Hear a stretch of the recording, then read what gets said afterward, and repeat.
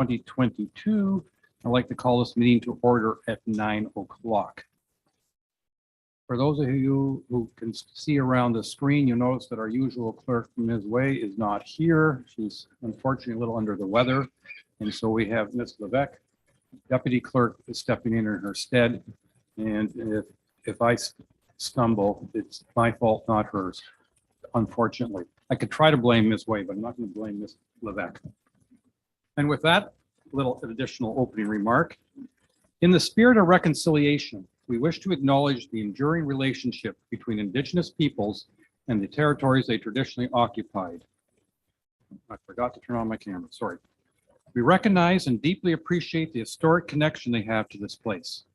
The land, the water, the sky, and all that live on, in, and above it. We are grateful for the opportunity to meet here, and we thank all the generations of Indigenous peoples who've taken care of these lands and who continue to care for it. And we want to show our respect. Hundreds of years after the first treaties were signed, they remain relevant today.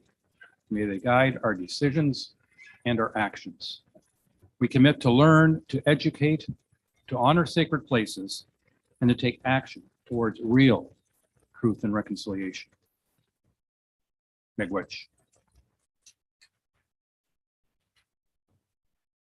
Council, I have to ask if there are any declarations of pecuniary interest or conflict of interest, and I'm going to be the first to declare that I am an officer and director of the Georgian Bay Biosphere. I don't believe I have to recuse myself for a presentation, but at any time there might be a decision, I will not participate in that activity. Councilor Graziano. Your Worship, thank you. I also have to declare a conflict of interest as I'm a standing and current member of the MacTier Legion. And so I'd like to also participate in watching. However, I will not take part of any vote if one occurs. Thank you. Any other declarations, Council?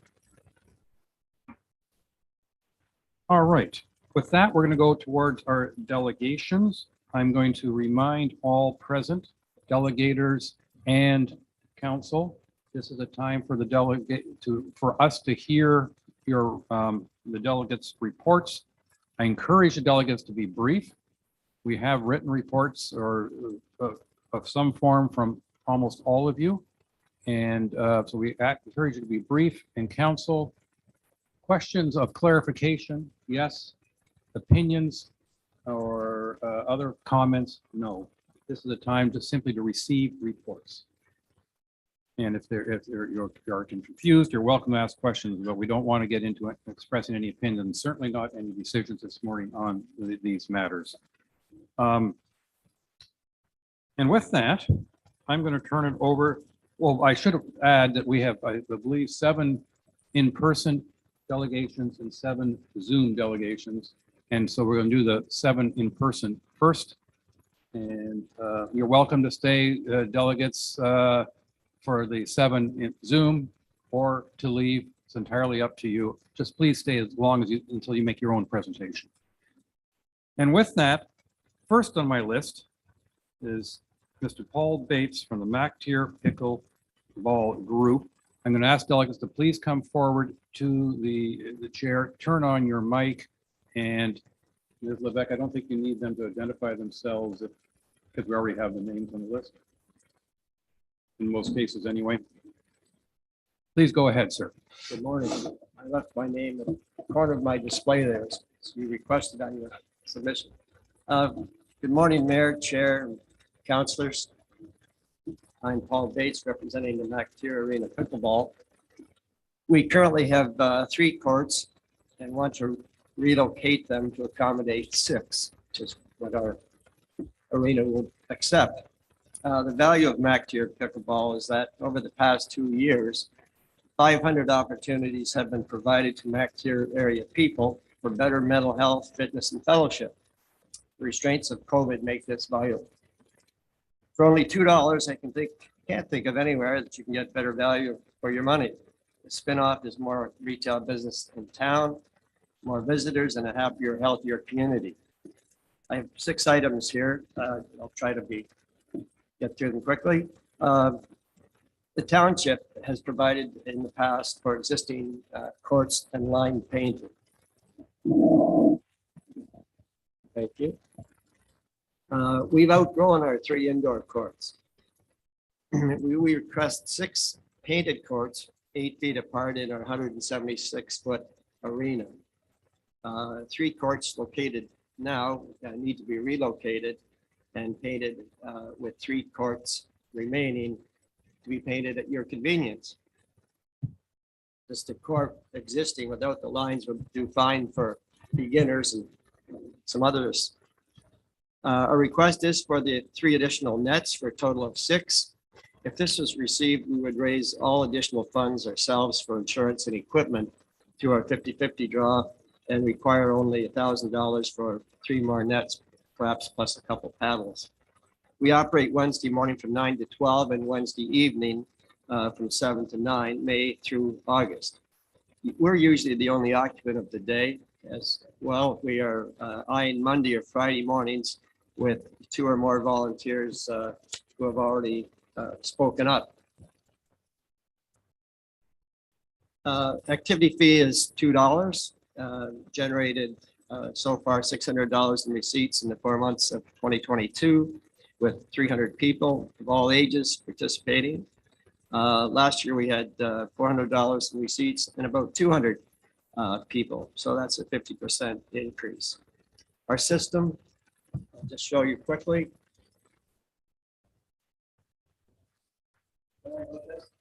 We have sign-in fee, sign in, $2 in the jar. Like you can use one of our cards for $10 and just punch it. Back it down or paddle.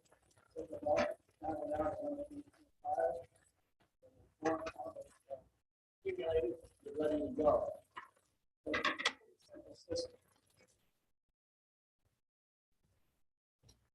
Maintenance, 1 court of 6 for additional, or excuse me, advanced players is what we would intend to do with a separate seating area and separate designation markers for winners and runners up so they can place their paddles.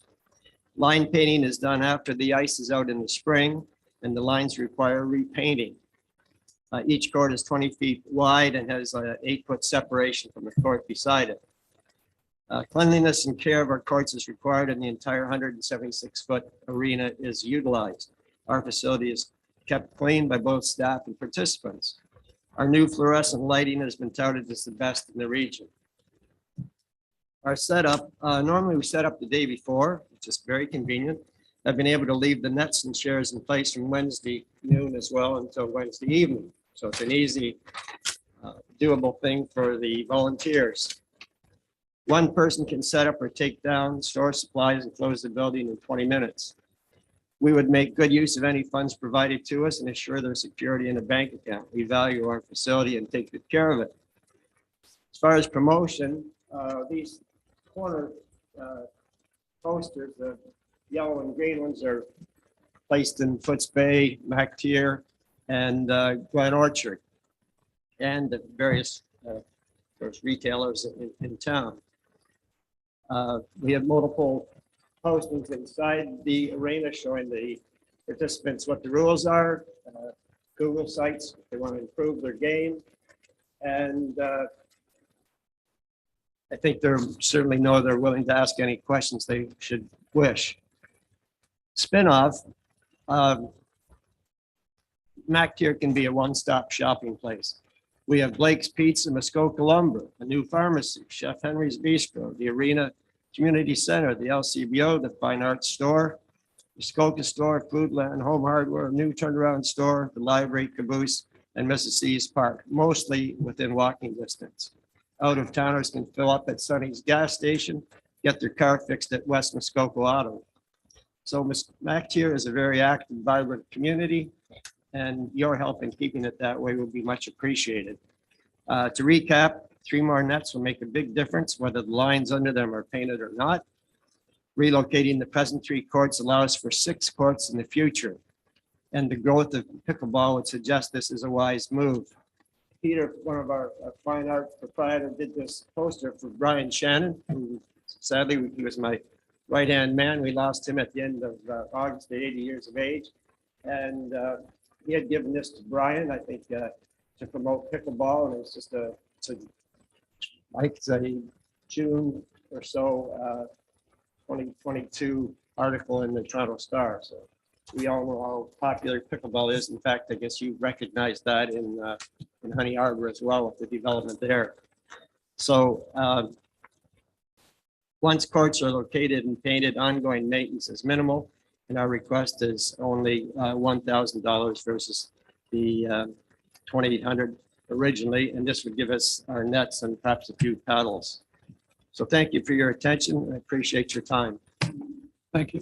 Thank you very much, Mr. Bates. Before you leave, I'm going to check with council if there are any questions. You did a good job. Thank you very much. Well, thank Appreciate you. Should I just leave this on? You might as well, because I presume that Mr. Harold Toiviainen will come forward and take advantage of the mic. This is for the 6 Mile Lake Cottagers Association. Good morning, Your Worship, Council, and staff. First of all, I will lead you in a lesson of my name pronunciation. It's Toiviainen. Toiviainen. Yes. Thank you. Last year, the township granted the 6 Mile Lake Association $5,000 in order to conduct an environmental survey of the shorelines of 6 Mile Lake. During this summer and extending into the fall months, 3 post-secondary students have been working on 3 separate environmental surveys on our lake. Although weed growth was quite modest this past summer, Eurasian milfoil growths were surveyed at several locations and will be compared to previous surveys that mapped location and density of this invasive plant. Twice a week over a period of 4 months, water samples have been taken and the algae content will be analyzed to determine the type and concentration of algae in our water. The third survey is a follow-up and comparison of 2 previous shoreline surveys done in 2002 and 2012. The project involves mapping shoreline development as it pertains to the littoral zone or the ribbon of life, which is that all-important buffer along the shorelines of our lake. All this data will add to our understanding of how changes to shoreline development correlate to water quality on 6 Mile Lake. By last summer's end, we had spent $2,500 of the $5,000 grant money on wages and reimbursements. Plus, we also spent another $400 of our own money toward testing. This is a program that was partially run by Paul Wienko, who kind of spearheaded it at the previous, from the previous year. We expect to be finished with the survey by summer's end, going into early fall of 2023. We're seeking $3,000 in order to finish this survey next summer. It may be more than what we need, but because we are unsure what it may cost to have the data analyzed by a professional. Certainly, if we end up with a surplus of funds, we have no problem returning unused funds to the township at the end of the project. We will be accounting for it separately, so this money will not go into our general funds. My second request is for funding of $2,000 to enable us to have an outhouse built for the area of campground which we use for our summer regatta. It's in an area known as Regatta Bay on 6 Mile Lake. One of the existing outhouses has deteriorated. It's quite old and it needs to be replaced.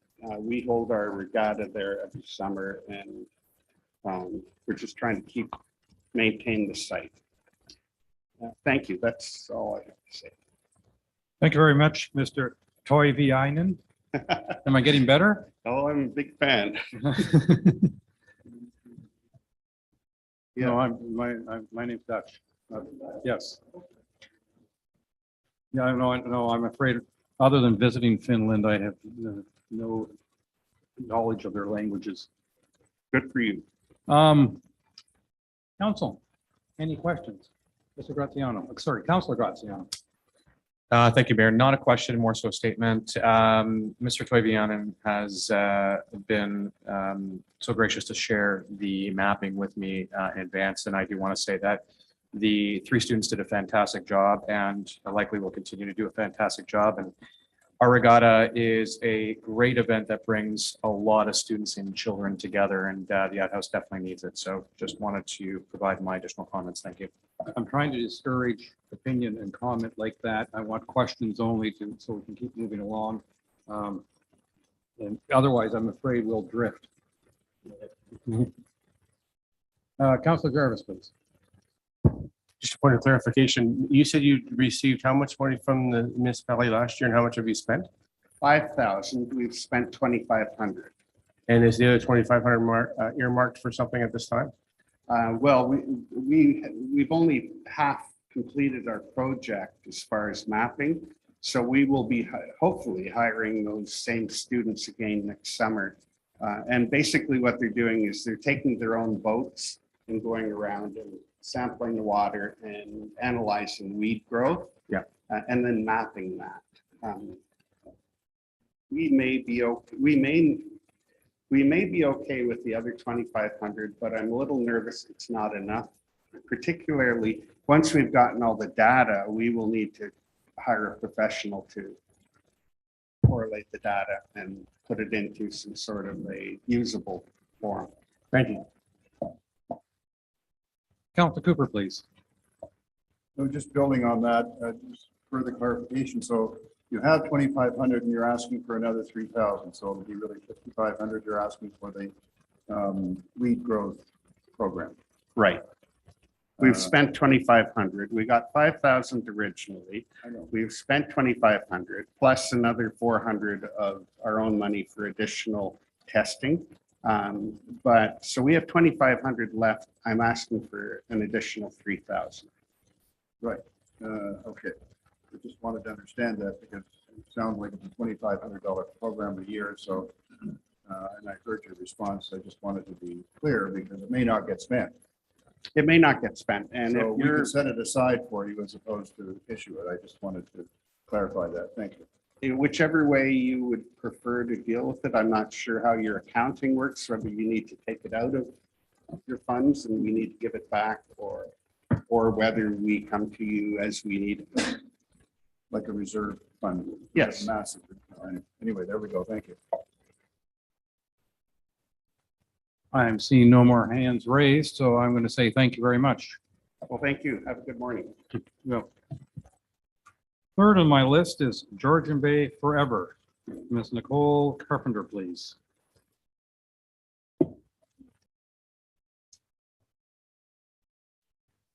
Good morning. I do have a presentation. I'm not sure if there's someone be able to put it up. One moment, please. Thank you.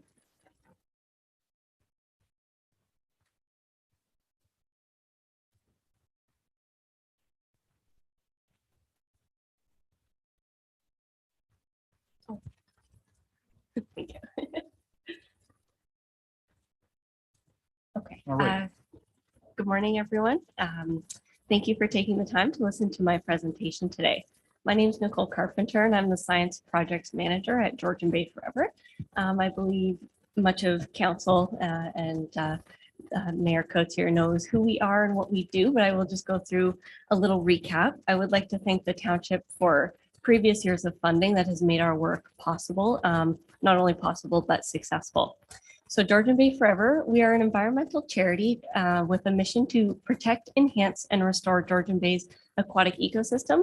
And one way that we have been doing this is by taking action here in Georgian Bay Township, removing invasive Phragmites from the wetlands.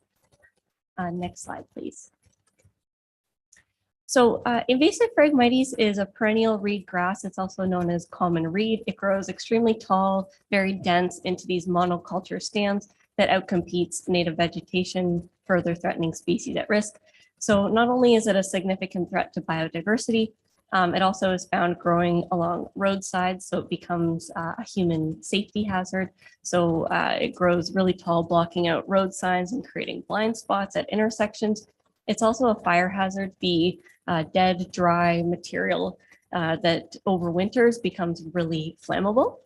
It also has impacts to the economy. It's been rated Canada's worst invasive plant. It has a really strong connected root system that has the ability to soak up a lot of water, so it can impact shoreline infrastructure and hydrology.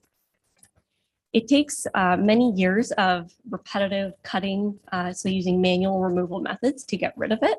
So this can be up to 6 or 7 years of cutting before a stand is considered eradicated. Next slide, please.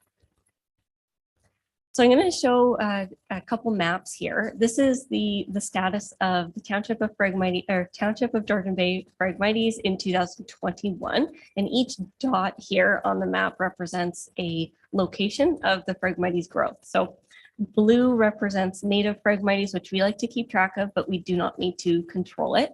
Every other color is invasive. The red are sites left untreated by the end of the season. Yellow represents sites that are cut by our staff and volunteers, and green are sites that are in this eradicated stage, which means they have zero regrowth seen at these sites. So that means we've had at least 2 years, but even more of cutting at these locations. As you'll notice, there's a lot of green and yellow in Honey Harbor and North. So we have a lot of success in these northern parts of the township. And this has allowed us to relocate our time and efforts further south in the township. So you'll see some more red around Corey Island and down towards Port Severn. Next slide, please.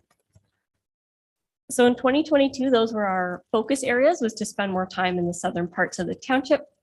Which is exactly what we did. In 2022, when we came back to map all of these sites again, we found an additional 60 sites put into the eradicated stage, which is fantastic, even with the lower water levels that we have been seeing the last couple of years. Next slide, please. So I do want to note that Georgian Bay Forever did receive additional funding aside from the regular township funding that we received. It was still through the township, but with the Ministry of Environment, Conservation and Parks Wetland Rehabilitation Fund. This funding went towards Phragmites removal in the township, but it was very focused on specific areas within the township in Georgian Bay. So Corey Island was one of these focus areas, as well as Green Island. So what I've done is I just zoomed into the map here a bit to give an idea of the work that we did in these hotspots. So Corey Island here in 2021, you can see a lot of red again around the island. Thanks to the township, last year we brought truck saws, which are these large amphibious cutting machines that we contract out from the Invasive Phragmites Control Center. And they come, we barge them out, and they are able to cut these really, really big stands that would normally take us maybe a week or two to cut. These machines can do it in a couple of days. So we brought those in 2021. Next slide, please. And in 2022, with that external funding, we were able to bring these truck saws back again. And then in conjunction with the township funding, we had our staff out there. We were hosting community cuts and things like that. So we got a lot done. Next slide, please.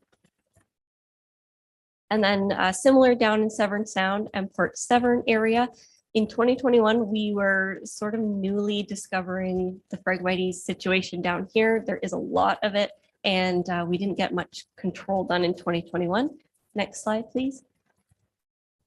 But in 2022, we were able to spend more time down in this area. We also brought the truck saws down here, and between these areas, we cut about 5 hectares worth of invasive Phragmites from Georgian Bay waters.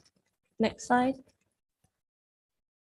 So this is all accomplished by hiring summer students that work in the township from June to September. They map all of the sites, they host community events, they work with cottage associations and volunteers to do training and education. We also go to local markets such as the Brissett House Market. We went to the Honeybee Festival this year. So things like that to educate the community and let everyone know what we're doing and how they can do it themselves. We map all of the locations of Phragmites in June, and then in July and August, we do all of our cutting activities. We use manual cutting methods, which is cutting the Phragmites in the water to the root system is hollow, so the water drowns out those roots. But we do this in July and August before the seed heads develop in the fall to prevent any spread of the Phragmites. Next slide, please. So there's a lot of numbers on the table here, and I'm not going to go into too many details about this, but the takeaway is that in Georgian Bay Township, we have 87% control of the invasive Phragmites growing in the waters of Georgian Bay. Next slide. So to summarize what was in that table, there's 512 sites of invasive Phragmites of varying size. So it could be a couple individual stalks, or it could be a stand the size of the room that we're in today. 337 of these sites are eradicated, and 99 were cut by our staff and volunteers just in 2022. So that's what's giving us that overall 87% control. We only found 17 new sites this year, which is fantastic compared to last year. We found 101 new sites in the township. So we really have the whole township sort of under our control. So our program is working, and Georgian Bay Township is a great success story that we always use and we like to share with third parties. Next slide, please. So our request for 2023 is diminished compared to years before. So the township provided us with $20,000 in 2022. In 2023, we will be asking for $10,000 to continue this progress. Again, this will be used for hiring summer students to work with the community and do training activities, as well as doing all of the cutting throughout the summer. This also, just to bring up that external funding again that I mentioned earlier from the Ministry of Environment, we are hoping to have that carried over to 2023. So we will have that funding as well in conjunction with the anticipated municipal funding. And but I do want to remind council that that funding is very specific to certain areas within the township. So Corey Island, Green Island, 12 Mile Bay, more localized areas. So we want to continue the progress throughout everywhere in the township in Georgian Bay, making sure all areas get covered. Next slide, please. It's important that we continue this progress so that Phragmites is not spreading. This photo up here is Beausoleil Island, where we have a lot of Phragmites growing, and it has been left untreated for far too long. And but it is being worked on now by the park.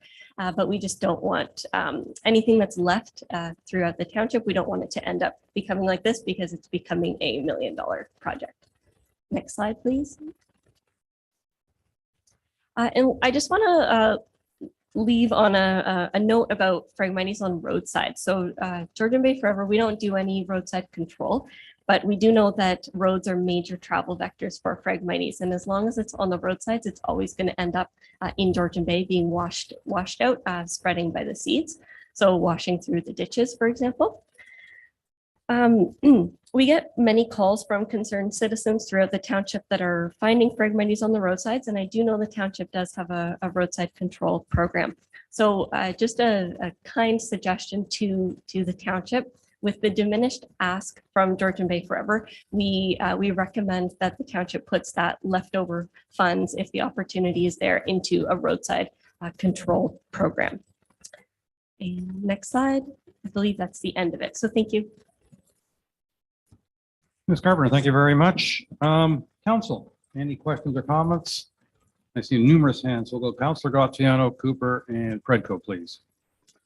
Thank you, Your Worship. One of the questions I was going to ask is, if we echoed last year's contributions, what additional actions would be taken on behalf of your association? And I think you identified it. You would recommend that it be addressed on the roadside. Would that be handled by yourselves, or would you ask that the township do that? I would ask that the township does that. We don't do any roadside control. Often roadside control involves herbicide application. There are some scenarios if Phragmites is growing maybe on the roadside, but also in the water. There are different rules and regulations, but we don't have any licensed applicators on our team. One thing that I would offer on behalf of GBF is any training to a roads department if that was needed for identification or even for mapping the Phragmites on the roadsides. One thing I was hoping to have today, but I didn't. The Nature Conservancy has done roadside mapping in, I want to say almost all of Georgian Bay Township. I believe they've done from Port Severn North, all of the roadsides for invasive Phragmites, not including highways, of course. So all municipal roads. I unfortunately didn't have that data to share today, but that data is available. But that is one thing that we would be willing to, we would love to work with the township in that sense to help with the roadside efforts. Thank you. Thank you. Yeah, if you could share how we could get that data, I'm sure it'd be quite appreciated. Yeah, we're working through a data sharing agreement right now. And then once we have the data, we have the ability to share it with third parties, no problem. So that can be done. Thank you. Councillor Cooper, please. Thank you very much for the report. And I have a couple of questions for you related to long-term solutions regarding Phragmites. I note in your diagrams where you show that where there's very little Phragmites, in some cases sort of in the middle of our area, where there's been long-term volunteer programs which were locally initiated and have controlled Phragmites with the local volunteer cutting. What is your organization doing to have that happen in larger areas or other areas of Georgian Bay? As that I see as a sort of a longer term solution. What do you have to say about that, please? Yeah, so we continue every year to the volunteers that we've had. We do have a lot of long-term volunteers that we both in the township, but we also work in other townships across Georgian Bay. So Tay Township, we're down in Matchedash Bay as well, and even up into the township of the Archipelago. So a lot of community groups up here that over the years we have been training, and we kind of do yearly checks with these groups just to see if they need our help or see if they need more training done. Sometimes there's new volunteers, different volunteers that take over, that sort of thing. So we just continue to reach out to cottage associations where you kind of have an established group already of people willing to volunteer to do this work, and we do training. So just as an example, last year through the Federation of Ontario Cottagers Association, FOCA, they had some funding for their cottage associations to go towards Phragmites training, and we trained, I want to say 3 cottage associations around Georgian Bay, and we continue to do that not only with cottage associations but with Indigenous communities as well around Georgian Bay that are interested in managing the Phragmites on their property. Matt, so it sounds like you're initiating some things, including training, which I think is very admirable. I just wanted to ask if there's any push to try and copy the programs that have been going for so long and actually recruit volunteers, not just train them, but recruit them so that sooner or later the communities look after themselves. I think that's the long-term goal is what I was driving at. So. Yes, Comment, please. Thank you. That's exactly what we are trying to do, and having, like you said, because we're not going to be in the water forever doing this, and the goal is that by training these community groups and volunteers, that they can take it on as their own responsibility in the future. Thank you. Councillor Petco, please, followed by Councillor Jarvis. Just a very quick question. So as more and more areas become under control and you've mitigated the problem, what is the long-term role and vision for Georgian Bay Forever? Are you going to move more towards inland lakes to help monitor and maintain that, or is it going to be more of an advisory role? Do you know? I would say probably not going too far inland, being that we focus specifically on Georgian Bay. We do just kind of touching on what we were talking about before. We do training with community groups or volunteers that are not on Georgian Bay, because really like up the rivers, all the tributaries, areas like that, Phragmites knows no boundaries. It's everywhere. So we do offer training and stuff like that anywhere. But in terms of us, as sort of, I guess the long-term goal is that we can relocate into new areas around Georgian Bay. In like, for example, Township of the Archipelago, we used to be more active in, and we still are, but it's quite under control. The Phragmites is essentially all eradicated up in Georgian Bay up there. So that has allowed us to spend more time here, as well as Tay Township and Matchedash Bay, which we've only been in for a couple of years. So I would say more so just moving around Georgian Bay, as it's everywhere.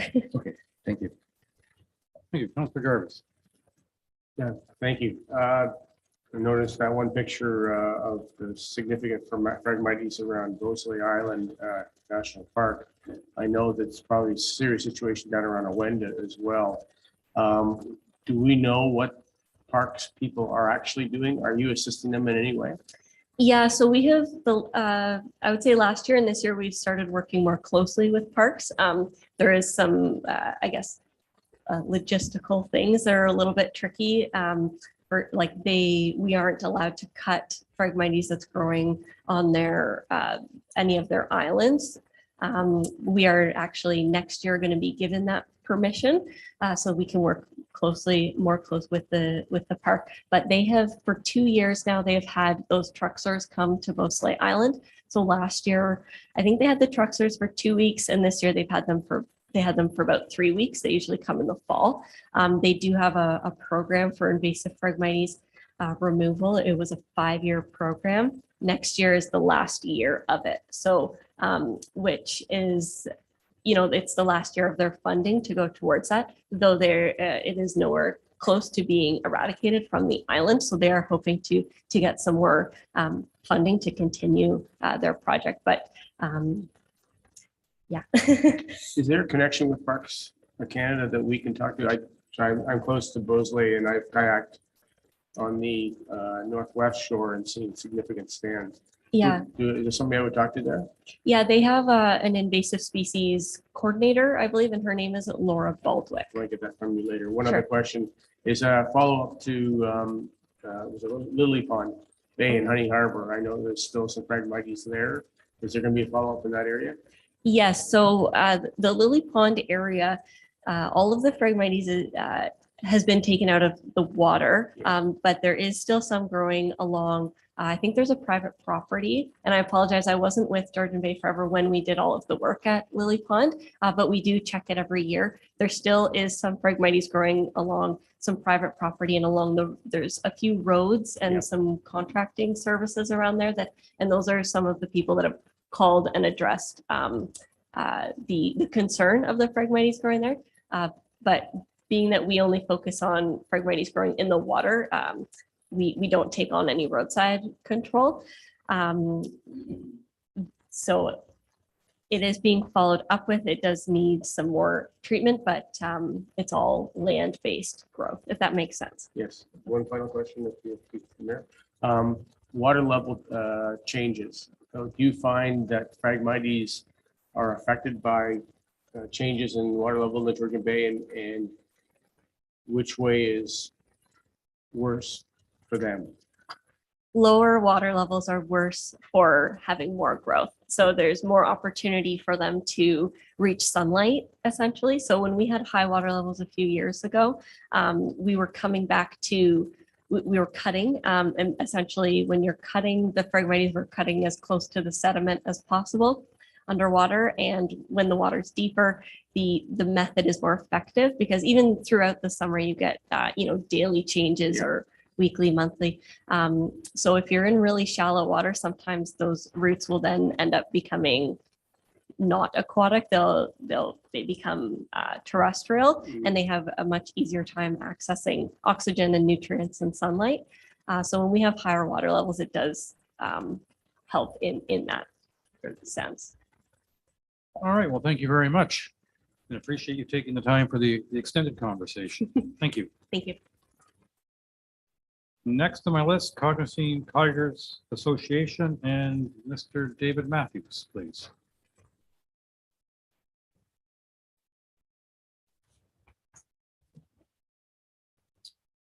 Good morning, and thank you for allowing us the opportunity to present. I'm David Matthews, representing Cognashene Cottagers Association. Before we start, I just want to congratulate the mayor and council on your election to your new term. Thank you for your dedication and looking after the township where we all live, play, and work. So thank you for your dedication. We're going to do a bit of a hybrid model today. Miss Lind was supposed to be here. She's a high school teacher and was unable to be here. And now, as of this morning, her son took sick, so she can be sort of with us hybrid. So I hope is Miss Lind chimed in? She'll be around because she's the director of the program. So if there's any specific questions, she'll be able to answer that for you.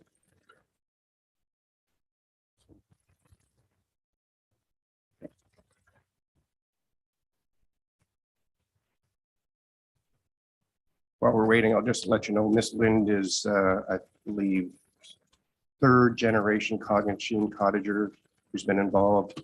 Her son's involved in the program, fourth. It's not unusual to have fourth and fifth generation people that have been part of the rec program. It's part of the fabric of our association. So we could go to slide 1. Okay, 2, I guess.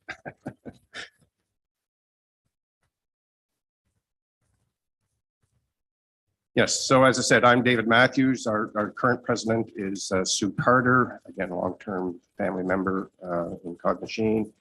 And Jenna Lind is the director of the recreation program, which is probably one of the biggest portfolios in Cognashene Cottagers Association. So our mandate is to represent and coordinate the communal interest of our members.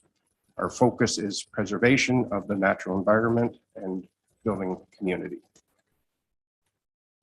We've been established since 1935, so we've been around for a while and we would like to stay that way for many generations to come. Next slide, please. Typically, the program is an 8-week program. 2 years ago, we had a 0-week program thanks to COVID.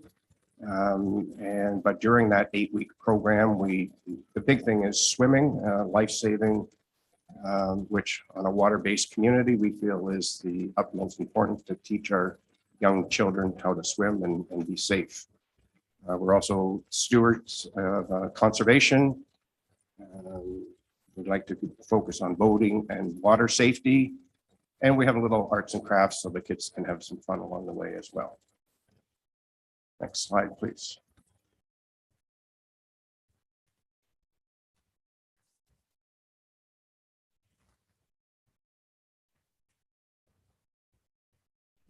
Okay, now I can. Short-lived.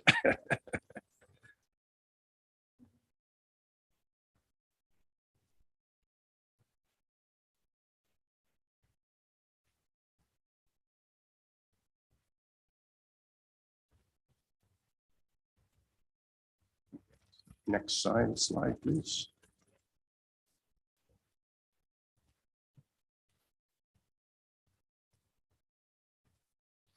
So we're located on Arthur Island. There's a beach there. We've had it for a number of years. We spend a lot of time every spring cleaning it up. And we do offer the program to surrounding territories up to Go Home and down to Honey Harbor. They pay a slightly different fee because they're not a member of the association, but we do offer it to them because I don't believe either one of those areas has a program quite like Cognashene does. Next slide, please.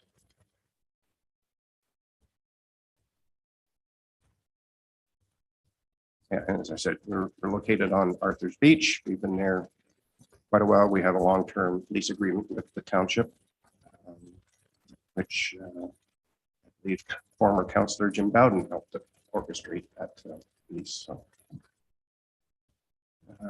And we do partnerships with GBLT. We bring in other areas. I think you'll see on another slide forward. We bring in people like Nautilus Marina to teach kids some of the basic maintenance of boats and various other things. So we have swimming lessons, boating, water safety sports, and that's the main activity on a daily basis. There will be a calendar later that will show the activities on a daily basis. Next slide, please. So that kind of sums it up right there. Recreation program is the backbone of our community. Everything starts here and grows. And that was from a survey that we conducted this year. With our membership, we had close to a 60% response rate from our survey. I don't know if any of you have ever been involved in surveys, but if you get 10% response rate, you're happy. So I think we were 56 or 57%. And you can see there how important the rec program is to the community of Cognashene. Next survey, please. Next slide, please. So that, yeah, there's the weekly schedule. You can see in the mornings, Monday, Wednesday, Friday, we have swimming. We have Monday seniors workshop. And I believe Miss Jenna can, Miss Lynn can correct me, but I think seniors is grade 2 or 3, something like that. Anyways, we have it broken down into the real little toddlers and a little bit bigger up. Water safety. So we're swimming, water safety, but we're also having some fun with YPOC, which is the Young People of Cognashene. They'll go on boat trips to Edna's Island or off the Beauce Way or the Tomb. So they get familiar with the waters of Georgian Bay and also have some fun in the water with their comrades. Next slide, please. Yes, so typically, well, I should say, since 1960, the program's been running. I will say my wife was one of the early directors. She absolutely loved it. And as I said earlier, families up there, I think anybody on the council who is a member of Cognashene knows that at least one family member that's been involved in the rec program. We have about 100 participants. In summer of 2022, we had about 60 participants and we ran for a 6-week program. It was condensed. The biggest challenge we had with 2022 was we had no staff that had come up through the ranks. So we had to start from scratch again. We had a very qualified head person. She lived in Waterloo. The town of Waterloo basically headhunted her to get her to stay in Waterloo because they were short of qualified staff. Fortunately, the love of the Bay won out and she dedicated her summer to us up there. So, and often the teenagers, you know, they start as volunteers and then become junior participants. And then they usually, one of them carries on to be the director of the program. So there's a lot of, we're trying to fill the funnel at the moment. And we're hoping that some help from you would help us with that. Next slide, please. Here are some of the partners that we have worked with. As I said, the Land Trust, the Coast Guard, Nautilus Marina. They sent out a mechanic so they could talk about the basics of like trying to change a spark plug and change the gas lines, that sort of thing, which surprisingly a lot of young cottagers don't know how to do, but now hopefully they do. Water Rangers, that's sort of touches on maybe a little bit in conjunction with GBF. We're trying to get some water testing going. And so the Water Rangers would be part of that. So they get familiar how to drive a boat, they get familiar with Cognashene area, but they're also involved in maintaining the quality of our water. So, next slide, please.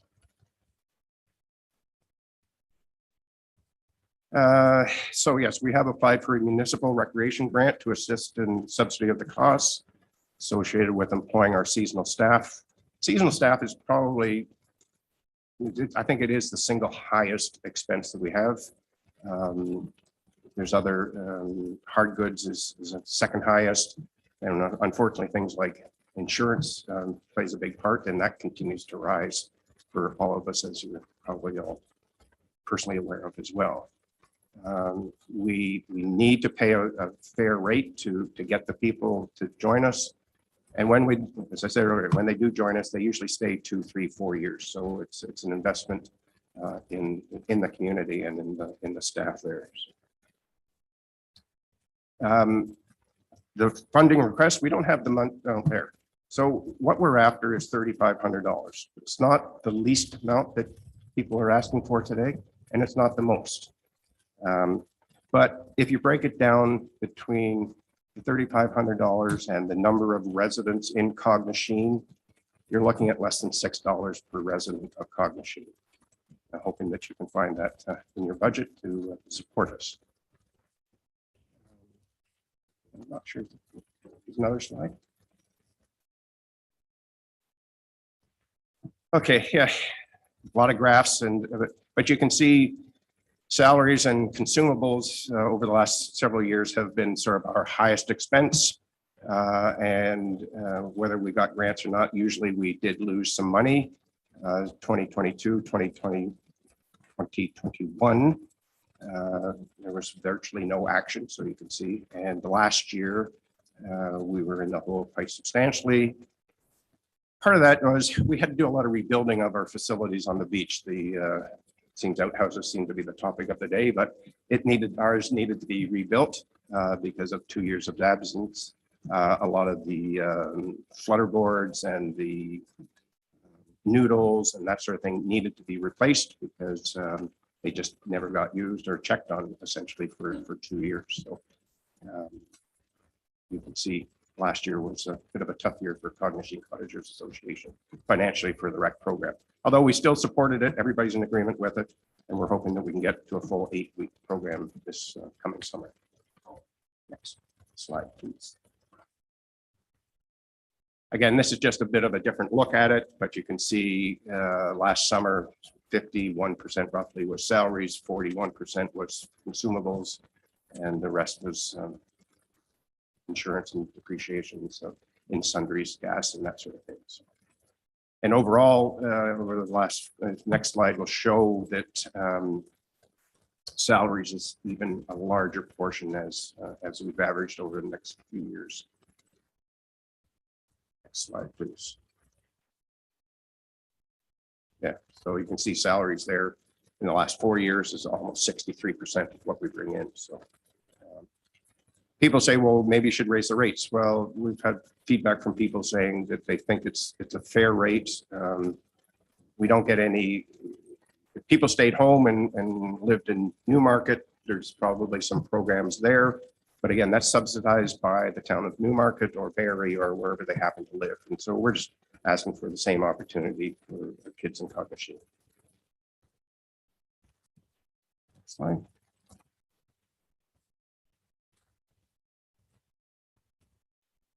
Yeah, so as I said, there's a member's fee and a non-member's fee as a benefit of being a member of the association. The majority of the CCA members are tax-paying landowners who can't regularly access programs at other municipalities. So therefore, that's why we're asking for this funding to allow our members to receive the same benefits from their tax dollars for a recreation program, offset and help offset the cost of the summer program, the families of Cognashene. Next slide. Again, I've touched on this. You know, our staff, we hire them, they're fully trained. We keep them throughout the years if we can. We like to build on the employment and their essential skills. We're looking to be a competitive pay because of the demand. As I say, our director has to have the national NLS and some other life-saving qualifications and testing ability. We're in a very competitive field, as seems everybody is out there in today's world. So we like to provide a safe and clean facility for our participants, an opportunity for learning and communicating with partners. We invest in the water rangers and local conservation efforts and ensure that the best qualified staff are there to mentor and run the program. And on that, I think there's actually another slide that shows one of the previous, here it is, Christine Davis. You may recognize the last name. She was a long-term child in Cognashene. She participated in the program. Her children now participate in the program. And if I may, she just says the recreation program is an invaluable asset to the Cognashene community. The relationship I formed in the recreation program as a child are still some of my closest relationships today. It fills me with such joy to watch my children forming the same bonds all these years later. The program provides a meeting ground for children and teens of all groups to come together. This kind of mentorship and community building is something I struggle to find in the city. Jenna, Miss Lind, has done an amazing job bringing the program back to life, and we're forever grateful to have the recreational program back after 2 years of COVID hiatus. I think that kind of sums up where we're at. Next slide.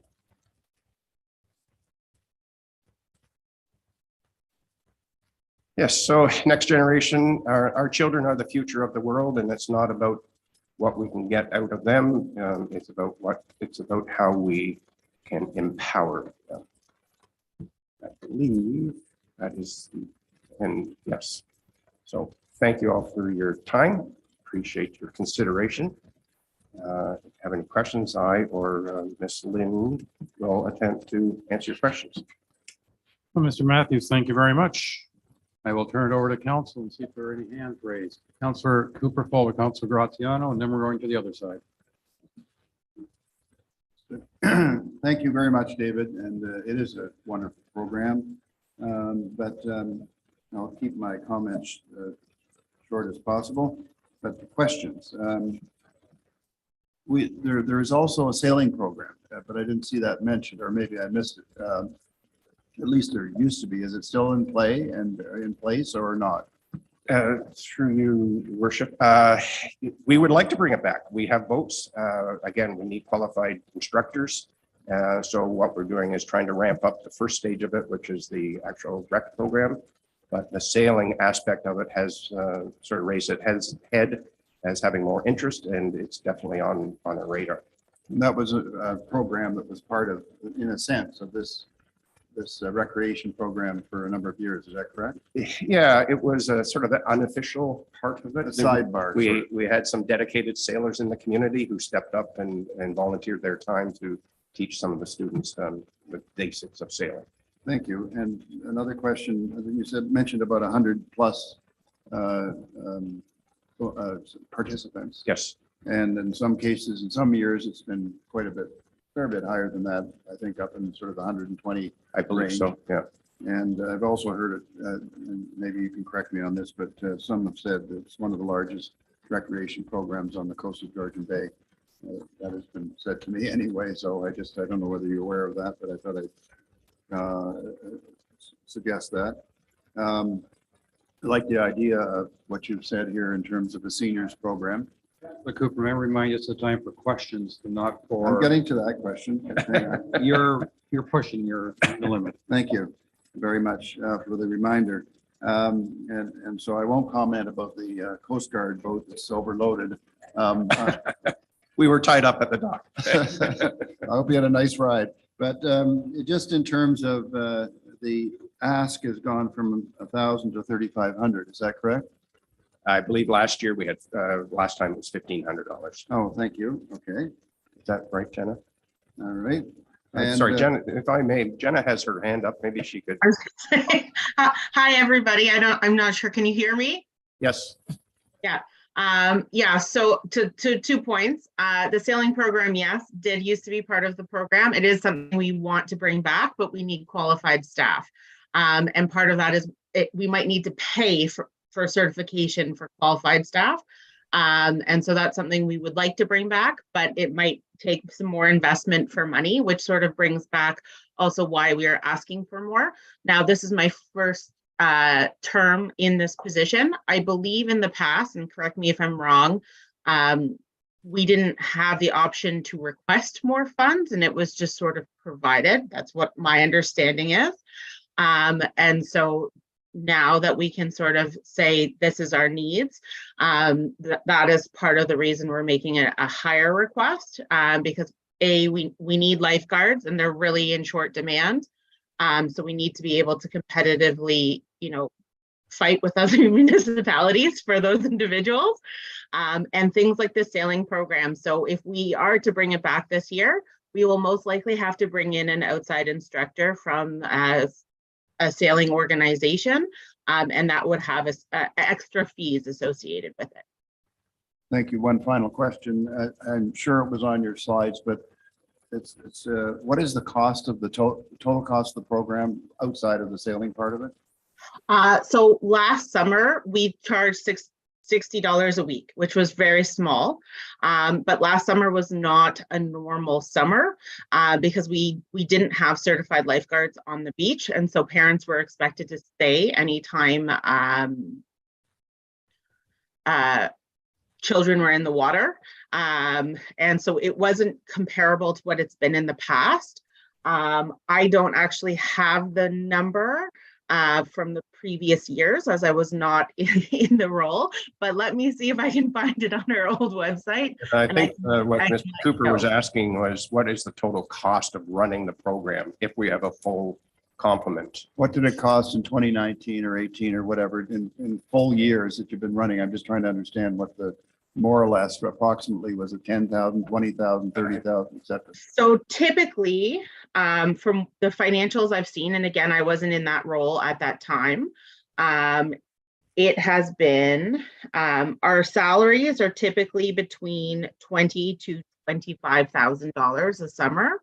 That would be traditionally what we're paying our staff. And that was, again, from 3 to 4 years ago. So we know minimum wage has increased since then, and those sorts of things.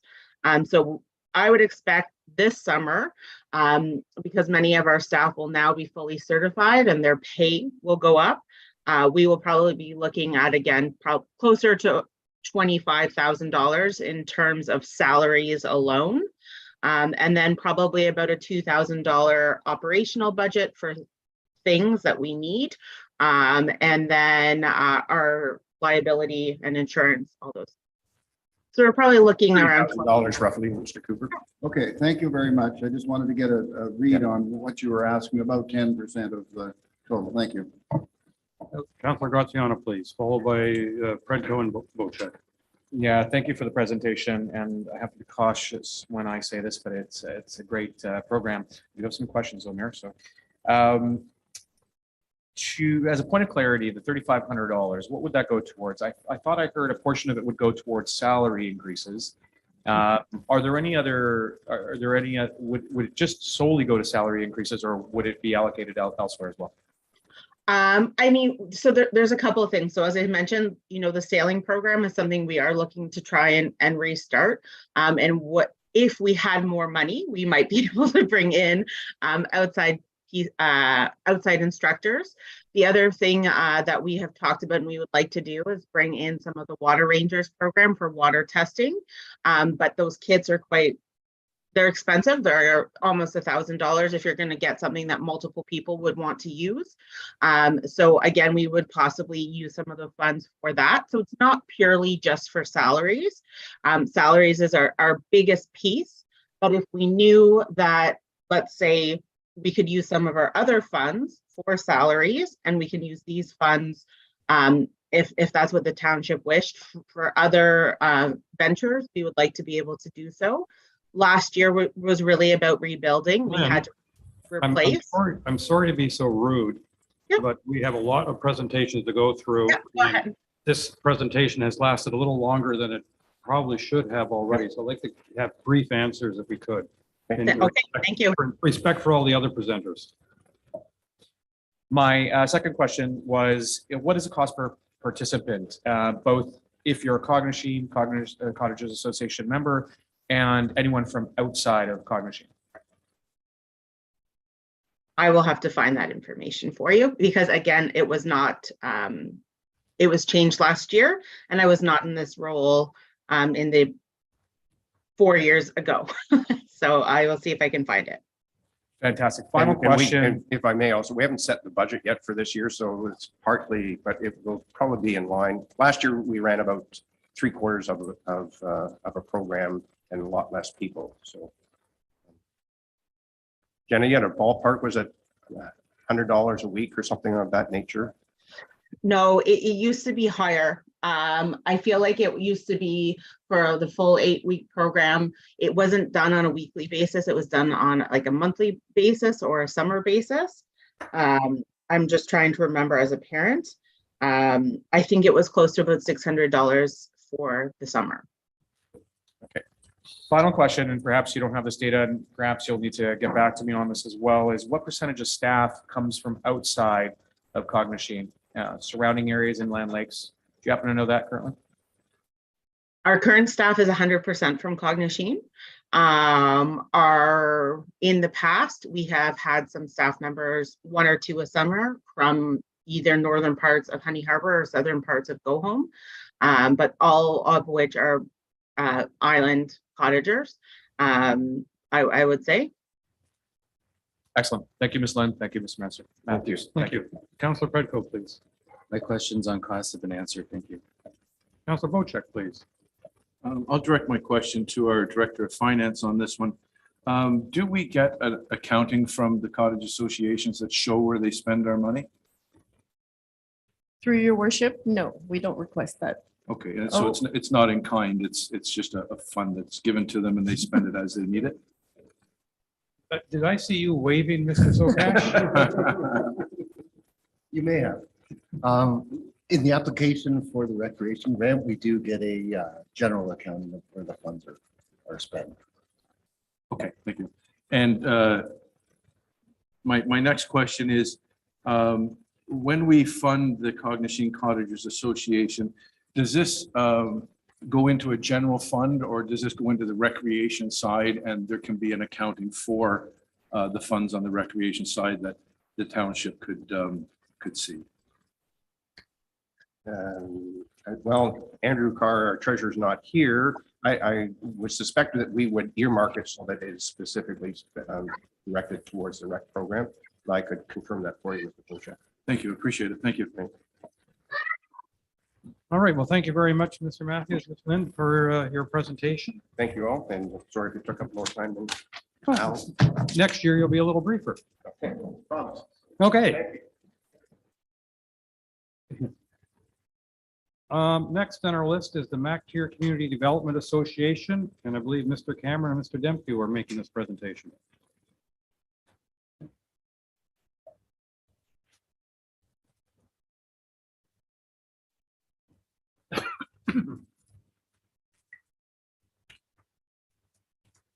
Thank you for entertaining our request to enhance our Mississippi Park area. My name, for those who don't know me, is Bill Dempsey. I'm a member of the association, and Ron Cameron is also a member. So I'll go through some of the points.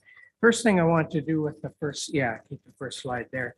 I just wanted to thank Brad for the ongoing support. Like the township has really supported us in our efforts with this park in getting things like the volleyball courts, gazebo that we wanted to get put in, children's play area, pirate ship play unit that Ron has actually found was available to us, and it didn't cost anything except we had to take it out, and then the township graciously put it in. And even though I think there's one more thing that has to be fixed on it that got broken, the kids have been trying to use that a fair bit, so that's really good. There's a swing set that you're supplying, which is really great, and the gazebo needs a ramp, but we can talk about that in the next page. Paul and Cynthia in the last councils have really been supportive too, so I just want to thank them. Greg and Karen, we had a little issue trying to get our presentation in, some stuff we didn't get, so thank you for setting that up. Next slide. Thank you. Our original request was to include the ramp and the gazebo as well as a accessible picnic table. But we understand that that's going to be taken care of as part of the safety requirement for the gazebo. So that's my understanding that that will be done on by the township. So we kept that out of this. What we're looking for here is to enhance the capability of this activity park. If it's going to be activities, we want to be able to include as much as we can in this. And we have quite a few wheelchair, mobile scooters, parents, children with strollers, and they'd like to come and sit in the area and watch some of the volleyball or the kids playing, that kind of stuff. So that's really why we wanted to try to get that part of, because we've had some requests for people to come and sit. So next slide.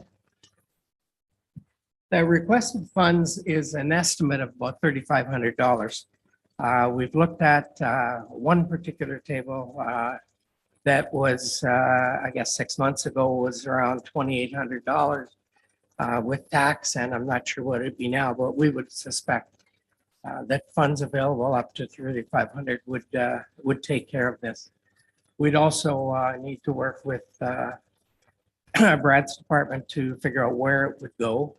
We have some ideas and some thoughts, but it's just part of our ongoing efforts to make this truly an activity park.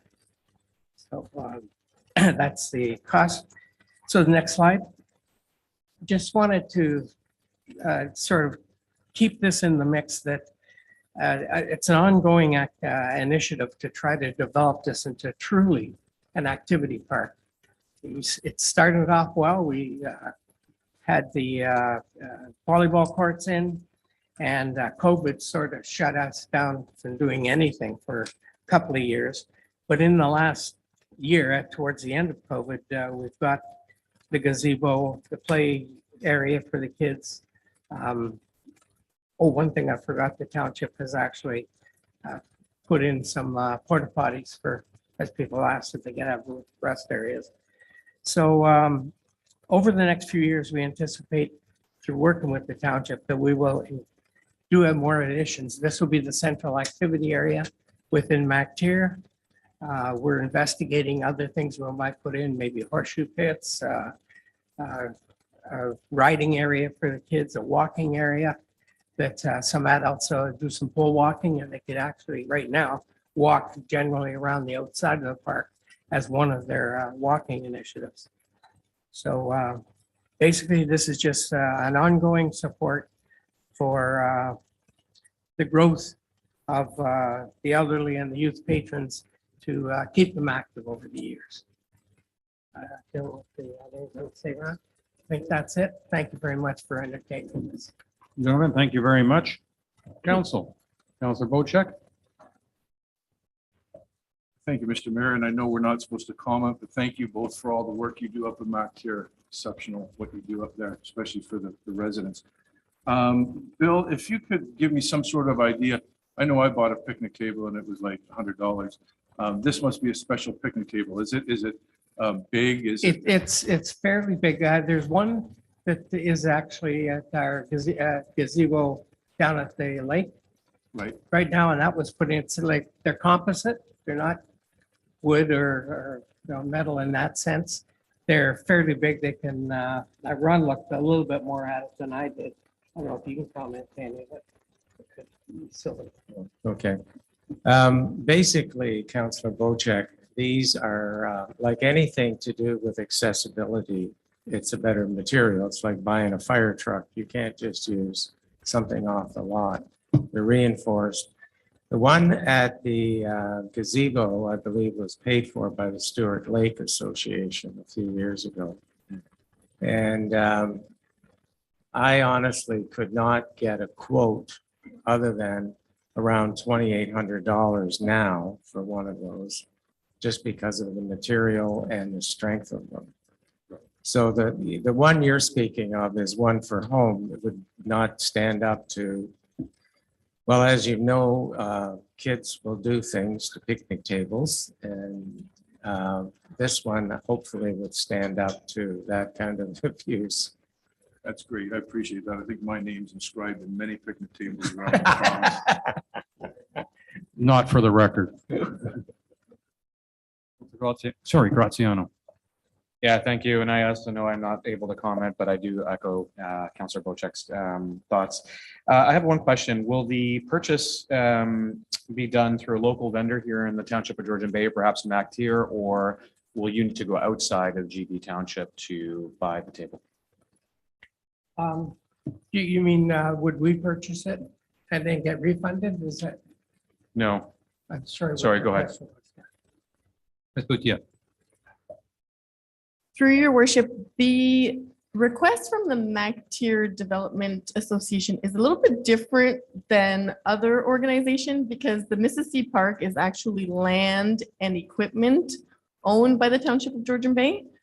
Therefore, the purchases themselves aren't actually a council grant, which is just a check that we write to an organization. It's actually things we procure. So they become part of our budgets, either operational or capital, that are in your council approved projects. So the MacTier Development Association, when it relates to the Mississippi Park, has to go through our procurement policy. So they are actually procured by township staff.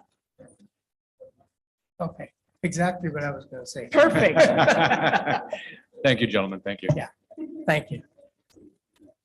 So, but in this situation, it's still a case of they're making an appeal for us to include monies in our budget, in effect. Yeah. Yeah, yes. Okay, thank you. All right, well, thank you very much. Thank you. Next on the list, the Georgian Bay Biosphere, and we have Dr. Pollock and Mr. John presenting, please.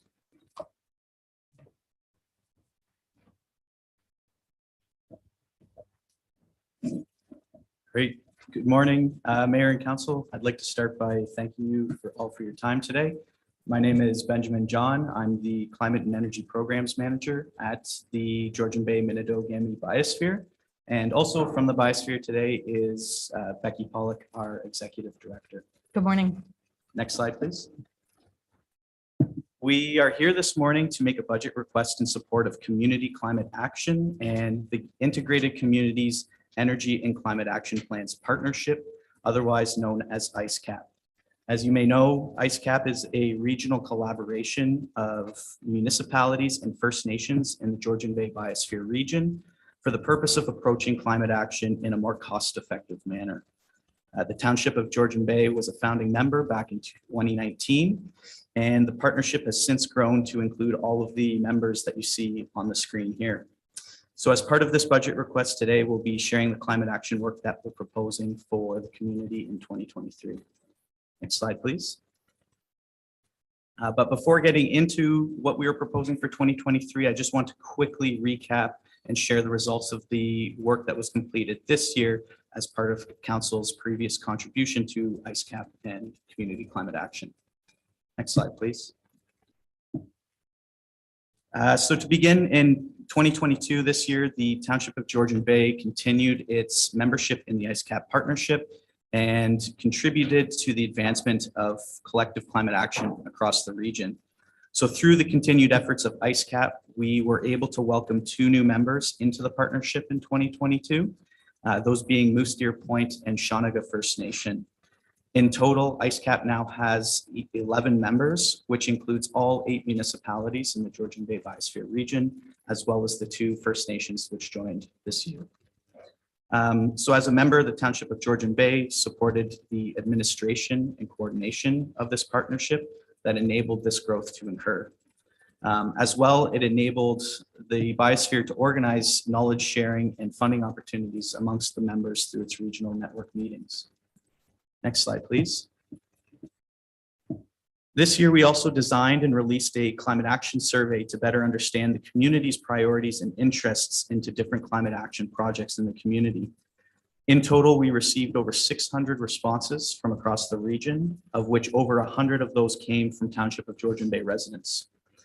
Key highlights from this survey showed that there's an extremely high interest in organics programs as well as more walking and cycling infrastructure. Respondents also noted that the growing cost of energy and the growing financial burden that this is placing on their household, which really highlights the importance of community climate action as a way to alleviate some of this financial stress that community members are facing as energy costs rise. Next slide, please. From January to September, we also worked with over 16 volunteers who contributed more than 100 cumulative hours to build a community garden in MacTier. The community garden has 6 plots, and a portion of the food that's being grown is donated to local food banks. We were also able to, with your contribution, secure a $35,000 grant that was put towards the construction of the garden as well. So not only does this community garden have climate mitigation benefits in terms of reduced greenhouse gas emissions through the food supply chain, it also has climate adaptation benefits in terms of providing added food security locally. Next slide, please. And finally, with your support and participation, we were able to complete a regional climate risk and vulnerability report. This report identifies how sensitive different aspects of local health, infrastructure, environment, and economy are to projected climate change impacts such as extreme heat, precipitation, and flooding. So based on their adaptive capacity or ability to cope with these impacts, it signals the level of risk that these aspects of community are subjected to as climate impacts occur. Along with the other members of the IceCap partnership, the Township of Georgian Bay participated in a series of workshops to develop this report, as well as a series of workshops to discuss actions that can be taken to reduce these community risks associated with climate change. Together, this report and the actions discussed, it now provides a framework for members of the IceCap partnership who wish to prepare a climate adaptation plan, which is intended to build resilience to these projected impacts. Since this plan was developed using feedback and input from stakeholders across the region, again, it now serves as a template for IceCap members to build from. So it greatly reduces the cost associated with the climate adaptation planning process for each IceCap member. Next slide, please. So overall, we're very pleased with the outcomes and successes experienced this year. And for 2023, our hopes are to build off these achievements to further advance community climate action. So as such, for the remainder of our time, I just want to quickly go over what we're proposing for 2023 to build from these achievements. Next slide, please. As part of our proposal, we'd like to use a portion of the budget request to continue the Township of Georgian Bay's participation as a member of the IceCap partnership. So as outlined by the partnership's memorandum of understanding in terms of reference, all members are required to contribute an annual membership fee. And as I shared in the 2022 highlights, this membership fee supports the coordination and administration of the partnership, which among many other benefits enables the Biosphere to create knowledge sharing and regional funding opportunities for partners. Next slide, please. We're also proposing to a series of initiatives that will mobilize climate action in the community. In other words, we're looking to engage with the community and work with them in a meaningful way that enables them to take action upon themselves. To do this, we intend to build off the results of the climate action survey that was delivered earlier this year. Using these results, we'll look to develop education materials and tools that the community has identified that they are interested in or in need of in order to overcome some form of barrier to taking climate action that they're facing.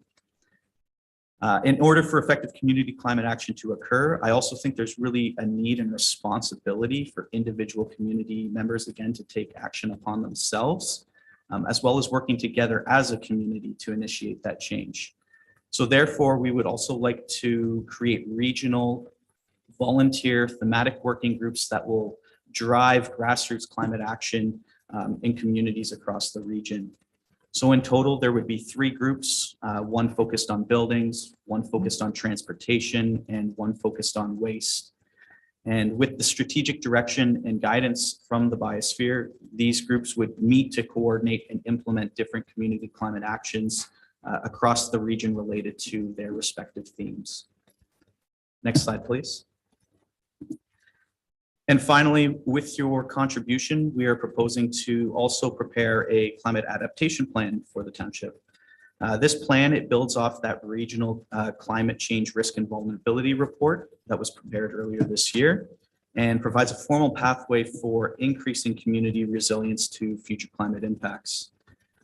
More specifically, the climate adaptation plan, it would contain a series of actions that the township as well as other regional partners could take to reduce the severity of the environmental and socioeconomic risks that have been identified and associated with those climate impacts in the report.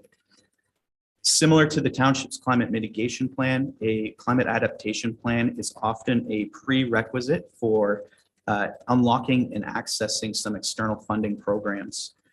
In fact, just a few weeks ago, the federal government released their national climate adaptation strategy, which included a $1.6 billion commitment in new federal funding to help communities protect against the increasing impacts of climate change. Now, while the funding program details haven't been released yet, having a local climate adaptation plan in place is a major asset in being able to access these funds that can be used again to increase the resilience of community infrastructure, for example. Next slide, please. So to complete this work that we're proposing, we are requesting a budget contribution of $10,000. Approximately a quarter of this contribution goes towards the township's IceCap membership fee, and the remaining amount we would use towards the development of the climate adaptation plan, as well as the series of community education and engagement initiatives that have been proposed. Next slide, please. So thank you, Miigwech, for your time this morning. And if there are any questions, we'd be happy to take those. Thank you very much. Council. Council Jarvis, please. Really quickly, the work with the community gardens, we've got one here, we've got one MacTier. Is that an ongoing thing for you guys to assist with those gardens? Thank you, Councillor Jarvis. One of our discussions with council staff is about the roles and responsibilities for the gardens, because our vision is that they would be volunteer driven. We all know that, but that takes time to build up. We're delighted with the success of the Port Severn garden here because we feel that there's really ongoing interest and leadership. And in MacTier, because it's so new, there will be another season of our active involvement. Everything from maintenance and volunteer recruitment to community event days where we can give out seeds and coach, gardeners and work with the school as well. That's one of our So goals. the one here is basically self-sustaining is what we're getting at? Our support is a maintenance check-in role, and we are sort of an advisory hotline for any issues or support for community events. So we're in contact with both staff and volunteers sort of seasonally, which is monthly or as needed. Thank you. Thank you. I'm not seeing any other hands raised. Thank you very much. We appreciate it. Then if I may add my thanks to council for having us here today, but also for your ongoing support of these initiatives. The IceCap partnership regionally is one of my proudest moments in my career because I see the regional power of coming together on this challenge of climate change.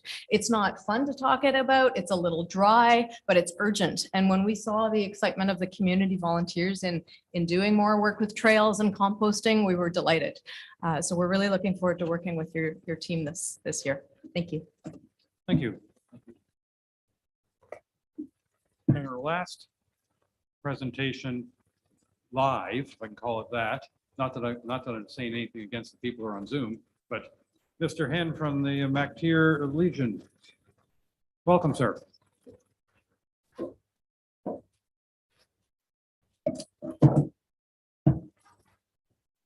Good morning, Your Worship, councilors. Thank you for allowing us to present. My name is Bruce Henn. I have been a member of the Royal Canadian Legion since 1980. I joined in Western Canada. I've been a member of the MacTier branch for 21 years, and I'm their current president on my 7th year. Slide, please. Our history. Slide. Oh, boy. At the end of World War II, servicemen and women gathered in Big Blanchard's basement to discuss the development of the MacTier branch of the Royal Canadian Legion. The Royal Canadian Legion to two different locations in that time. One behind the current grocery store, which is the building that's no longer there, and once in the back of Green's grocery store. In 1949, the MacTier Legion received its charter from Dominion Command. In 1958, the original building was built on Elizabeth Street.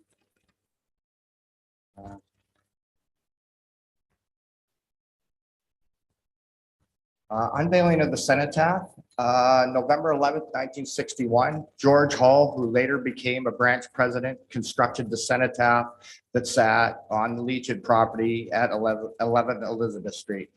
Slide, please. This is a local Dorval Blah and his father the day he came home from the war, World War II. Our executive, past and present. Local Alma Mickey Rivett served in World War II and later became branch treasurer at our branch for many years. Both her and her husband served in World War II and donated the Legion property that the building is built on today. Slide, please. This is the executive from 1992. All are World War II veterans, but one is a Korean War veteran. Slide, please. Branch 507's current executive. Please note that we lost our vice president during his term. He was a valuable member in our community. Slide, please. Diversity in our membership. Today, our members are not just men nor veterans. Our membership includes all ages and genders. Slide, please. Our community engagement. Community support. Our Legion actively participates in the betterment of the community. Support was given to the first fire hall and the purchase of the first fire truck in MacTier. Slide, please. Remembrance Day ceremony. Slide, please. Slide, please. World War II veteran Joe Blah received a 65-year medal with MP Norm Miller and Branch 507 executive. Slide, please. World War II veteran Joe Blah with CFB personnel. Slide, please. Veteran Jack Quinnell celebrating his 81st birthday. Slide, please. This year, unfortunately, we lost Queen Elizabeth II. We hosted a candlelight vigil at the branch for the community. Slide. Youth education, poster and literary contest, and public speaking. Yearly support to the MacTier's Public School Breakfast Club. The Legion awards 2 high school students bursaries yearly, helping further their education. On the left is Caleb Babcock, now a school teacher in Sudbury. And on the right is Chloe Smith, has finished her 4th year of university and is in her 1st year of medical school. The MacTier Public School sends Christmas cards to our troops stationed overseas. These just went out and were headed for Kiev the other day. We do it also on Canada Day. Slide. MacTier Legion has sponsored a number of youth sports teams over the years. The Legion is always honored to support the Terry Fox Run through registration and monetary donations. MacTier Legion presenting Canada's 150th birthday medal to Mayor Larry Bray, MP Tony Clement, MPP Norm Miller, and Councillor Cynthia Douglas. I'm not sure where she was in the picture. Rededication of Centennial Monument in MacTier on July 2nd, 2017. The Legion has hosted the CNIB dances for 25 years. Past member Sonny Shell passed away. This is his memorial horseshoe tournament. Mary Lynn Lee and Mike Splain awarded their award for community service. Cenotaph rebuild. After many repairs, the cenotaph deteriorated to be structurally unsafe. On July 7th, 2019, we disassembled the old cenotaph, repurposing the cross and the stone that it was built from. Assembly of the cenotaph began October 17th, 2019. Slide, please. We have 149 names on that cenotaph that served in World War I and II from the MacTier area. Fabricating the walkway for October 21st, 2022. The cost of the walkway was material only. All labor was graciously donated. We're honored to have World War II veteran Dorval Blah unveil the new cenotaph.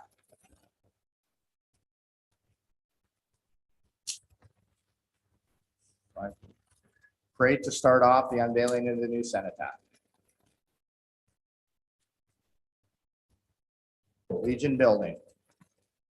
MacTier Legion acts as an emergency safe place for both the MacTier Public School and the District of Muskoka housing complex.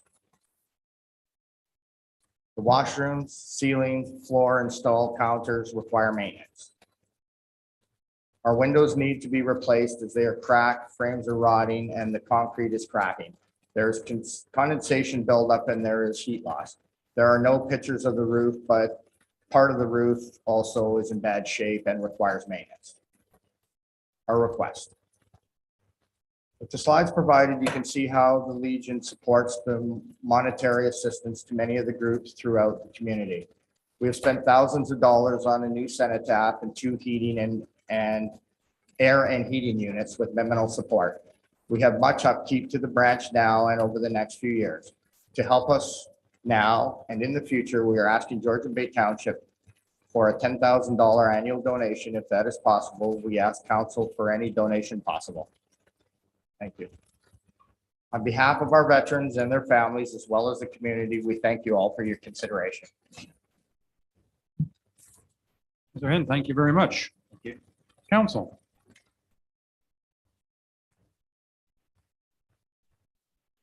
I think your presentation was fully understood. Nobody's raising their hand. And I think you understand that we'll go into budget considerations later today and in January. And at that time, yours and all the other requests will be considered. Thank you. Thank you so much. Thank you very much. Council, I'm going to make the suggestion that we take a 10-minute break before we go into the Zoom portion of these presentations. Well, I'm glad you agree with me. So I won't even have to call for a vote then. We'll just do it. Let's take a short break. Thank you.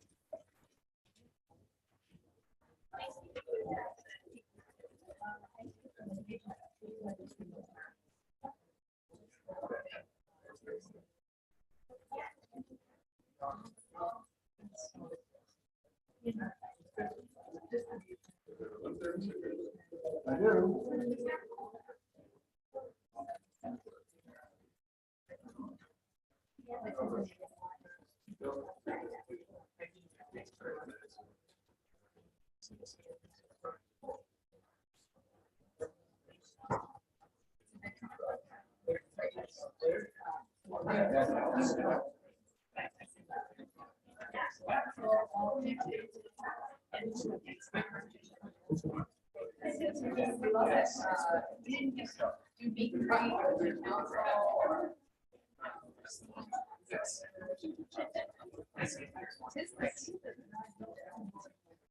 Thank you.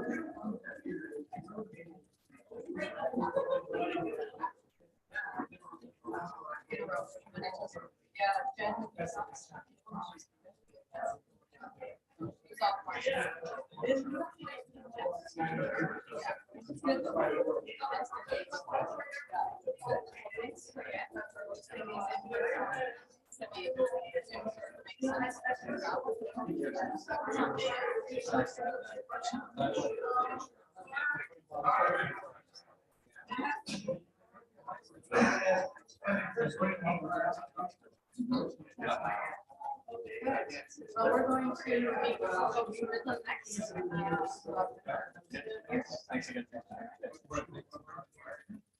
Oh, of course, but what I really need is to get a hold of the action pickleball team, the MacTier Legion, and the Development Association, so they can all run their. No. So, we'll do that. All right.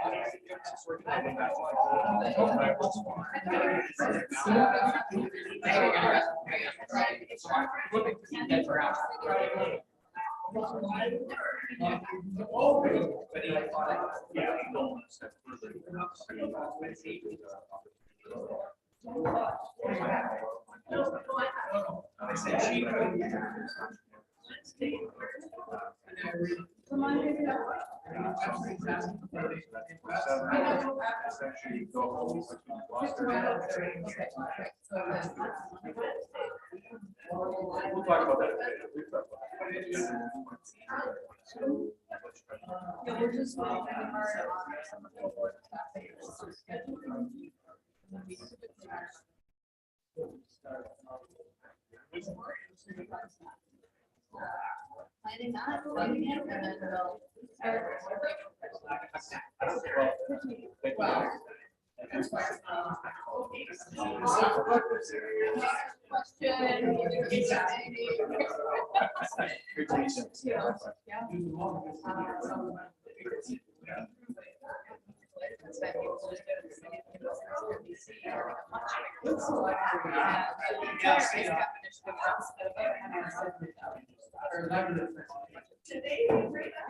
Huge work, and so eventually. I want to see that. Yeah. I may not speak for it, why I asked. Well, they're asking you. They're asking you, and we don't. You okay with that? Call me with some help.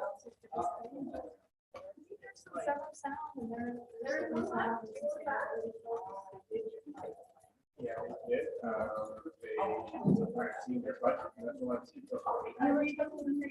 Yeah.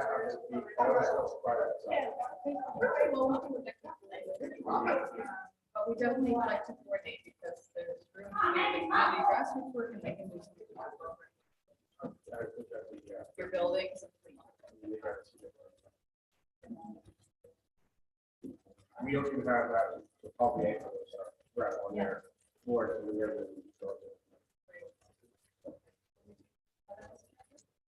It'll continue to be.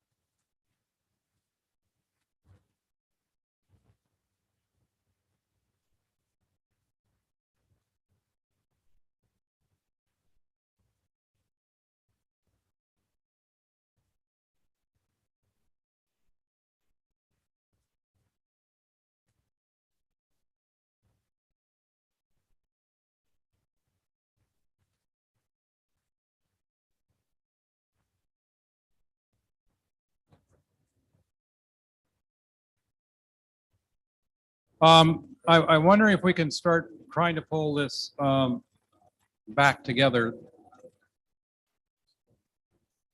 Counselors. Okay.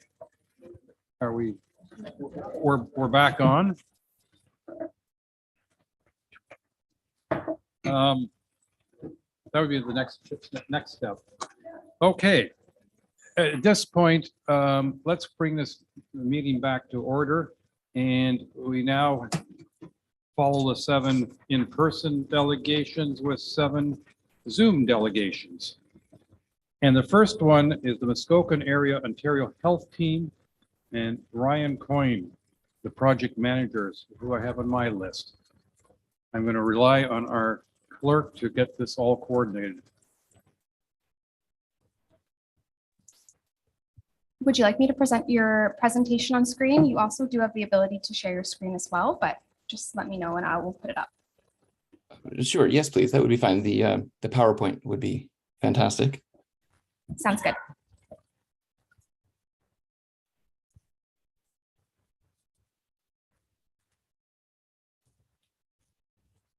All right, Mr. Coyne, over to you, please.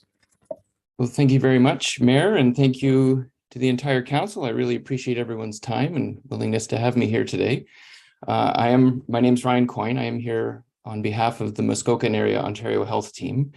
And I am here as part of seeking a 3-year contribution between $3,000 to $5,000 from the township towards an effort of hiring a health human resources recruiter who will be tasked with finding us some doctors and nurse practitioners. So before I dive into that, if I can just give a very high-level overview of what the Ontario Health Team is. I think these are very new organizations, and I think a lot of people they're not yet familiar with them. So next slide, please. So a few years ago, 2019, the province announced they were shifting the way healthcare was going to be delivered at the local or regional level. They've announced that they will replace the local health integration networks, or LHINs as they're known, with these Ontario Health Teams, or OHTs. The idea being that these OHTs are going to be collaborations of actual healthcare service providers and organizations instead of just having an administrative body. These teams made up of the actual providers and service delivery organizations will be responsible eventually for delivering 24/7 wraparound care for the population. Broadly speaking, the idea here is that thankfully, we've seen there's been a recognition that healthcare is not, or what is needed in healthcare is not universal across the province. What is needed in downtown Toronto is not necessarily what we need here in the Muskoka area, right? And vice versa. And so that's actually a really refreshing perspective. And so this OHT project is really just putting that decision-making capability, the ability to design and deliver healthcare for our, tailor it to our specific region. It's really putting it in the hands of local healthcare providers. So that's a great thing. So that's the 30,000 foot view. There's lots more to it than that, but that's where we're at. So the Muskoka Area Ontario Health Team, or MAOT, as I'll call it, as it is a mouthful. It was incented in 2019. It was sort of cohort 1. I think we're up to cohort 3, and there's more OHTs coming online all the time. We're up to about 54 of them. So next slide, please. So currently in our area, we have a wait list in excess of 3,300 people. That's people waiting to find a primary care provider. That number is really, I couldn't put it on the screen because I don't have an exact figure, but that number is actually almost certainly over 5,000. We don't have data for the nurse practitioner-led clinic in Huntsville, as just the way the province collects data is different. And it's also very difficult to track people who are not connected to the system. So if somebody hasn't put their name onto a wait list, it's just really hard to know. But I can say conservatively, we have at least 5,000 people currently who do not have a primary care provider, which is certainly a problem. With expected population growth and expected physician retirements over the next 3 to 5 years. We're expecting that number to balloon up to about 18,000 people. So now we're talking over a quarter of our population that will not have access to primary care.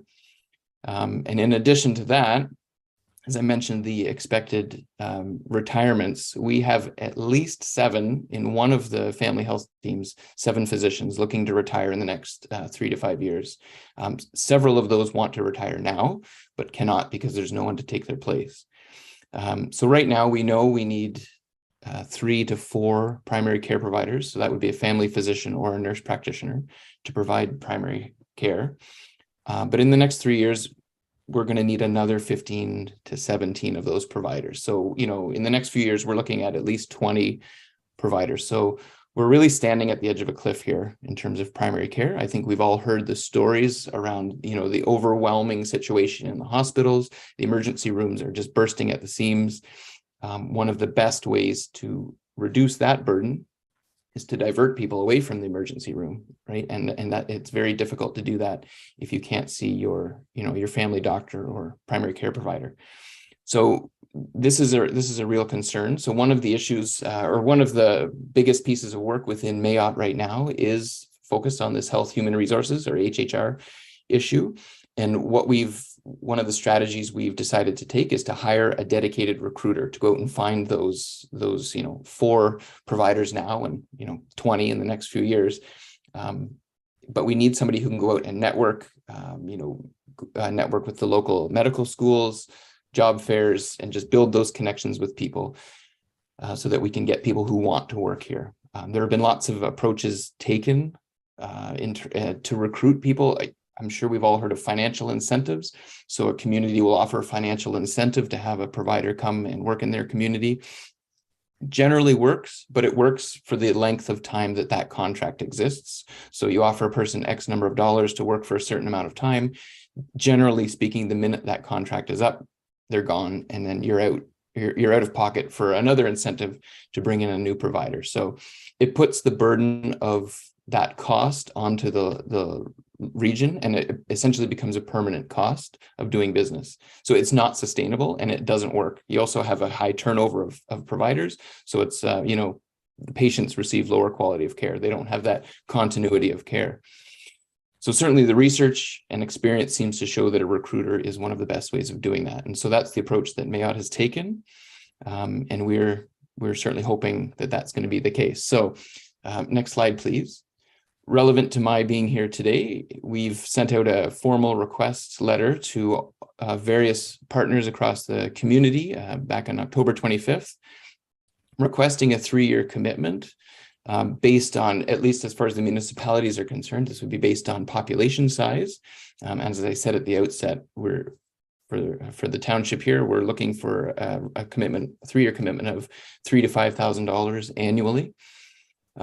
We've been receiving great feedback so far. I appreciate that the timing of our letter was slightly impacted by the municipal election. I think that was a bit of an oversight, but nonetheless, a bit slow on the municipal front as people, certainly with the need to install new councils and so on.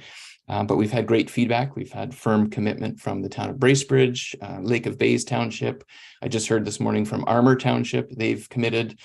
Several of our healthcare partners, the hospital has committed, both family health teams have committed, and we've also had great feedback from local businesses via the Chamber of Commerce. We're really hoping that, or the approach we took here was that this would be a really community-driven grassroots effort. I think there's a recognition that, we all benefit, if people can access timely healthcare and good quality healthcare. We all benefit as a community. And so we really wanted to make this a community effort and not put any particular burden or make the process overly burdensome for any one community. But we thought if it was a shared burden for 3 years, we could establish the viability of the project. And then, of course, we hope the province, and we will expect the province to take over the cost of it after that 3 years. But we need to be able to demonstrate that it works. And frankly, we need to just get it done. We need more healthcare providers here now. So I'm happy to stop there and take any questions. I know there's a lot of information there, but certainly happy to hear any questions from council. All right, thank you very much. Councilor Graziano, I believe I saw your hand. Mr. Coyne, as a recruiter by discipline, I can understand the need for what it is that you're looking for and the tough challenges that you're confronted with, specifically around nursing staff. I do have a question pertaining to what is your total target? And forgive me for as a point of clarity, will you be looking for grants from different municipalities, different partners, and whatever you receive in a total will then determine what level of recruiter you're looking for, or are you looking to hit a certain target because you want to hire a certain level of recruiter? I do know that nursing recruiters are far and few between, and they usually command quite a bit of cost on a full-time basis. And my second question to that is, are you looking for a full-time headcount, or are you looking for a contractor? Over to you. Thank you. Thank you. It's a great question. And in the package, that the letter and formal request was included in the package. So all of the details are in there. As you heard, we're seeking a range from each of the municipalities and each of the partners. We appreciate that, not everyone is going to be able to contribute at the same level. We based it at least on municipalities. We based it on population, as I said, but we've tried to give a range to make it feasible for everybody to contribute to the best of their ability. So, our target is to be around 150,000. Forgive me, I don't have the exact number, but in that ballpark per year. And that would be to cover both salary, excuse me, as well as marketing materials, travel, overhead, if we can call it that, for that position. We are looking, your second question, we are looking for a dedicated recruiter that would work directly with both MAOT. It gets a little bit complicated, just the layout of the OHT, but this recruiter would be hired by MAOT, but would work on behalf of each of the healthcare providers. So if, for example, Cottage Country Family Health Team or Algonquin Family Health Team wanted to hire a physician or nurse practitioner, they would then work with that recruiter. So MAOT is pretty much just facilitating this. It's an oversight body, and the complexity there is frankly just down to how the government has rolled this out. We're not yet a legal entity, so we would not be hiring anybody, but we would hire the recruiter, and the recruiter would go out and work on behalf of those organizations. So yes, a dedicated recruiter, not agency staff. Certainly a lot of our partner organizations, especially in community care and long-term care, they have to rely very heavily on agency staff right now, and for nursing and PSWs, and that comes with its own host of problems and challenges. It's a temporary solution, but it's certainly not a sustainable one, and so it's one that we've tried to veer away from whenever we can. I hope that answers your question. It does. Thank you very much. I wonder if I could ask an additional question. You in your letter request, you made reference to all the Muskoka communities, which are predominantly served along the Highway 11 corridor. Our residents tend to be served along the 400 corridor. So Perry Sound, Midland, Barrie would be the hospitals they would consider, and they're healthy. I'm just wondering to what degree you would be looking, whether your mandate would include hiring new doctors in, say, Perry Sound or Midland, or Coldwater for that matter. Yeah, it's a great question. And, historically, that is the sort of geographic delineation, right, in our region. We're a pretty broad geography. Perry Sound, at the moment, Perry Sound is not part of the MAOT boundaries. And again, forgive me, but the whole geography question when you're talking about the OHTs is rather complex. They've tried to remove geographical boundaries from the consideration of what these regions are, which is challenging to explain or understand.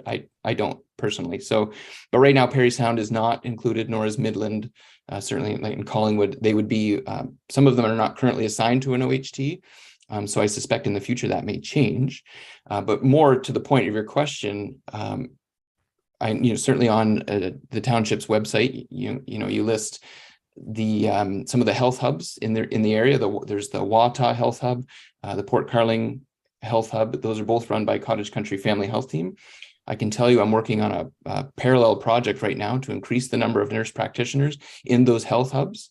The province has been very receptive to health hubs. So those are, small clinics providing primary care, generally in more rural or remote parts of our geography. The province really likes them. They've proven to be very effective. And so we're trying to expand the number of practitioners in those clinics right now. And as I said, that runs parallel with this. It's just the other side of the coin. We need to get funding for those positions, and then we need to go out and recruit them as well. So we are trying to increase the number of providers across the entire geography. And you can appreciate, I think we all appreciate that, our region, that is one of the challenges that we face, is that this is a very expansive geography. And certainly historically, equitable access to healthcare in those more remote parts of the geography have been a challenge. It's just not been there. And so that's one of the primary tasks with the OHT, is to improve equitable access to healthcare. So one of the ways of doing that is to increase the number of health hubs, or at least in the very short term, increase the number of practitioners in those health hubs. But it's a work in progress, to be sure. Councillor Cooper, please. Yeah, I think what our mayor asked you was more or less where I was going. Where is the township and how is the township of Georgian Bay community going to benefit from the work you're going to do? And you offered some very specific areas that might get a little bit of assistance, but on the broader question, I'd like to perhaps have you come back with a more concrete definition of where the benefits are, because I'm not really hearing specifics. I'm hearing more generalities. So that would be my comment. And did I see an ask in your presentation? I think it was $3,000 to $5,000 for over 3 years. Or is it paid over 3 years? Annually over 3 years, yes. So thank you for that. I'm sorry, I didn't see it on the screen. Maybe I missed it. I think we found in the body of the report. In the body of the report. Thank you. Got to read those too, I know. Councillor Jarvis. This may be piggybacking on the mayor's comments as well, but you indicate in the letter that you are a formal collaboration of 13 health and social service providers. Who are those 13 health and social service providers? Is there a list, or where are they located? Or that's my question. Yes, and it's a good question. You're going to put me on the spot here. So certainly the hospital, so Muskoka Algonquin Healthcare, our two family health teams, Cottage Country and Algonquin Family Health Team. We have the Sundridge and District Medical Center, which is not considered a family health team, but same idea. Hospice Muskoka, which is centered out of Port Carling, is one of them. The Alzheimer's Society, and several other community support services along those lines. Forgive me, I don't have the list right in front of me. I can definitely send you all of that information. And just generally speaking, I would certainly encourage any member of council or staff from the township, if they're interested in learning more about what the OHT does and what it is, for that matter, reach out to me. I'd happy to provide that information, and we'd be happy to have people attend any one of our committees. The more people working at this problem, the better. This is, for your understatement of the day, the solution to our healthcare crisis is not an easy one. It's going to be challenging. And so the more people working on it, the more people thinking about it, the broader the perspectives we have on that, the better. So we would certainly welcome anyone and everyone's participation in it. As I appreciate, it may, to the councillor's previous comment, it may not feel that every region has historically been addressed at the same level from Muskoka. There is that, or at least there was that focus on the Highway 11 corridor. And that's certainly something that needs to change. It's something we're trying to change. And so, yeah, I would certainly encourage everyone's participation. So feel free to reach out to me. If only you could get our medical schools to accept twice as many students, we'd be getting somewhere. Yeah. Anyway, I'm going way off topic with that, so. It's mind-boggling, though. Yeah, I agree. But I'm going to say, Mr. Coyne, thank you very much for your presentation. It is appreciated. Thank you. Thank you very much for your time.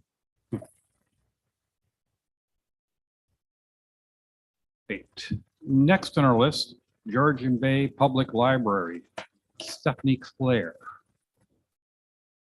Well, we'll let our clerk work her magic.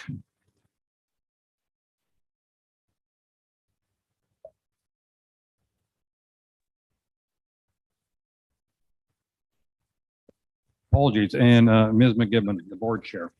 Thank you, Mayor Coutier. I have to read the whole thing instead of having my coffee cup block my view. Okay, I'm just waiting. There you are, Stephanie. Okay, you're down in the queue. I am, and I'm just going to share my screen here. So just give me 1 second. Am I able to share my screen? I think Christina or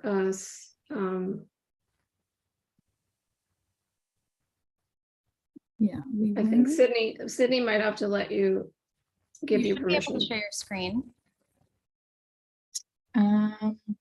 It's not actually giving me the option, Sydney. Okay, no worries. I'll just share your presentation for you. Okay. Sorry. Yeah, sorry about that. I'm just going through here and I don't actually see it popping up as an option. Thanks, Sydney. Okay, so we'll get started. I know you've been waiting all day for Stephanie and I to come and chat to you. So we're excited to be here today. And just to kick off, for those of you who don't know me, there's a couple, I think, of you that don't know me. I'm a lifelong resident of Cognashene. I think I was 6 months old in the bathtub when I first went to Cognashene. I've been a board member of the Cognashene Cottagers Association for 10 years. I was a board member of the Georgian Bay Association for 5 years. And I joined the Township of Georgian Bay Public Library Board in 2019 as a member. And I took over as board chair in January 2021, and I've served 2 years in that capacity. So that's a little bit about myself. I'm going to turn over the front part of our presentation to our awesome new CEO, Stephanie Clare, who I think everybody you've met now and have been in many meetings I think through the last couple of months. We're thrilled to have her on board and thrilled with the progress we're making under her leadership. So I'll turn it over to Stephanie. Thank you, Susan. And thank you, Mayor and Council, for having us here today. As Susan mentioned, I have had the opportunity to get to know everyone here. So it's been wonderful the past few weeks going through orientation and training together. We'll start off, Sydney, if you can go to the next slide. We'll start off our presentation today going over some of our accomplishments. 2022 has been quite the year for the library. So I'm just going to go spend a few minutes highlighting some of our key accomplishments from the year. And it's a big list, so please bear with me. It's been quite the year. The library board completed their CEO recruitment process, which resulted in me joining the organization earlier this year. We completed a series of community consultations, which consisted of in-person focus groups in the communities of MacTier, Port Severn, and Honey Harbor. In addition to these focus groups, we had an online survey sent out with quite an impressive response rate, which I believe Susan may be able to touch on a little bit later. Yeah. We've offered extended evening and summer hours. We've increased our community engagement across the township. You may have seen us at the Brissette Market, the Honeybee Festival, the CP Holiday Train, the MacTier Public School Barbecue, and most recently, the Children's Party, the Santa Claus Parade Children's Party. The library has successfully integrated into the township's benefit program. The library completed a legislative pay equity review. Was completed and implemented earlier this year. This came as well with a performance management system. We had a very successful return to in-person programming this summer. Once COVID restrictions were eased, we were able to offer our summer reading club in person for the first time. And it had a very, I know I've mentioned this before, but it's something that we're very proud of. We saw a 40% increase in our registration from 2021, and we've been seeing full and max capacity program registrations for our adult craft meetups and our after-school programming. We were a successful applicant of the Ontario Library Service Broadband Internet Grant. This internet grant will bring high-speed internet to our Honey Harbor location with no cost to us to install. The grant provides internet at no cost to the library for the first year of use. And in addition to this successful application, a second application has been put in for the MacTier branch. Sydney, you can go to the next slide, please. So with that, you can see 2022 was quite a full year. We're moving into 2023 and we're looking forward to complementary initiatives to continue to enhance our service offerings to our residents. Some of these initiatives include focusing our efforts on applying for new grants so that we can increase our other revenue resources and sources, things like the Trillium Fund, the Community Services Recovery Fund, and the Canada Summer Jobs Grant. We'll be participating in formal library board training in partnership with the Ontario Library Service. We'll continue to expand our community engagement by supporting local schools and community events. We'll be expanding our hours to increase access and the convenience for our residents. We'll be taking advantage of our beautiful outdoor setting and expanding our library services into some of the outdoor library spaces. We'll continue to develop and expand programming based on the feedback and needs of our stakeholders. And I'll tell you, the online survey was helpful with this sort of initiative going forward. And we will be modernizing and updating the library's brand to align with its current status as a community hub. We'll be implementing the new required non-full-time OMERS program, implementing our 4-year strategic plan, renew the library's accreditation, and we'll continue with our community engagement and implement alongside a membership campaign. We'll be focusing on staff development and training. Now that in-person training opportunities have come back, there's quite a few opportunities for staff development and training opportunities coming up. And we'll be developing a new website to increase usability and bring gbpl.ca up to current standards. Along with this, we'll relaunch the library's social media channels and electronic communications.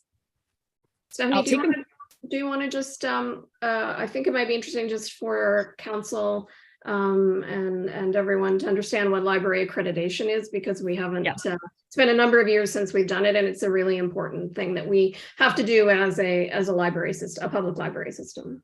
I did whiz past that one, and as I was saying that, I thought I could add a few more details here. So the library accreditation is reviewed. It's a process where the Ontario Public Libraries Association comes through and evaluates the libraries as a whole organization. So things like policies related to HR, board bylaws, board policies, everything that sort of governs the library, and then also day-to-day policies like our health and safety, but then also our standards in terms of what we're offering to residents. So branch hours, branch programs, branch services, all the library services policies structure gets evaluated by an outside organization, and then the library, gets approved or not, therefore receiving the accreditation. So it sets a standard of libraries across the province. And I think that standard is really important based on a lot of the challenges we had as a library system in 2020 through into 2022. We might not have received our accreditation if we had been assessed then. So we're very pleased that we're in a position where the accreditation can go forward. And just to add on that, I mean, a lot of the 2022 initiatives that I went over are the reason why we were able to move forward with the accreditation. Had a lot of those things not been completed, it really would be, it wouldn't have passed. So it's now sort of moving into the next steps of actually going through the process. So as I mentioned, in 2020 through the sort of front end of 2022, we had a lot of challenges. Most of council and the township staff are aware of that. And before we move forward, we wanted as a board to thank council, excuse me, and in particular the township staff for working together with us as a team in overcoming our challenges and really supporting us. It was a very important list of initiatives that we needed to go through and work through together, and we got it done, and we couldn't have done it without the township support. So we wanted to recognize that as a board. So thank you. It also meant in 2022, we were a little bit limited in our ability to accomplish some of the things we wanted to do. So some of those things have moved to the 2023 list. And we're excited now as a board and a library team. And Stephanie's got a great team. And we have 3 very strong branch managers in our 3 branches. And we're very confident as a team that we're now in a position to move forward to grow. But we need your support, of course. Could we go to the next slide, please? So as we went through the process as a board and with Stephanie, building our new strat plan for 2023 and our budget, we, of course, as a public institution, have done our due diligence. And our due diligence took the role of 3 things happening. We did, as Stephanie mentioned, some community consultation. And as a result of that consultation, we had 250 residents in the last 2 months respond to a very in-depth survey. Interestingly, 60% of the people that responded to the survey were seasonal residents, and 30% who responded, we asked a question whether they were members or non-members, and 30% were not members of the library, but still took the time to complete the survey, which was interesting for us. We wanted to assess what we are offering as amenities and programs and services based on what residents want. So it was important for us to collect that data. We also looked at the result of our HR, IT operations and finance restructuring and new ways of doing things, which has left us in a position, as I said, that we feel we're very well organized now, we're very strongly staffed, and we're ready to grow. But even with our projected budget for 2023, we feel we are still going to be underfunded. Some of you remember this chart from when we had a conversation in 2021, where we looked at close or neighboring library systems. And for those of you that are new, the Township of Tay library system, Stephanie and I kind of look at as really our direct competitor, so to speak, because they have a 3-branch system. They have a lot of seasonal residents, and even though a lower population, combining their permanent and seasonal population. So what this still shows you is, we grew from investing $8 as an investment per resident in 2021 to $12, but we're still underfunded in comparison to many of the systems around us. We're not necessarily saying we need to go to that level of everyone else, but it's just important for us in terms of how we're assessing how is Tay putting together and staffing and delivering their programs and services, and how much budget are they using. And we have learned from the survey results that the residents are using the library more post-COVID, and they really want more amenities and programs and services, and they already very much see us in that role as a community hub. Could we go to the next page, please? So in putting it together, our budget, we've gone through a significant review, as Stephanie mentioned, of compensation due to legislative requirements, and we went through the pay equity process. So we are now in a position that we're able to fulfill our legal obligations from an HR perspective following our pay equity review. We need to also look at the new employer contributions that have come forward, including the new non-full-time Almers pension plan expansion. And so as a result, we now have significant HR-related increases that we have not had for a very long time. So if we're going to fulfill our legal obligation from an HR perspective and provide some small expansion of our programs and services, we do need more funding. It's an additional $110,000 over last year's budget, and that works out to about $18 per resident contribution. So our total municipal grant would move from $240,000 to $350,000 for 2023. Can we go to the next slide, please? So why is this funding important? We feel there are 3 key reasons. First, the residents want us, and they want us to better serve them. And with the growth of the township population, the new habits of seasonal residents being there for longer periods, and the branch is now operating at full capacity again, we need to be able to better serve our residents in our communities. Secondly, we know that the role of libraries in small and whether you're small or large, play a lead role in the world of literacy, learning, innovation, community, and prosperity. And that is research also confirmed by the Ontario Ministry of Heritage, Sport and Tourism and Culture, who is one of our other major funders. And the last thing is, and very important, as evidenced by our resident survey, they already view us as the community hub. So we need to continue to support the community by making that hub more fulsome. As a quick example, for those of you that were around in the summer, you could go to any of our branches this summer and you could potentially learn how to fish. You could go and take a care planning seminar. You could go to story time, you could go to adult crafts, and you could have coffee with Jeffrey Archer. And that's just, 4 simple things that happened this summer. There's a lot more that happens at the library. Can we go to the next page, please? So in developing our 2023 and new 4-year strategic plan, we have a vision. This is it. We trust that you share it. We already have evidence by our resident survey that we are already delivering on this. But with additional support, we know we can realize it in a much more fulsome way. So on behalf of the current board and the library team, we want to let you know that we are very confident we can realize this vision in a much stronger way in 2023 with your support. Thanks for listening, and we would be happy to have a conversation. Well, Ms. McGibbon and Ms. Clare, thank you very much. And I'm going to turn it over to council. And I see Councillor Cooper, Councillor Graziano, Councillor Predko.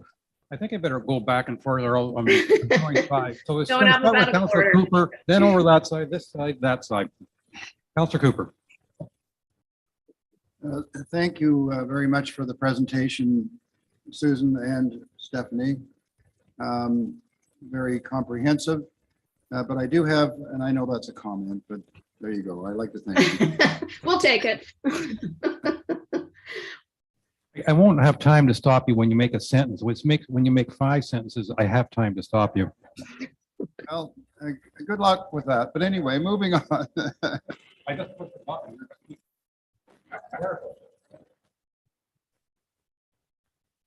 I can't, Peter. I can't hear Peter. I can't either. I guess you won't hear me though, ladies. So here we go. No, we can hear you now. Can you hear me now? Good. Yes.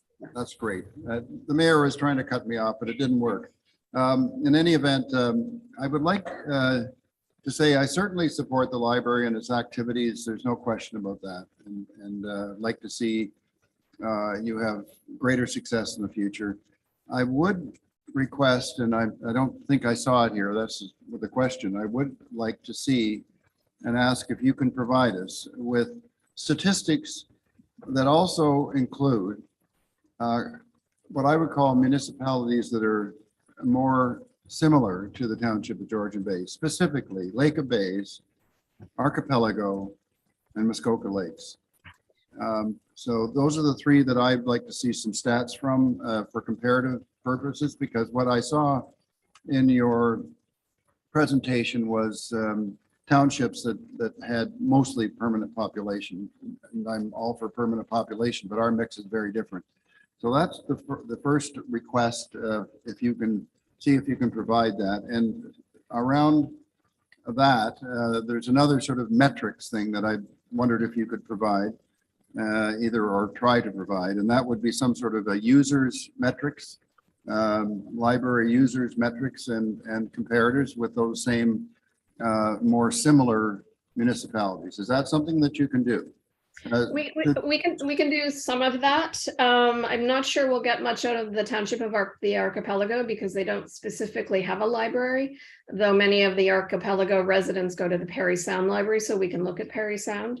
I mean, the way we gather the statistics, Councillor Cooper, is by looking at their economic development plans, their budget. So it takes a little bit of work on our end. And Stephanie's got a handle on some user metrics. So we'll do what we can. We'll find what we can and be happy to put something together. We do think Tay is still one of the best examples. So we'll keep that in the mix, but we'll see what else we can pull together and share it with you. Well, as a district councillor, if you need any help getting in, those, especially Lake Bays and Muskoka, I'd be surprised if they wouldn't provide something. And I understand what you're saying about the archipelago. Thank you very much. Okay, great. All right, thank you. Councillor Bocek, please. Thank you, Mr. Mayor, and I will make a comment as well too. Good job, ladies. Great job to see the library working so well. My question is, the funding that the township would offer, as we heard earlier, because you're an identity of the township, this ask is really for the township to spend money on the library, which is really an asset of the township. So it's not like we're going outside to an outside organization to fund this. So really your request is an internal request of a sort, is it? Yeah. Yes, correct. That's what I needed to hear. And that's my question. I mean, what we're looking at, the majority of the additional budget is HR related, and it's a legal obligation that we have to cover it. So the expansion with all of the amazing ideas Stephanie has for amenities and programs and services, which we want to grow over time, that's an area where we're, for the first time, because we really, as far as we are aware as a board, it was really never investigated in the past to any great length. There is an awful lot of grants out there that we as a library system can access, and we just have never taken the time to actually go through that process. So we will be looking to that to help on the program amenity and service side going forward. Thank you very much. Thank you. Councillor Graziano. Thank you, Mr. Mayor. For some context first, and there was a question behind this. During the holiday train, as I was warming up in the MacTier library, I happened to see a little boy, very adorable little boy, approach and ask to use the computer systems there. And I saw that there was 3 computers there. I asked what part of this year's budget, and perhaps it doesn't pertain to the 110,000 that's being requested, but what part of this year's budget will be going towards technology, specifically the tools such as Microsoft Office, Apple OS, that will help the children, our permanent, full-time residents, children, and those residents become more familiar with today's requirements and technologies. Thank you. Stephanie, you want to take that? Yeah, we can pull, we have our outline sort of with each line on what would be applied to each category. So I can definitely pull those numbers and send them over to you. We are part of the, sort of indirectly, part of the program enhancement and program fundings would be to support STEAM programs or after school, learn how to code, basic sort of digital literacy programs for children as well as adults. So sort of indirectly, our programming budget will also support that. But I can get you actual figures and send them over to you if that's sort of what you're looking for. Yes, please. Thank you. It's a great question, Councillor Graziano, and we have a big belief. We see it already. The seniors are in, the boomers are in using the iPads. The kids are at the computers. And in our survey, it's sort of in the top, I think 4 or 5 things that are requested along with high-speed internet. So it's an area that we definitely want to see grow, and we agree with you. It's an area that we should be stronger in. Thank you. Councillor Petco, please. Thank you, Mr. Mayor, and thank you for your presentation. My question is around accreditation, and that you're striving to become accredited this year, which is a great objective. And I'm just wondering if you could expand on the implications of that. So I'm wondering, does becoming accredited provide you with additional grant options? Is there additional programming and services that become available to the library? And on the other side, what increased, obligations or costs might there be to be accredited if you are able to access these services? Are they at a cost? And will we see, differences in your 2024 budget based on becoming accredited? So great questions. I think the most important thing about accreditation, and I'll let Stephanie fill in, is that we actually couldn't we would not be allowed to operate as a library system unless we are accredited. So we have to have all these boxes checked off in order to actually open the doors and function as a public library system. It has less to do with grants and funding, but I'll let Stephanie add in as well. It's I'll just add, the libraries are very peer oriented. So we're public organizations. We share information. We work with colleagues across organizations to be efficient with our services and to learn from each other rather than sort of working in a competitive nature. So the accreditation is actually done by a council of other public librarians. So it's a council created of library professionals, and they're the ones who come in and review all of the details associated with the accreditation. Will it directly provide us with more funding? Maybe not necessarily directly. However, we are able to disclose to grant through our grant applications that we are accredited, which holds value to it, perhaps giving us more clout in the application process. Does it, and then, sorry, I think you asked if it adds extra cost. Was that part of the question? You know, is there any kind of, once you're accredited, if you're trying to access services, will this really expand your costs because you're able to do more that you can't do today? I wouldn't associate costs with the accreditation. It really, I think the costs would have been sort of through the time it took to put together these policies or things that were done in 2022. But it's not like we're paying association fees or paying fees associated with being accredited. Thank you. All right, thank you very much. And thank you again for the presentation and your responses to our questions. Our pleasure. Thank you very much. All right, we next plan to hear from the Georgian Bay General Hospital. Ms. Kraftscik, I believe, is making that presentation.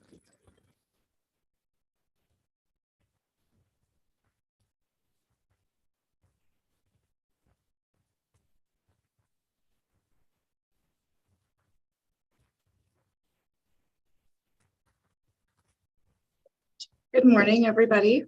Almost afternoon. Jennifer Moore is with me as well from the hospital. Unfortunately, Matt Lawson, the president and CEO, is unable to join us today. So Jennifer Moore is the Director of Communications and Stakeholder Relations. So she is with us today. Sydney, am I okay to share? Yep, you can proceed as long as you have the option to at the bottom of the screen.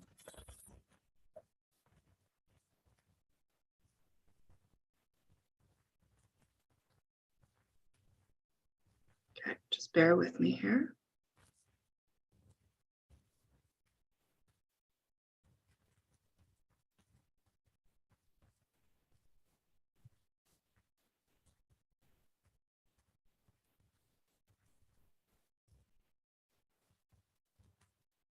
Can everybody see it? Yes, we can. Thank you. Yes. Okay. Wonderful. So thank you to everybody for allowing us to be here today. And congratulations to all of you on your appointment over the next 4 years. We're really looking forward to continuing to work with you. I thought we'd start off today by playing a short 3-minute video to say thank you for the generous and continued support of GBGH and, of course, your community and our communities that we serve, and demonstrate the impact that your investment has made on our healthcare teams and, of course, patients. So bear with me again as I play this. Here we go.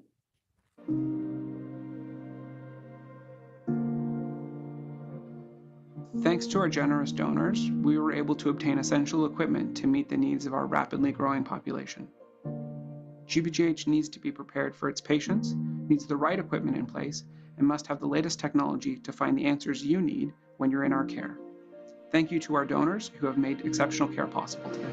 Thanks to our generous donors, our lab now has a new microscope to replace the 25-year-old model that we previously used. This microscope allows lab technologists to manually review, interpret, and make clinical determinations for samples that need analysis. This means that patients with conditions like urinary tract infections, cancer, or blood deficiencies can be diagnosed with accuracy and quickly treated. A hematology analyzer provides diagnostic information from blood drawn from patients. This is part of the care for almost every patient we see. It runs 24 hours a day and takes approximately 2 minutes to run one test. Thanks to our donors, this new and reliable machine can be used for hundreds of patients per day and can quickly diagnose our most critical patients in need of excellent care. This equipment is essential in retrieving old records that are still used externally or within the hospital. Providing excellent care through documentation is an essential part of patient safety and the care provider's role at GBGH. Thank you to our donors for your support in purchasing the U-Scan equipment. Every day, GBGH performs approximately 35 ultrasounds, with 2/3 of these tests being performed on outpatients and 1/3 of these on inpatients. There are many different types of ultrasound exams that can be ordered for things like obstetrics, thyroids, bladders, and a wide variety of abdominal organs, like gallbladder, kidneys, and liver. This is a vital piece of equipment for screening and diagnostics. Ultrasounds are also critical for emergency situations such as detecting blood clots, testicular torsion, and pregnancy complications. Thanks to a generous donation and the hiring of a new technologist, GBGH has reduced wait times for ultrasound from 40 to 45 days to just 12 days. Thank you. When a patient is unable to empty their bladder, it can be very uncomfortable and can indicate many possible medical conditions, from something as simple as a bladder infection or unknown cause of bleeding to more severe cases such as cancers, trauma, a neurological issue, or many other possibilities.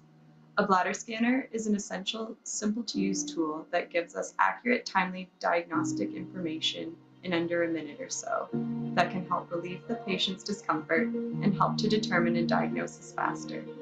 To use the bladder scanner, you simply turn it on, apply ultrasound gel followed by the probe to the lower abdomen, and select Scan. This will display the amount of urine remaining in the bladder. From the entire staff, thank you for your generous donations. North Simcoe is a rapidly growing community with a rapidly increasing demand for care. Our ability to provide our community excellent care is thanks to our generous donors. Your donations are making a difference in the lives of your neighbors, friends, and family. Together, we can make a critical difference in patients' lives with your ongoing support. Thank you. Thank you. Thank you so much for your support. Thank you for your generosity.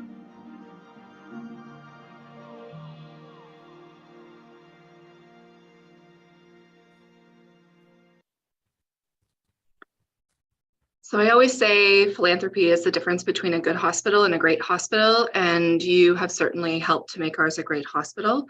Over the last few years, you've made a total investment of over $14,000 to GBGH, as well as you were instrumental in helping us to acquire some equipment around the $25,000 mark to support. So thank you for that. Going to turn it over to Jen, and she's going to go through some of the priorities at the hospital. Thank you, Nicole. It's great to be here, everyone. I'm so happy we have this opportunity in front of you to update you on the hospital, kind of what we're seeing and what some of our priorities are moving forward. I'm going to start by talking a little bit about emerge visits. So typically during the pandemic, we've seen emergency department visits go down. Pre-pandemic, we were seeing visits that were comparable to a lot of Toronto hospitals because of our seasonal population, which I heard referenced in earlier presentations. That certainly plays into our visits. We are starting to see an uptick in visits, though, this past fall. Since the pandemic drop, we were on the increase again. A lot of cold, flu, COVID, a lot of minor acuity, and then a lot of higher acuity. Yeah. To put it into perspective for Georgian Bay Township, for your residents who have chosen to visit an emergency department because of an illness or condition, 35% of the time to 37% of the time, they have selected to visit Georgian Bay General. So that is quite a significant population. Obviously, we can see in the chart that West Perry Sound Healthcare is also up there in terms of where they are choosing to visit. But the roughly 3,400 permanent residents from the last census generate about 2,000 emergency department visits annually for us. So that is quite a significant number. We certainly know that there are a lot of people in Georgian Bay Township that are using our emergency department when they're in need. And I'm just going to move on to, can we just move on to the next slide on equipment? Okay, so for equipment, Nicole in that video from the foundation had referenced some of the things that we've recently been able to purchase due to the support of municipalities and other community donors. Each year, we know that our hospital equipment ages. Most hospital equipment has a lifespan of 7 to 10 years. The warranties run out. New technology becomes the gold standard for healthcare, so it's important that we stay up to date with these kind of things. So GBGH is staying focused on the ongoing replacement and investment in new equipment and technology in order to continually deliver the exceptional care that we pride ourselves on. This year, we're actually focused on replacing 3 new pieces of equipment, or 3 old pieces of equipment to make them new again. Our central monitoring system, which is a $1.3 million investment for total project cost. Half of these central monitors were purchased last year, and the other half, or 10 or so, is what we're looking to purchase this coming year. So central monitoring is really important, especially in the intensive care unit. It's the monitoring devices we use to check vital signs, which are obviously very important in patient care. They monitor heart rate, heart rhythm, blood pressure, respiration rate, and they can really indicate the need for intervention in the moment. So central monitoring is comprised of advanced patient monitors and specialized software, and this monitors patients in all departments, particularly though, as I mentioned, in the ICU, and delivers real-time data back to the ICU desk. So the entire system has reached the end of its life, and we do need to replace that. And it is not a small amount that we need to fundraise for. We're also looking at our hematology analyzer. So this is a really, really important piece of lab equipment that we use constantly. It analyzes blood specimens to check on blood count, and blood count can tell us things like, it's really important for diagnostic, and tell us things like if somebody is maybe experiencing anemia, if cancer might be a potential condition, if there's an autoimmune disorder, dehydration, heart disease, inflammation, and many more things can be determined using a hematology analyzer. Our current blood analyzer that we have in the lab is 7 years old and past its warranty. We do take very careful care of our equipment, but obviously it's just like when you have a car and you have to take it for regular maintenance, and sometimes there's just a time where it's time to purchase new. So that is one thing that we do have to deal with and constantly monitor is what is going to need replacing. In the past 2 years, this hematology analyzer that we have currently has actually broken down twice, which has put us out of commission for a bit of time while we can get parts and service for that piece to be repaired. So it is nearing its end of life. And then finally, we're looking at new ultrasound tables and probes, which is about a $55,000 spend. Recently, we have hired another GBGH ultrasound technician, and we have expanded our hours, which has brought down our wait time significantly. So from 40 to 45 days to just 12 days for most ultrasounds. We can also do a new type of ultrasound, which is musculoskeletal, which we didn't offer before. So that is saving patients some travel to other bigger centers when they can have that kind of ultrasound down here. So by having new probes and new tables, we are able to keep on top of the best technology in ultrasound. And we also need more just because of the increased volumes that we're doing at the hospital.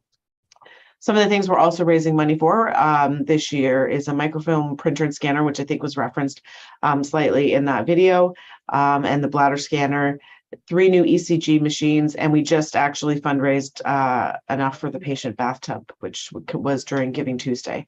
So that's a very recent success story. Future priorities, if we can move on to that slide, we will be still talking a lot about mental health, and you'll hear that ongoing. So as we look to the future, mental health is one of our top priorities for this hospital from a healthcare and a philanthropy perspective. We are working diligently to advocate for mental health beds to be coming to our hospital. Currently, we have about 1,700 mental health patient visits in our emergency department each year. So that works out to about 3 patients in crisis every day. The problem is our hospital doesn't have acute mental health service. So we're not equipped to care for these patients' mental health needs. We don't have psychiatrists on staff. We don't have mental health specialists on staff. So what we can do is stabilize them and keep them in a safe place until we can get them transferred to a bed in another facility, such as RVH, OSMH in Aurelia, or Waypoint. But the problem with our region is we are very short on beds.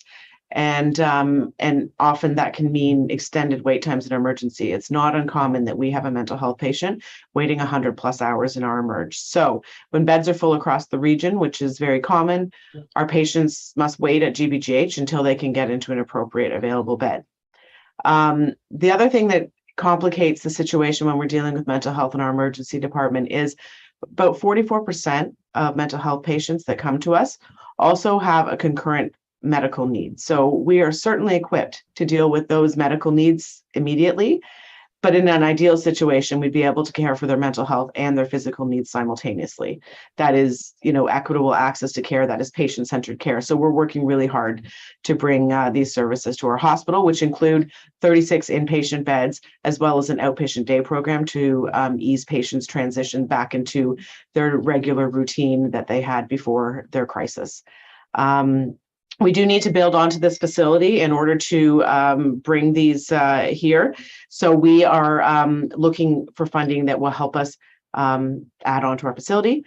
MRI is another priority. We know that a lot of people are leaving our area for MRIs, and we did submit to the government an application to receive an MRI, and we found out earlier this week that 27 MRIs are going to be awarded, so we're waiting on official word whether our application has been granted, but that is hopefully good news we'll be able to share with you in the future if we do get approved. And I'm going to turn it back to Nicole. Thank you, Jen. So you do all have the written proposal, of course, and the full case for supports, which are included. But just wanted to reiterate today that as you heard from Jen, we have very large projects on the horizon and, of course, current mounting capital equipment and technology needs. And because our government does not fund new and replacement equipment, and when we're looking at larger capital projects, let's say the build of a mental health wing, that responsibility of 10% of the total project cost does rely on our community. So very important that we continue to have support.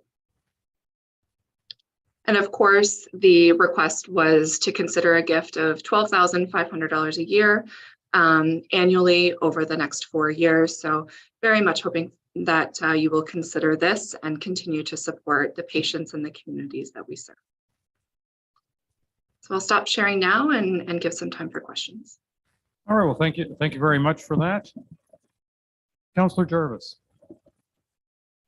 Thank you for the presentation. I'm going back to the stats you guys provided for your emergency visits by GB Township residents. I'm wondering how you compile that information. Okay, well, we actually have a decision support department that is able to pull postal codes with addresses so that we know where people's primary residence is from. So given our seasonal population, we are often pulling postal codes from the GTA when we look at our emergency department visits, but that is how we ascertain that information, is through looking at addresses and postal codes to know where people are living and where they're coming from to use our services. So when I say 35 to 37%, that means of all the emerge visits that residents have done based on your population, we know that that's how many approximately have visited our hospital. Just for clarification, so if you get a visit from somebody with a postal code that lists as Toronto, would you put them in as a GB, as a Georgian Bay Township resident then? No, because we wouldn't know that necessarily. Yeah. So this is permanent residents that we're basing this on. So in fact, the number could be higher than that. It could be with seasonal residents. Absolutely, it would be. Since I had a cousin that ended up in your hospital. Okay, thank you. Mm-hmm.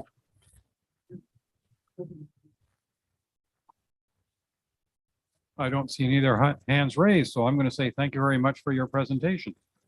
Wonderful. Thank you. And thank you for having us today. Thank you. Thanks. All right, Council. 3 down, 4 to go. Next on our list is the Go Home Lake Association. Mesdames Barteaux and Burton, I believe, will be presenting.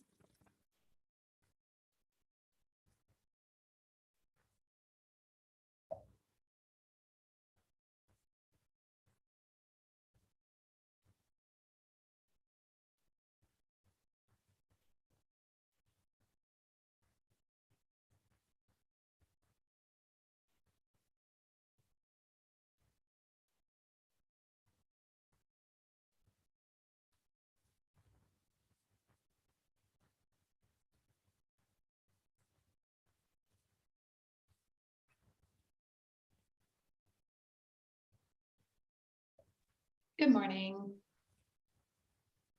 Peter, I believe you are muted. Yes. Are you flying solo today? I believe so. Okay, well, please go ahead. All right, wonderful.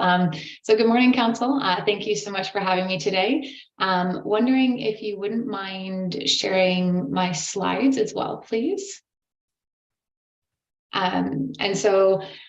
Firstly, this is my first council meeting in attendance. So I would have to say that I am very impressed with the presentations that were sent today, as well as the process. So I am the Senior Director of the Transformation at the Transformation Office, at the Canadian Red Cross. And I'm a third generation cottager on Go Home Lake. My grandfather was actually one of the original cottagers on the lake, and we've since had families mature over the seasons, as many cottagers have within this area. And so I'm here today speaking on behalf of our Cottage Association board. I'm actually a new member of our board, and one of our newer programs is our Kids, Nature and Environment Day. So speaking to you on behalf of this new program, and if you wouldn't mind just going to the next slide, please.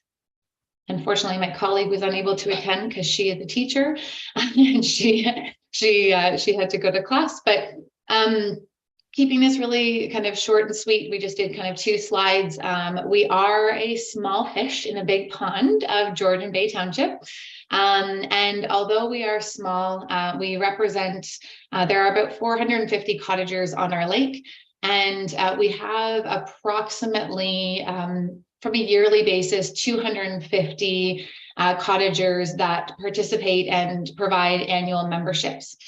So with those annual memberships, they're typically about $50 per cottager, and it is a yearly membership, and that goes to support maintaining docks, to control our dam, a regatta, more of a community beach, swimming lessons for our youth, as well as hosting an annual regatta, water testing, as well as ensuring that the lights on our lake from health and safety perspective are maintained.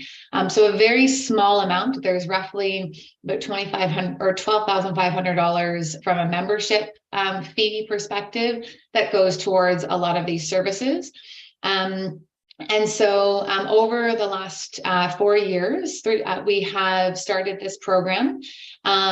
This particularly last year, we did have a small bee and wasp issue on the lake, and we do like to keep our nature and our programs relevant.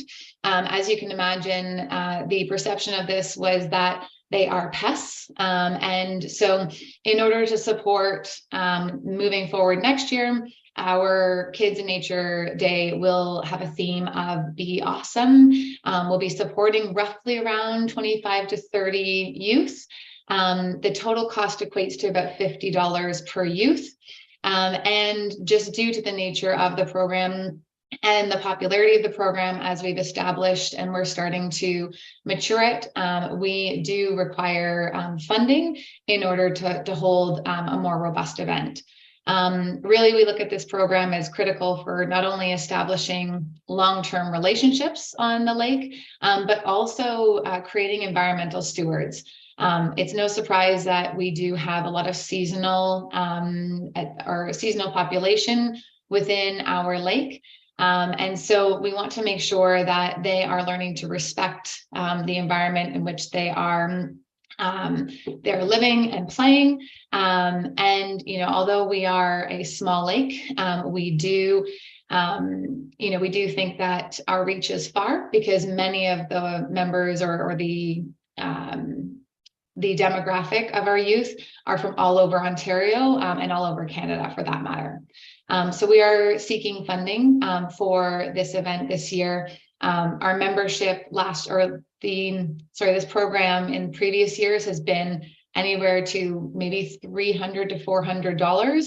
But this year we are looking at actually creating a beehive home at our main regatta beach, and putting that back towards kind of where a dam is, and it will be a natural home for local bees to remove the bee population from the actual beach into the back, and then also provide education and just change the narrative from them being pests to respecting the environment and knowing that there are many animals in this environment that we need to respect and share the land with. So we did provide on the next slide a detailed budget. As you can see, we're keeping it very lean. The majority of the costs will be materials, as well. We'll be bringing in a local bee expert. It's a local business to discuss and provide education for the youth. And we'll be having a lifeguard on duty as well, because of course we are at a beach setting. So we want to make sure that, of course, health and safety is always top of mind.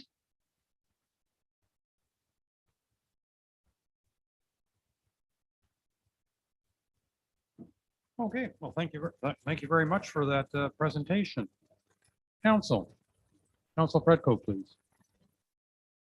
Good morning. Just a very quick question. Thank you for your presentation. The bee house, that's the $300 on your budget. Can you just confirm that's intended? Actually, it's $375. I guess the Regatta large bee house. Is that intended as a legacy item to stay on the beach as a permanent bee house? It is, yes. Okay, thank you. Councilor Cooper, please.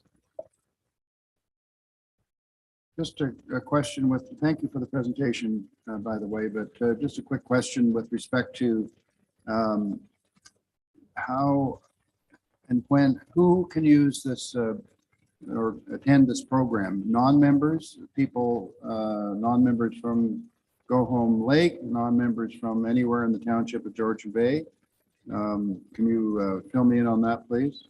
Absolutely. So we have anyone who pays active membership duties within the Go Home Lake community. So out of our 450 cottagers, that population will be benefiting not only from the bee house at the actual Regatta Beach, but also the event. So they can sign up their youth to attend the event. So if somebody's renting a cottage, for example, would they or their children be welcome at this event or not? No, they would not be. Thank you.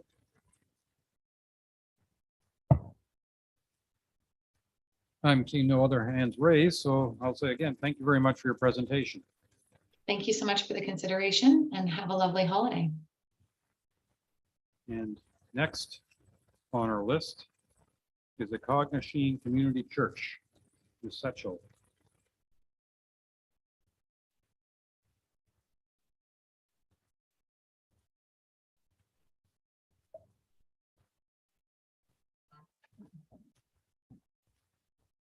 Hi there, can you hear me? Yes, we can. Please go ahead.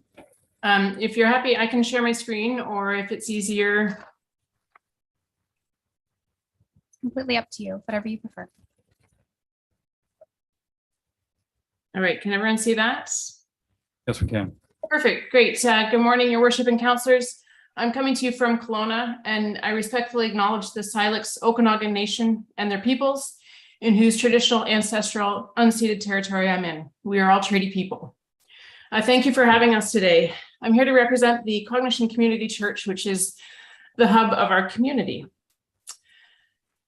So who are we? We are an ecumenical church located on the Freddy Channel in Cognashene. We are boat access only. We are incorporated and a registered charity. We have regular church services in the summer with guest ministers hosted by local cottagers. It gives us it gave me personally growing up a pretty broad religious upbringing, and sometimes interesting and often entertaining, people relaxed at their best and enjoying the cottage. We also have a tranquility garden, which serves the community as a memorial area for loved ones. It's not restricted to church members, and anyone can purchase or even pre-purchase if you're interested. Memorial plaques in our memorial garden, and that offers a really lovely setting for remembrance. As far as community use goes, the CCA, which you've heard from already today, supports the church financially in return for use throughout the summer. They have their AGM. We've had CPR training. We've had other community engagements there. The rec program meets at the church many times a week throughout the summer. And again, this is not restricted to CCA members. The church serves as a community focal point for municipal meetings that we've had, such as waste management meeting, and was a pickup point for our large items this past summer.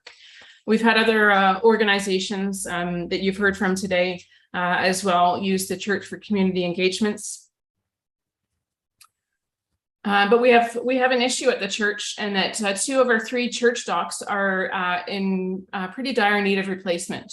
Repair is not an option for these because, in addition to aging the wood, the floats contain the blue polystyrene that will need to be encapsulated if anything needs to be worked on. But it's simply not worth it for the docks. So we've done some due diligence and gotten some quotes from local contractors. The overall cost to replace these docks will exceed $100,000.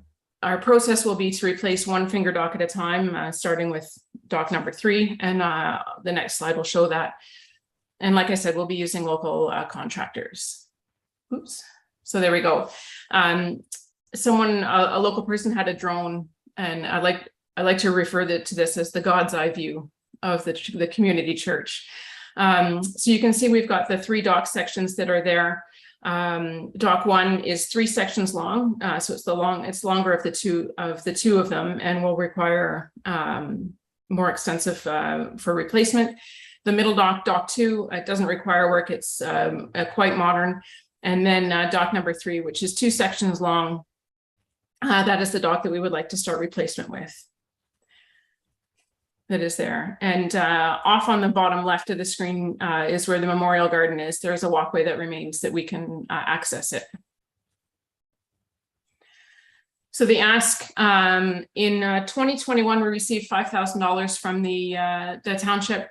And we'd like to ask for 2023 for $10,000. We didn't apply for or ask for any in 2022. So this would sort of make up as $5,000 a year, specifically for our dock fund. And the plan in the new year is to kick off a fundraising campaign for the remainder of the money that will be,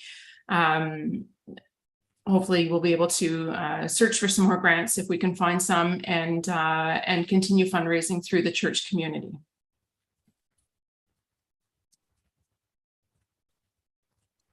Those are that's the presentation I have this morning. I'm sure that there's lots of questions, and I'd love to hear from you. Thank you. Thank you very much, Ms. Setchell. Councilor Cooper, please. Nancy, thank you for your presentation. I just have a sort of a simple question. I think you covered this in your presentation, but I just wanted to be sure that the Cognashene Community Church really hosts a number of different events during the week and during the year, and you indicated that that those organizations were welcome to use your facility. Is there any restriction to anybody in the community from attending anything at the Cognashene Community Church? In other words, it's an open door policy, is that correct? It is an open door policy, and we don't charge membership for this church specifically. We don't have like we have a list of people who regularly come, but we don't expect people to be members. We often do a lot of our announcements through the Cottagers Association, but anyone can attend. So if someone's renting a cottage, they can attend. It's just being water access only kind of limits people from necessarily dropping by unless they have boats, but we do get people coming by and finding out what time our church is and attending. Just point of clarification, please. And so that would apply not just to church services, but what I'm trying to get at here is that anything that's held at your facility, you're not sort of stopping people from attending. Oh, no, not at all.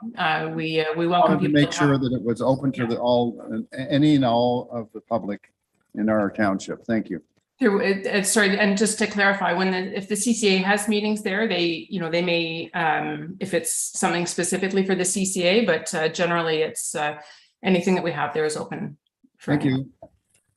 Thank you. Councilor Bocek, please. Thank you, and thank you, Nancy, for the presentation. At the current rate of funding from the township, it looks like 20 years before you're going to get a dock. But you did mention that there is funding, additional funding from the community. Your goal was $100,000, and the township has donated $5,000 towards that. Can you tell me where you are today in your end game or your goal of 100,000? And when do you think the building and the installations of the dock, when would you like to see that happen? Thank you. Well, because we're going to start one dock at a time, we're going to, I think if we get to the goal of $50,000, we'll be able to replace dock 3. The 2-section dock sooner rather than later. And we would like to start fundraising in the new year. And I think it's ambitious, but I'd like to start this fall with the construction so that in 2024, we have at least one new dock. That's great. Thank you for that. Appreciate it. All right. Well, thank you very much for your presentation. I see no other hands raised, and we'll put it on the list for our budget deliberations. Thank you. Thank you for your time. And next on our list is the Georgian Bay Association, and I believe we have Mr. Jones and Mr. Kindersley representing the GBA.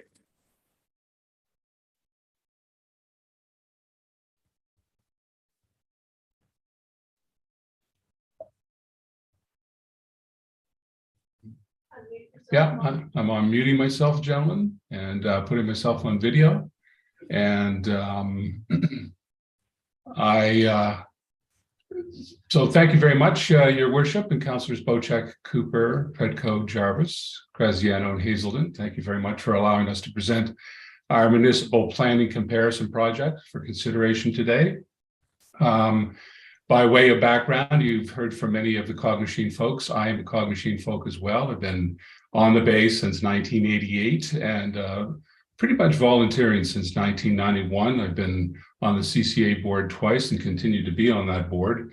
And I've been on the GBA for the last 9 years and 2 years as its president. I'd like to basically give you a very quick overview to give context to our eventual ask, and then hopefully proceed quite quickly to some questions and answers to your questions. So, excuse me, water-based communities on Georgian Bay share common interests and values that are very, very different from inland communities. The bay's unique landscape and ecosystems form the foundation of those common interests and values, making environmental protection and sound stewardship of this pristine natural area vital priorities for our communities. The Georgian Bay Association formed a Coastal Protection Committee in 2020, whose objective is to support protection of the natural environment, biodiversity, and the ecology of the lands and waters of the eastern and northern coast of Georgian Bay. The CPC aims to benefit the public by promoting and defending sound planning standards and protecting the integrity of municipal planning regulations, and to ensure that development is sustainable and environmentally responsible. The Municipal Planning Comparison Project overall purpose is to initiate a discussion amongst the GBA area municipalities on understanding how they align and differ on their policies related to waterfront, island development, and land use standards. The primary focus is identifying sound practices on addressing environmental protections and concerns with increasing development pressures. We reviewed and compared the strategic plans, official plans, and comprehensive zoning bylaws of the 5 coastal municipalities. In addition to the above, there are other areas that GBA feels that are a threat to our coastal communities, people's health, and the environment, such as improving the management, maintenance, and inspections of the septic systems, and developing regulations for floating cottages. Our vision for the Municipal Planning Comparison Project is to benchmark planning standards across the coastal municipalities to identify potential sound practices in planning rules, standards, address any gaps in those regulations. Secondly, identify opportunities to increase harmonization of planning regulations amongst the municipalities where considered beneficial for a given municipality, and finally identifying opportunities to enhance protection of the environment and natural landscapes in the Georgian Bay area. The goal of this project is to highlight key similarities and the differences amongst the coastal municipalities from the waterfront designation and zones. Provide commentary on how working to address differences between municipalities and establishing sound practices might improve coastal protection. And finally, share these key insights with municipalities, local communities, and the public to inform future discussions on improving coastal protection. We understand that the regulations in each municipality vary according to the population, geographic location, historical development, demographics. Our aim is not to put forward recommendations but rather commentary on the findings through the lens of coastal protection. However, highlighting the differences will enable municipalities and communities to see how others regulate certain planning matters, which could lead to discussions on more consistent approaches that draws on the sound practices identified by the project. Slide 2, please. So the first phase is completed, and in very short order, we will be sending you a document on the MPCP. You will notice that it's quite a substantial document. It's over 200 pages. And it is, again, it compares the strategic plans, official plans, and comprehensive zoning bylaws. This is the first step. Once the information is in your hands, I'm sure you'll have plenty of questions back of us, and probably even a few edits. But what we want to be able to do is review and communicate these key findings with the municipalities to help provide next steps. And as mentioned, the other elements that we would like to build into this program are elements around floating cottages, which seem to be growing in not necessarily their popularity, but they're definitely on all our radars. And what with the surging waters from the last few years and a few of the sunken septic systems, we all need to encourage our people on Georgian Bay to maintain and inspect their septic systems on a more regular basis. Slide 3, please. So again, we are hoping to initiate more discussions amongst the 5 municipalities, create dialogue amongst the key decision makers to improve and streamline planning policies, as well as the potential to reduce costs. My better half once upon a time worked for IKEA. And one of the great things that she did when she was in Copenhagen, when some of the country presidents were involved in creating their annual catalog, and they were trying to figure out how to reduce their overall costs. And she said, stop taking photographs of the same lamp on every continent. So by this, I mean is that each municipality probably is looking at a project similar to this. And we feel that this particular project may help reduce your overall municipal costs, because I'm sure there are many things that you are considering, and I think you will probably discover that the project that we are about to deliver to you helps resolve a number of the issues or concerns that you might have. So overall, this ties back into protecting the environment, helping to provide sustainable services. It shows from your behalf the fiscal responsibility. You're managing your infrastructure, and you're helping to revise and streamline the OP planning process.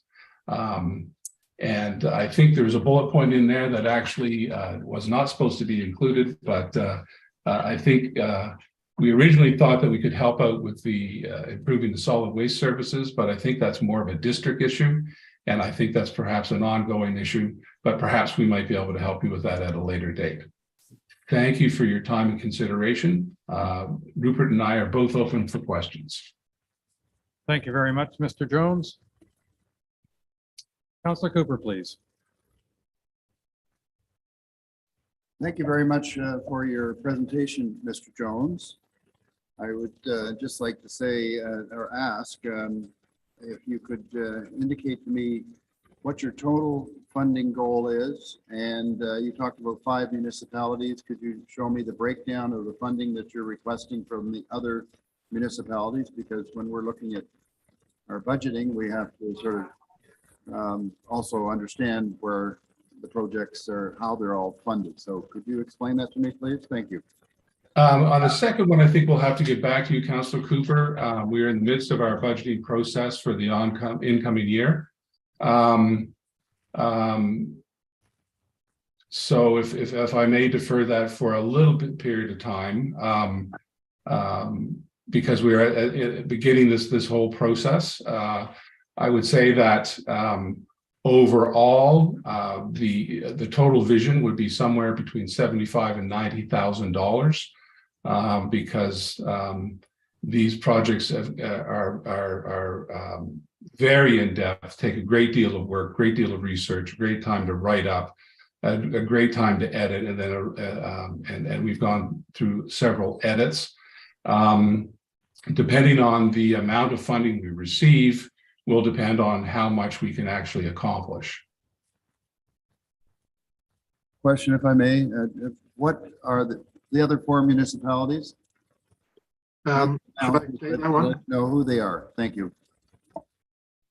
You want me to take that one, Rob? Rupert, you're right there. I thought it was at the bottom of the slide. So. Township of the Archipelago, and we're in the process of applying for a similar size grant from them. And then the 3 smaller ones are Township of Carling, Killarney, and Nimi, Northeastern Manitoulin Islands. And these 5 municipalities are where our members reside. That's why those are the ones we deal with. Follow up on that. So I couldn't quite hear the after Killarney. The other one was, it was up somewhere. Nimi, it's known as Nimi, Northeastern Manitoulin and Islands. And we have two associations there. Thank you.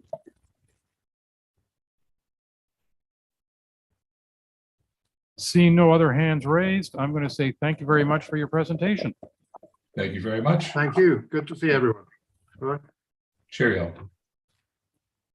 And our last presentation of the morning, or now it's afternoon, Gloucester Pool Cottage Association, and Ms. Elliott Fraser, I believe, will be presenting.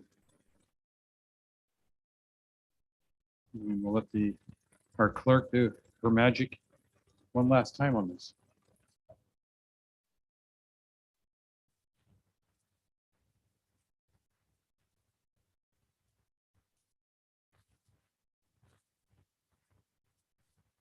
Hi. Hello. Can you hear me? We can hear you. We cannot see you. Can you hear me? Yes, we can. Oh, okay. All right. Okay. All right. Can you see me now? Okay. Now we can see you. Can I share my document, please? The PowerPoint? Would you like me to share it, or are you going to pull it up on your screen? I'll put it up on my screen. Perfect, thank you.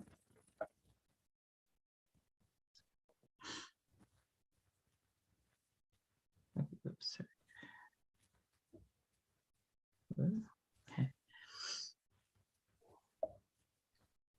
Okay, good afternoon.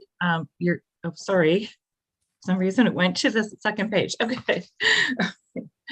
Good afternoon. Good afternoon, Mayor MacTier, the councillors of the Township of Georgian Bay, and staff. I am Cheryl Elliott Fraser, who is the president of the Gloucester Pool Cottagers Association. The Cottagers Association is requesting $5,000 to purchase anchors for our docks at the community hall. The association has been in existence for 104 years. There are approximately 500 properties in the township of Georgian Bay. The association provides events that brings tourists to the township, such as the Canada Day Boat Parade, the Family Fun Day, and Canoe for Cancer. Our rationale for the request is our community hall is a boat access facility. The Gloucester Pool Cottage Association holds many events at the community hall. Our docks are deteriorating.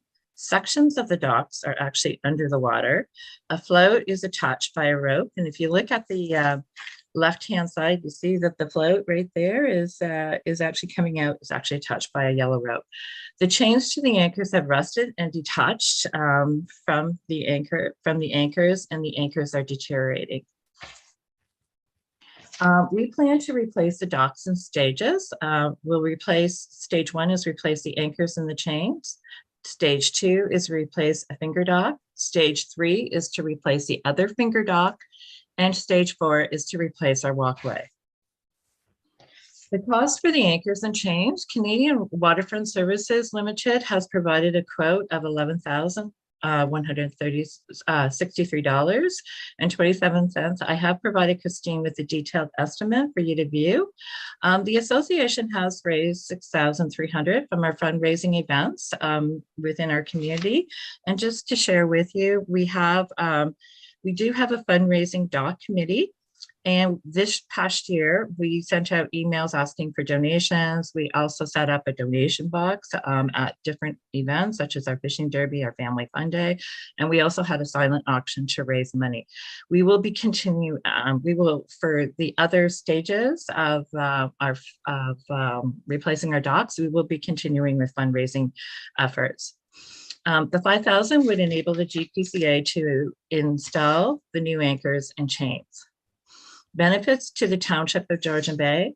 I just want to share with you the Glacier Pool Cottages Association does bring tourists to this area through the events that we provide, such as the Canada Day Boat Parade. For that particular boat parade, we do, we encourage people that come up to the lake to participate in the boat parade.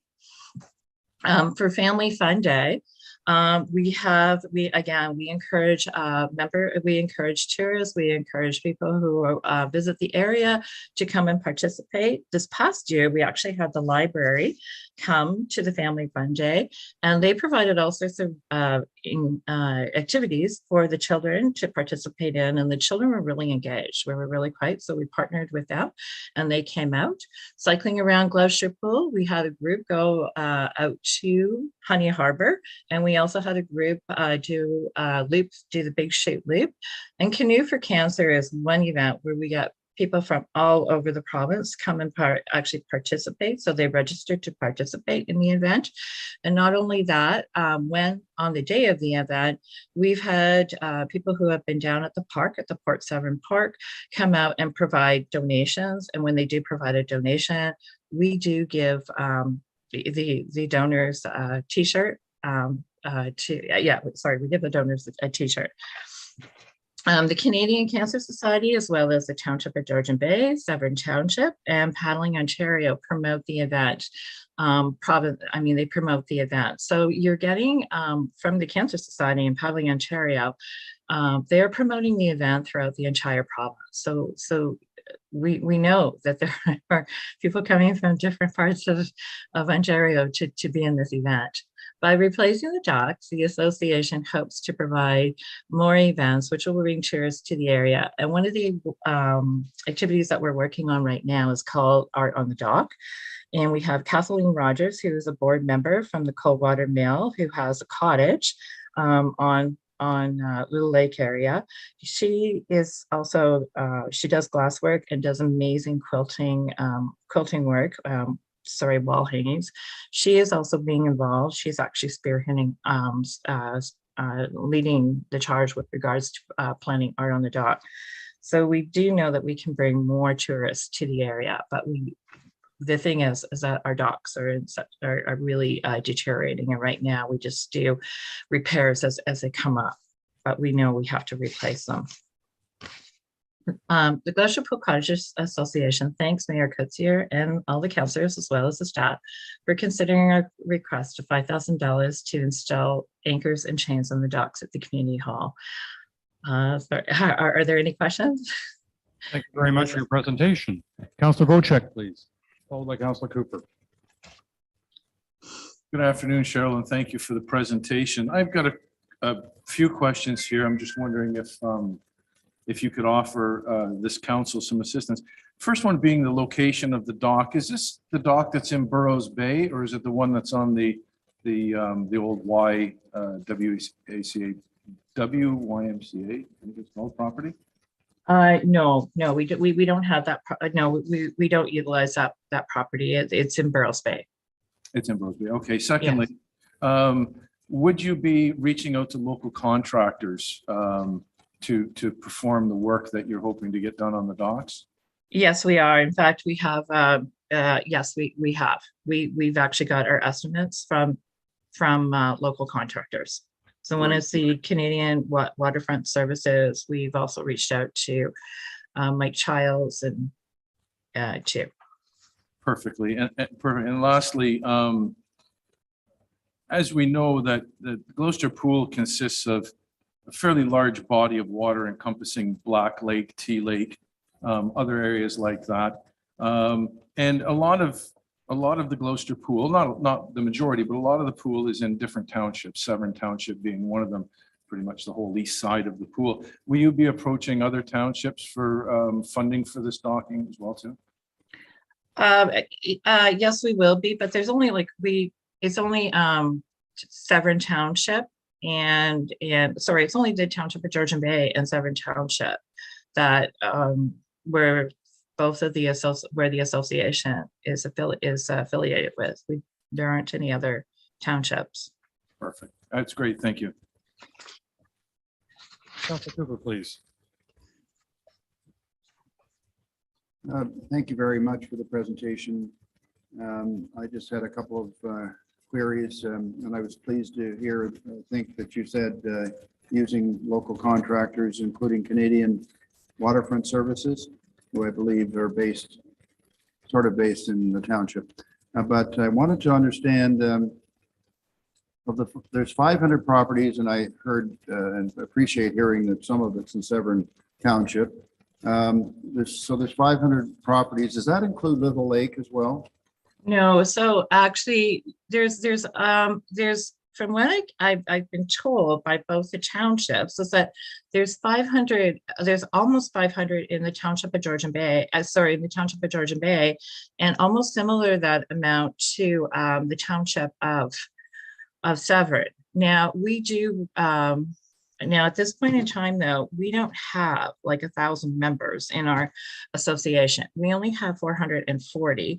We do know that there are people who have properties that own more than one property on the lake. And when we look at the number of property owners that are on the lake, we think that there's only about 700 property owners, because we do know that there are property owners that own several that do own more than one property. So I know it brings us down. So we do, at this point in time, we only have 450 members, and they pay membership of $50, which right now is going towards funding events, our events, and also maintaining docks and taxes. We have been working on trying to increase the number of members, and it's been a slow process, but we have been slowly increasing the number of members.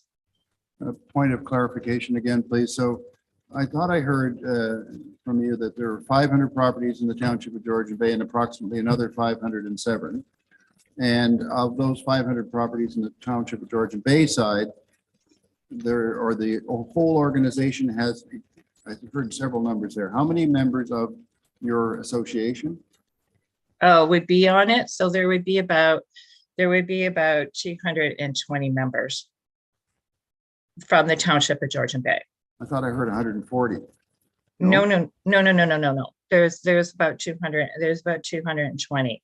So we have so in total, the Gloucester Pool Cottage Association has 440 members. And roughly half are in our township and roughly half are in Severn. Yes. The property. Yes. Of the, yes. But the of the members. Too is about 50-50 then? Yes, it's about 50-50. And so we have 1,000 properties, but there's less than half of those are actually, or no, more than half, but 600 or so are developed. Is that it? Or you know how many of those properties have something on them? On them? No, I'm sorry. Unfortunately, the townships do not give that kind of information out. I tried to get that, and they're saying no. That's a privacy concern. So I don't know that. I'm just trying to understand the magnitude of the township, or sorry, the area in terms of number of residences. That was it. Thank you. Okay.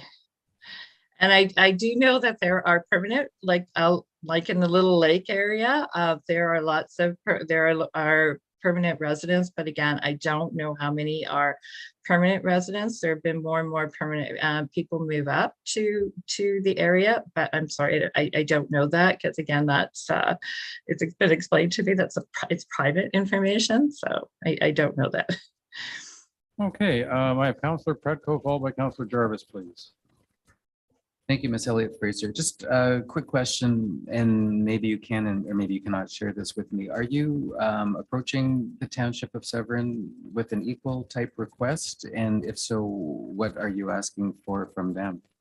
And well, at this point in time, the Township can't, we can't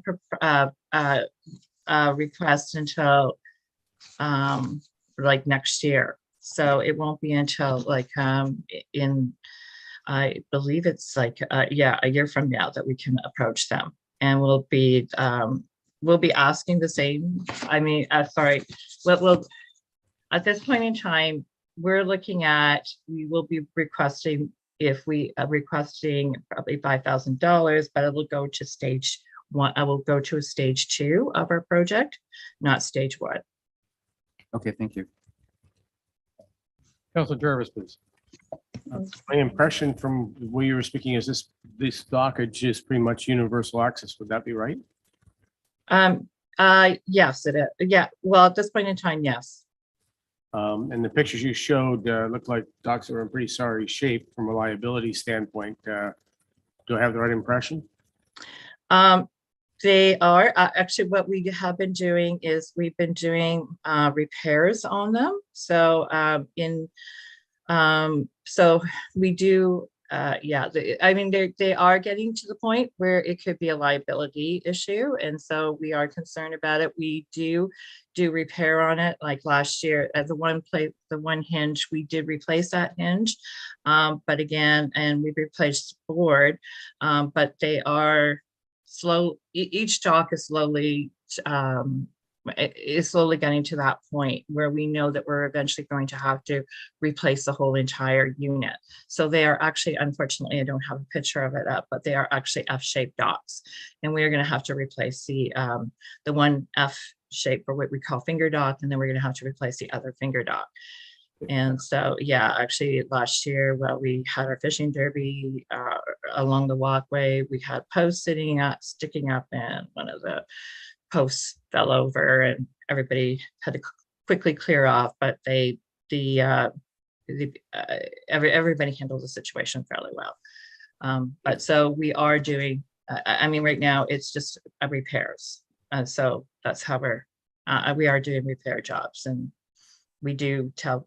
As people come onto the docks, we do tell people, we direct them. We have people come on the docks very slow, only a few people at a time, and we direct them to a certain spot. We direct them right onto our land, so they stay away from the dock. So there isn't to avoid any type of injury. Yeah, these docks, I presume, were stored, are not pulled out of the water for the winter, are they? No, they're not. No, they're not. No. Thank you. Councillor Graziano. Thank you, Your Worship. Perhaps a redundant question. I did hear my colleague, Councillor Jarvis, ask whether or not they're universal access, but I'm curious to know, are the different events hosted by the GPCA open to all township residents or strictly members themselves? Okay, so at times, some of them are just members, and at times they're open to all township. Excellent, thank you. And I'm assuming that the same would be if the event that a non-member had an issue, they could use your docks if required. Yes, yes. Thank you. All right, I don't see any more hands raised. So Ms. Elliott-Fraser, thank you very much for your presentation. And thank you so much for allowing us to present our proposal. And thank you for your patience for being the last one in our long list. Thank you. Bye. Council, I'm going to suggest a lunch break. I have one question for you. Is 35 minutes enough?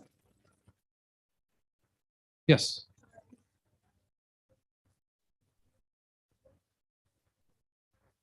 You go, you do your 30 seconds. I bet you can't do it. Time's up.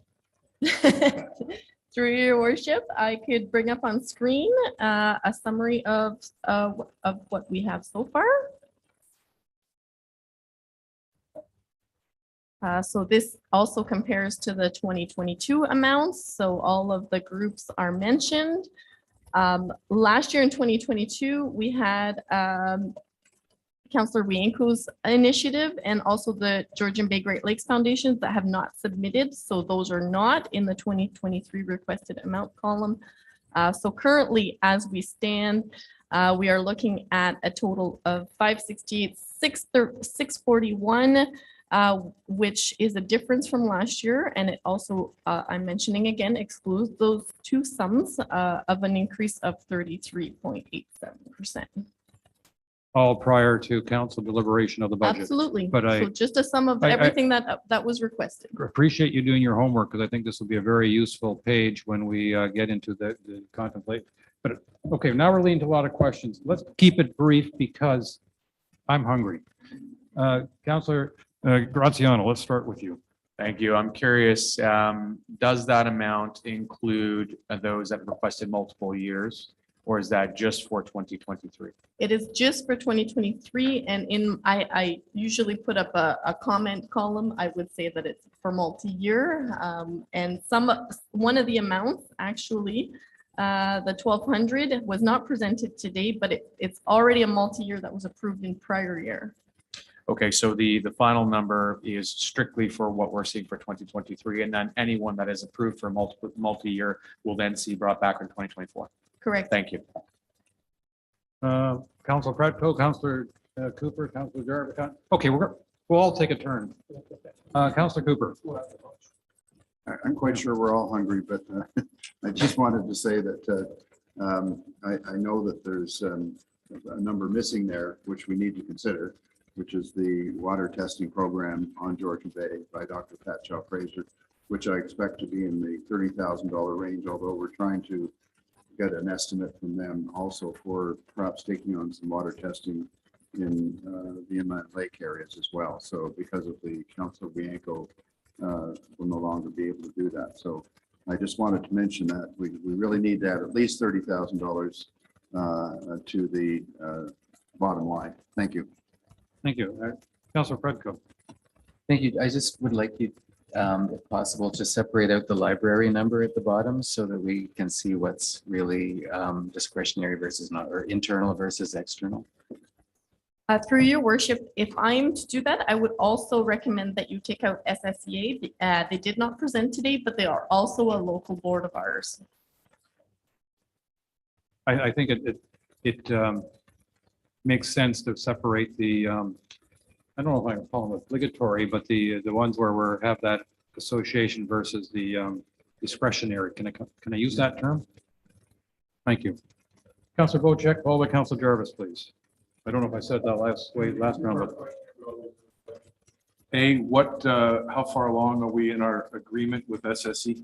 If it's a 5-year agreement, are we 4 years into it or? Through your worship, I'm not 100% savvy with the agreement, but I believe it's a green agreement, which means it auto renews, and we have to give I believe a 2-year notice to get out of the agreement. So it's not something that has an end term, let's just say. Okay, thank you. And my second question is, any of these groups we're relying on for provincially legislated reports to do with climate change or anything else that we do not do internally, that we rely on them to provide us with the data for anything provincially regulated? I do not have that answer. Thank you. Councillor Jarvis. Microphone, please. guess it depends on where you hit the switch. Cognashene Community Church, Julie, you show 15,000. I thought their ask was for 10 on top of 5. That was already committed to them. Is this the 15 you're showing a total of our commitment? Correct? So we haven't already given them 5? No, and that's, I was a little bit confused. If we did provide them 5, but I was wondering if they were asking for another 15 or 10. So if I've got, she's asking for 10. Yeah, 10, Okay. yeah. Thank you. That we've.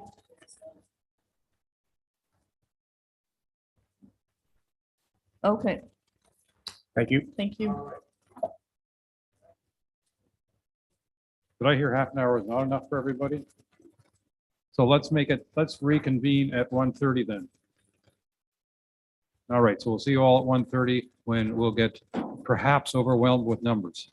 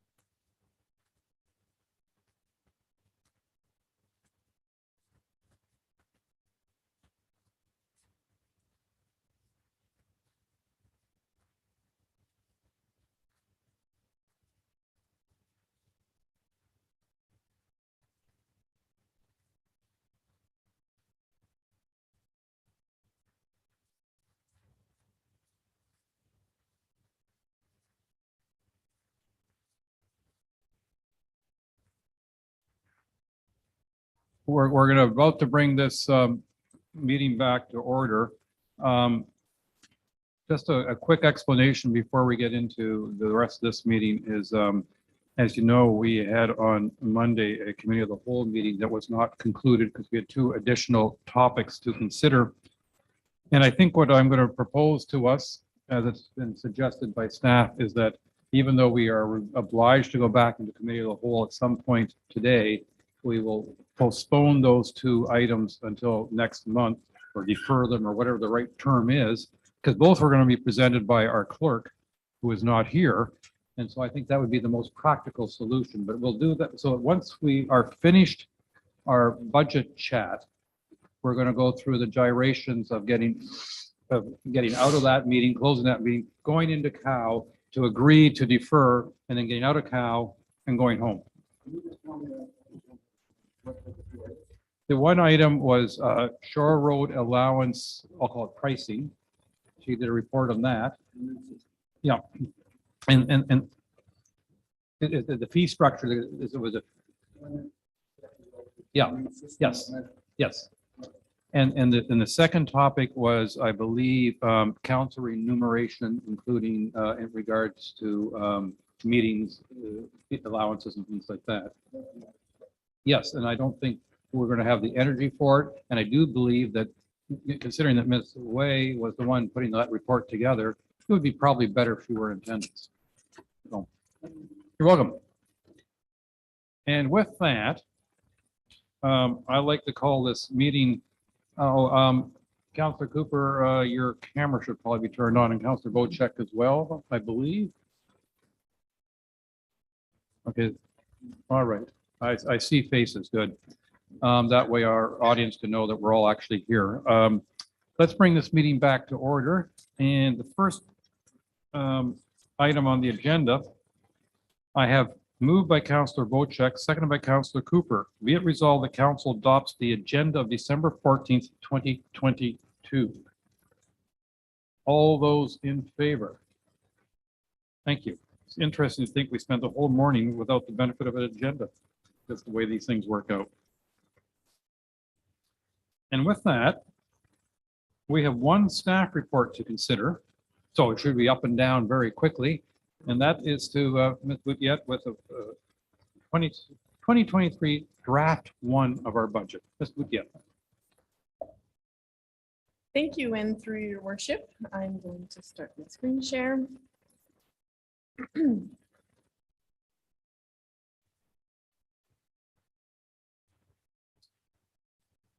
Okay.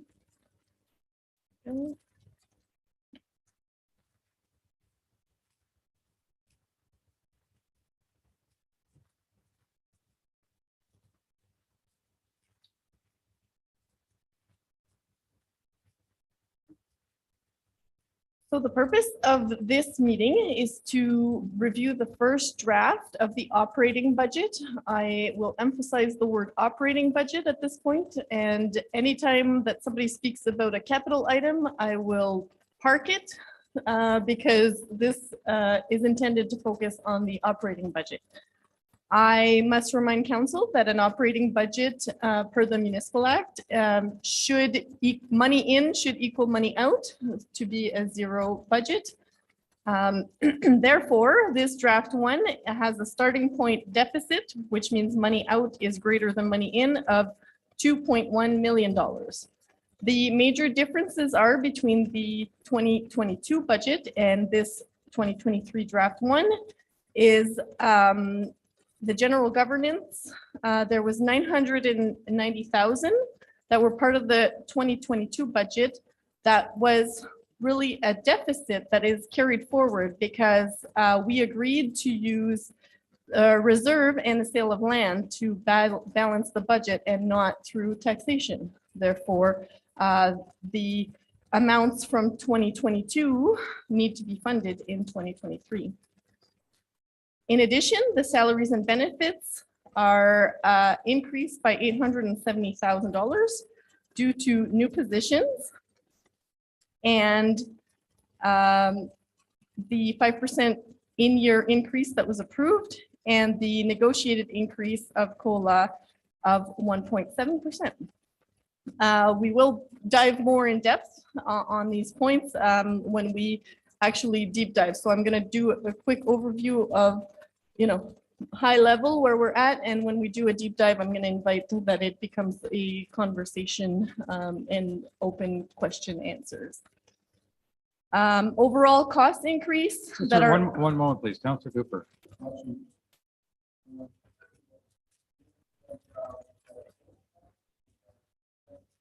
That's the increase from 2022. Correct. Thank you.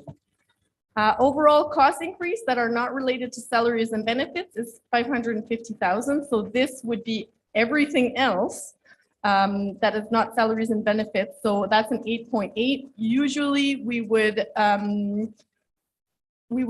assume that we'd be in line with the Toronto or Ottawa construction index of 15.9 or 12.2. So the fact that we are under means that we did cut back, even though inflation is higher than what we are proposing for a overall cost increase. And also the 2022 and 2023 operational one-time budgets are similar in value, therefore not having an impact on budget.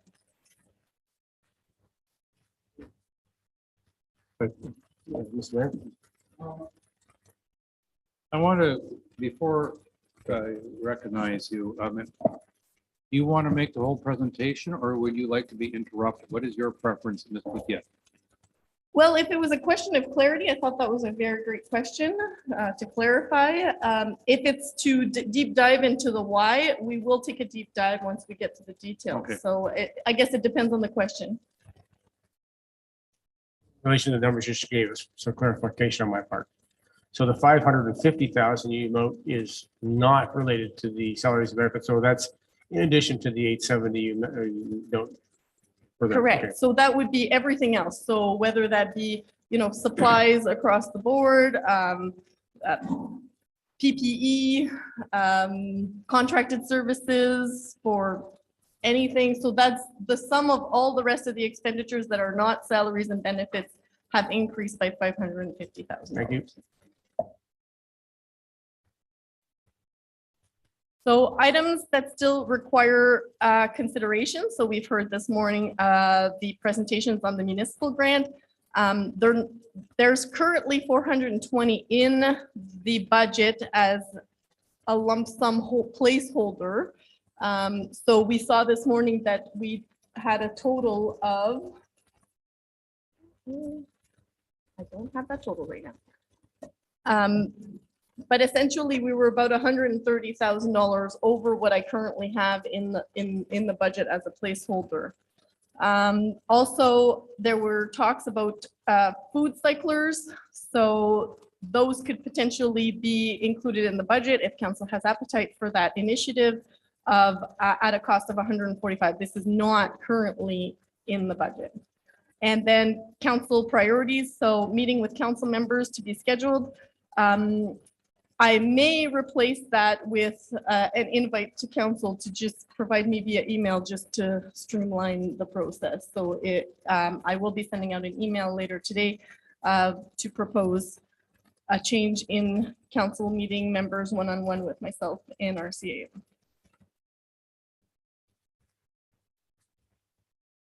So impacts on taxpayers. So keep in mind that a 1% increase of the general tax rate will generate $48,000 in additional operating income. So I want to remind council that our tax, the way we structure our taxes is that we have two levies here at the Township of Georgian Bay. One is a capital levy and one is an operating levy. So when I talk about the general tax rate, I am talking about the operating levy.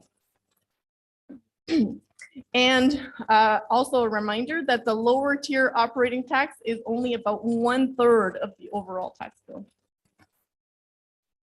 And that little graph demonstrates that.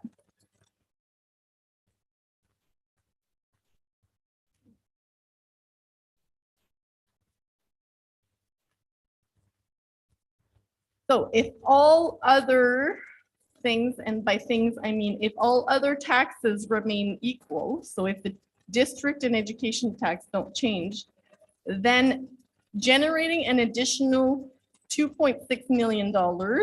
And the reason I'm talking about a $2.6 million versus a 2.1 that I mentioned on the first slide is because I'm making a quick exception here that this also includes the potential capital increase that we need. So,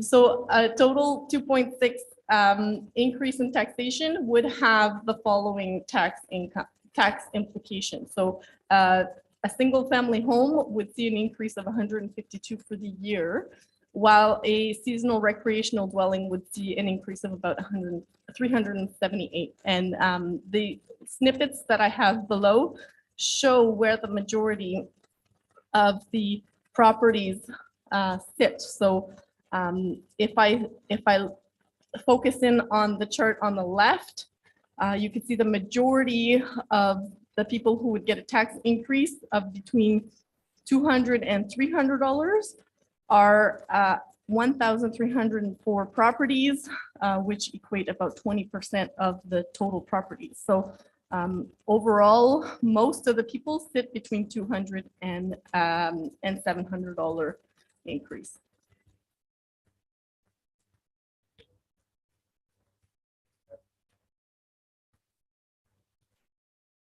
I can pull that up, yes. I'm sorry, as a point of clarity, if I can, you said the majority of our constituents would sit between $200 and $700 in increase?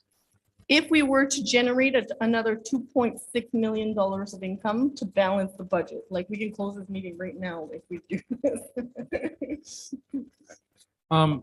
As a point of format, in theory, all these questions should be going through me. I'm going to give that up at this point. Let's treat this as a cow meeting in the next little while, and each one of you will be free to speak, presuming you don't dominate the conversation when I have to say, give somebody else a chance. All right, I think it's just going to be easier. I don't think you will mind, Ms. Boothia.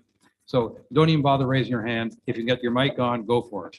Point of clarification then, Julie, just so I understand the 2.6. I told 990,000, 870,000, and 550,000. That got me to 2.410, which is certainly higher than the 2.170. So where does what about the 2.6? What's that? So the 2.6 is the 2.1 plus about 400 and some $1,000 of capital increase of our capital levy that we're also going to talk about at draft 2. Okay, so how did I get to 2.4 as opposed to 2.170? So I just highlighted on the first slide the major differences that were easily grouped. There are a bunch of little pluses and minuses that make up the additional difference. So is it really 2.4 or 2.1? It's 2.1, the actual amount that we're currently missing to balance the operating budget. So there was something overstated in those other numbers, in other words. There's a sum of additional pluses and minuses that that would reduce that 2.4 to 2.1 that weren't singly worth mentioning at a high level. Okay. All Greek to me. And this 2.6, can you equate that to like our total budget? Are we talking 10 million plus now 2.6, or can you just give me really the top, call it bottom line, top line, whatever you want to put it? Yes, correct. Is this like a 26% increase or 25 or 20% increase? It's actually an overall budget increase of 20 point something, which would equate to a potential tax increase, because 48,000 is the number, a potential tax increase of about 42% on that portion. So this is where I'm sorry, I'm trying to get to 2.6 million over what was the grand total, let me call it in 2022, that we're adding this 2.6 million to. Was it like 11 million? I've forgotten the figure, and that's why I just want that big figure. It was 10.2 million. Okay, so this represents, for argument's sake, a 25% increase over that 10. Yeah. I mean, I'm rounding, but therefore, in theory, we'd be asking 25% more from our residents than they paid last year. 20% is the actual. Okay, well, Number. that doesn't quite work out, but we're not going to worry about that. But we're talking big time increase. What about that massive surplus we had? That we were talking about? That has to come in the conversation at some point here. If I may as well, almost $1 million of that number was patched last year. So. But we still have to catch up. Right. Pay the piper.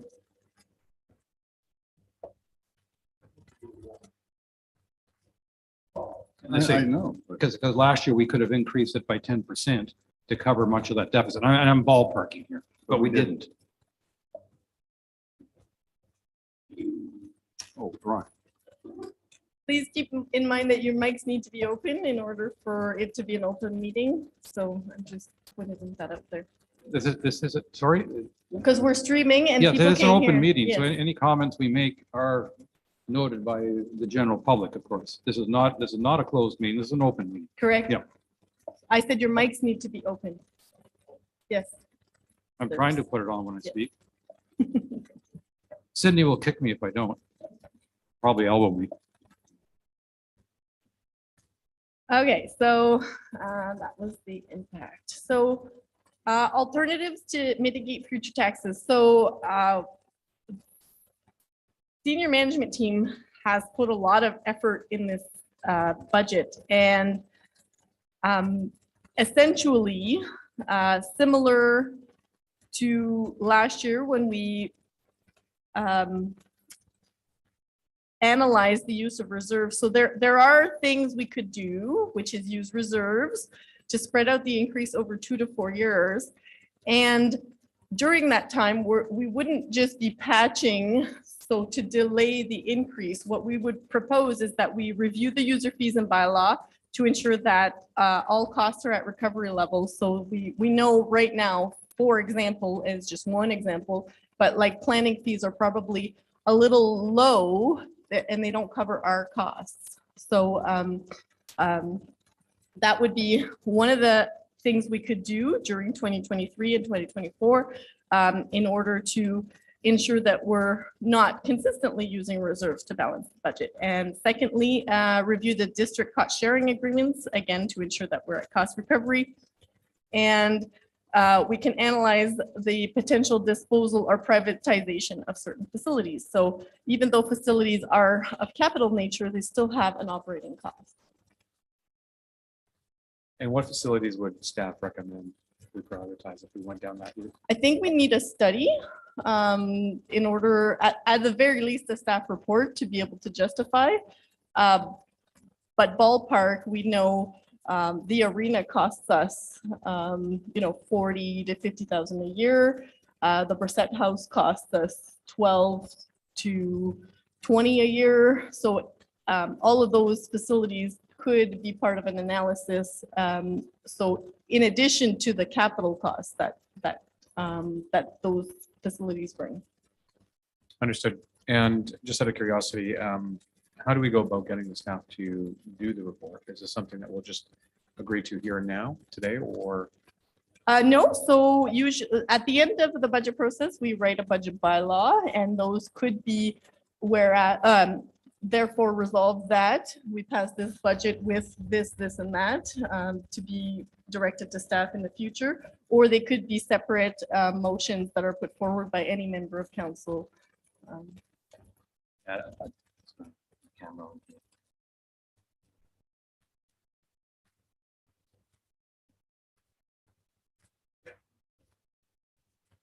Yeah, I'd just like to add that these cost savings measures would be done during the course of this year and not necessarily by the time council fixes the budget. Because an analysis for the potential disposal or prioritization of certain facilities, that's going to take some time. But we do recognize that there are certain areas, even for example, the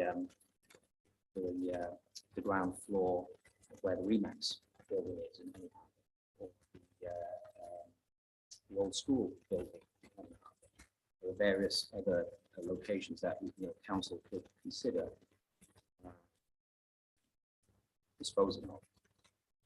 And the MacTier arena is actually, it's more like 110,000 per year. That will negative. So there's a few things that we can look at. You know, the district cost sharing agreements. Are we getting fair market value for the service that we provide to the district and maintain their roads?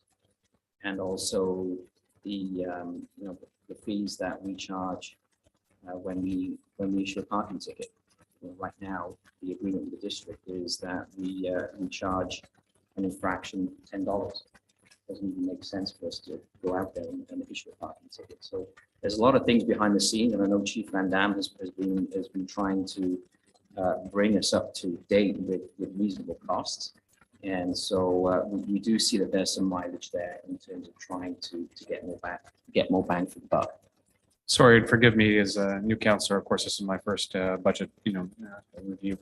Are we not putting the cart before the horse by approving something now rather than reviewing recommendations on how to cut in advance of approving budget? So we're not proposing that we put any direction at this point. We're reviewing draft one. And what I am trying to say is that we could use reserves for the 2023 year to balance part of the deficit in order to gather some time to do those that we can then use in our 2024 budget planning. So, for example, in 2022, council determined that we were going to use $300,000 of budget of reserves plus $600,000 of sale of land to balance the budget. At that time, it would have been probably optimal to direct staff to do some of this work in order to get to this budget period and have identified some savings. That was not done last year, and we all know last year was, one, an election year, and two, very difficult human resource wise and staffing and so on. I'll turn myself on here. Sooner or later, we got to bite the bullet.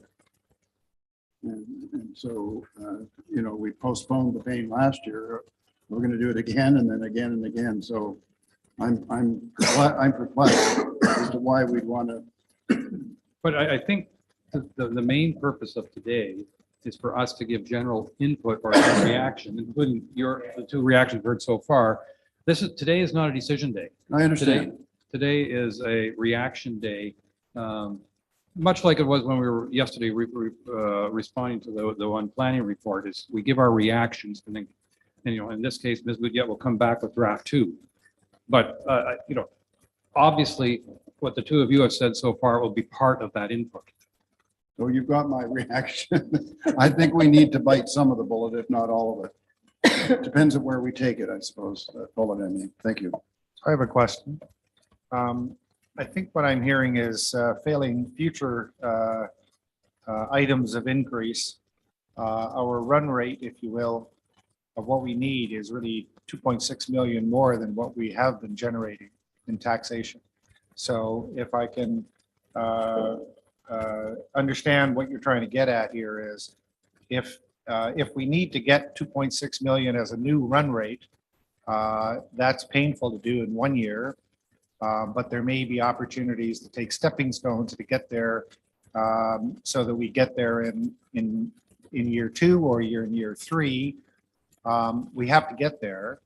And so I guess what you're trying to suggest is there are strategies that we can consider so that it doesn't look and feel so bad in year 1, but that we, instead of having 1 year with a 15 or 25% increase, we might have 3 years with a 10% increase. Correct. Okay. Well said. Thank you.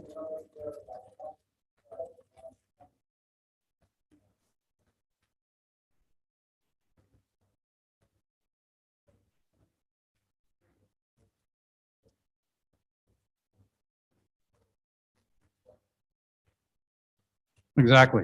especially with our mic turned on, we could do that. But yeah, for those who didn't hear, Councilor Cooper saying that following Councilor Hazelton's remark about our run rate is 2.6 million higher than what we've been collecting. Councilor Cooper has also quite correctly pointed out we could try to reduce that 2.6 versus just debating about how painful we make year one versus years 2 and 3. Absolutely. And if I might tack on to that, if we choose to operate at an additional 1.3 instead of a 2.6, we have to be clear on what that will impact the service levels. Let the discussion continue. So, not that I'm against the idea of cutting back, but we have debated the MacTier thing, MacTier Arena for a while, and I would think that the MacTier Arena is a very visible entity that we probably don't want to liquidate. And even though it costs a lot of money to run, it's part of a township having a community. And similarly, the Park Landing building, ground floor, those of you who have had chats with the library staff will know that the schoolhouse really is not an appropriate venue. And that we do need that Park Landing ground floor for library summer programs and perhaps even a permanent move back scenario. So, I heard those two items as possible areas of cut, and I would personally suggest that those are not areas of cut that we want to entertain. Just to clarify, if we were to be directed to do a facility assessment report, I think we'd be able to do a deeper dive of all aspects of what, disposal or privatization of any one of those facilities would do. So we're not proposing any one of at this point in time. We're just proposing that maybe we should do some sort of a study analysis. Once we one of the ways that might help us get a better grip on some of these facilities numbers would be to have a list of all the facilities and what they cost us.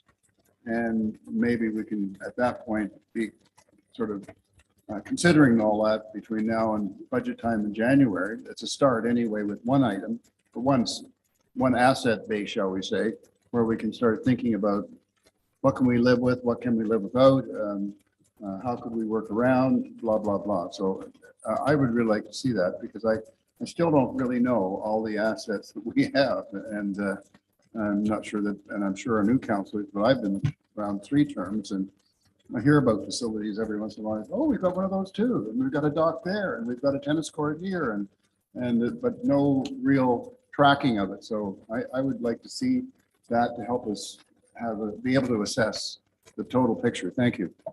I also understand that we have a variety of properties that are being rented, leased out, and I've heard rumors to the effect that we are not capturing market value rates for these properties, or that rents, leases, whatever, have not been revisited for a while.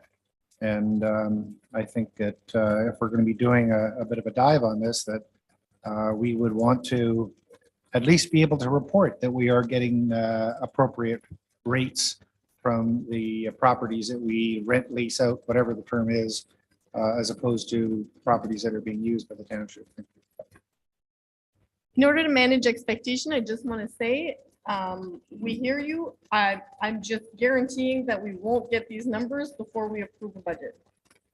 This would be part of a work plan. So what we could do is use reserves to take 2023 to get that information tallied, analyzed, and proper recommendations. But I would have thought from your asset management plan that you could at least give us a list of the assets. So what is public knowledge is posted in that asset management plan. So share it with us. I mean, you have in the past, but just for our convenience. Yes, sure. Sure. I don't, nobody's spoken up on the other side, so I'd say keep moving when you can. Perfect. So now we'll divide and conquer. So this is really the agenda. So how we're gonna talk about all of the different detail of the costs. And with the exception that Greg will also do sustainability communications and also community support and food bank on behalf of Jennifer Schneider.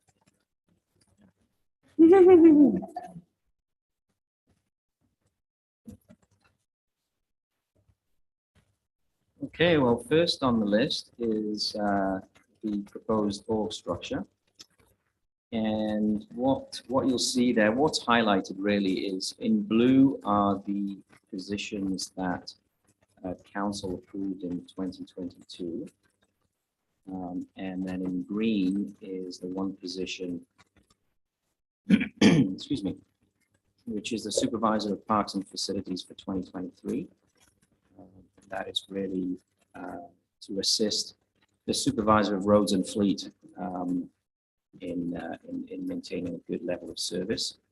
Also as a good backup as well, if one supervisor is on vacation or is off on sick.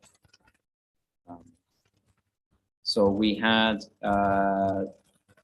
did have a director of human resources, and I think halfway through last year, there was an agreement with the town of Cognashene that was not renewed. So prior to that, there was 50% director and human resources coordinator who was between Penetang and Georgian Bay Township. And then that reverted to having a director plus a human resources coordinator. And what we'd like to try and do this year is to allow the current human resources coordinator with external assistance to hopefully progress up the up the ranks and develop. And so we want to try and maintain that single position there in HR. Planning is another significant moving target right now. We do have a certain budgetary amount in there, but with the significant changes that are happening almost by the minute, I suspect that by the second draft, there'll be a revised budget in there for the planning department. Greg, can I ask a question about planner? Sure. In the blue box, you indicate planner 1 and 2, and then brackets are number 3. Correct. What does all that mean? That would be 3 positions. Between planners 1 and 2, that would be three positions. And Greg, excuse me, a couple of questions here. Forgive me because I may have not heard it. Are open vacancies currently denoted by a color, or are they? I'm sorry? Are current open vacancies, positions that we do not have filled, denoted by a certain color? This represents a full complement. Can we get a org chart that shows the open vacancies that we have currently within our organization? Absolutely. Yeah. The second question that I have to that is, I see that we're kind of top heavy on the planning department. Is there a reason why we need a manager and a director? Well, in simple terms, it is the as you've recently experienced, planning is front and center for the township. So if anything, we'll be going even more top heavy for planning because we want to be able to deliver good quality planning reports and advice. And fair enough. So if you can help me understand, just work with me here for a moment. A planner 1 is a junior planner, is that correct? That's correct. And so a planner 1 would then move into a planner 2 role, from a planner 2 role into a planner 3 role. To a manager. Oh, into a manager. So 2, then manager, and then director. Yeah. So would we not want to have more 1s and 2s and perhaps eliminate, and nothing against David here, I'm just using as an example, the manager of planning and then have the director. So have more individual contributors rather than management staff. I would assume that the director would be somewhat of the subject matter guru who would oversee the 1s and 2s in their work, similar to like a law firm and how the senior partner oversees the juniors? Absolutely, yeah. And so this structure here really is geared to, again,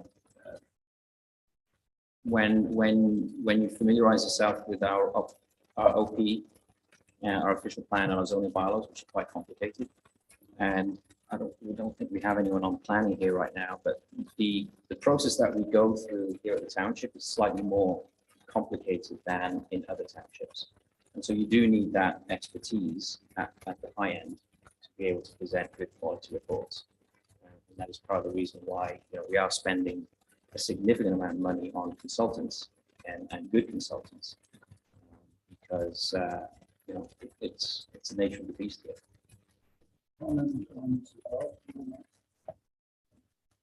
So, am I on? Yes.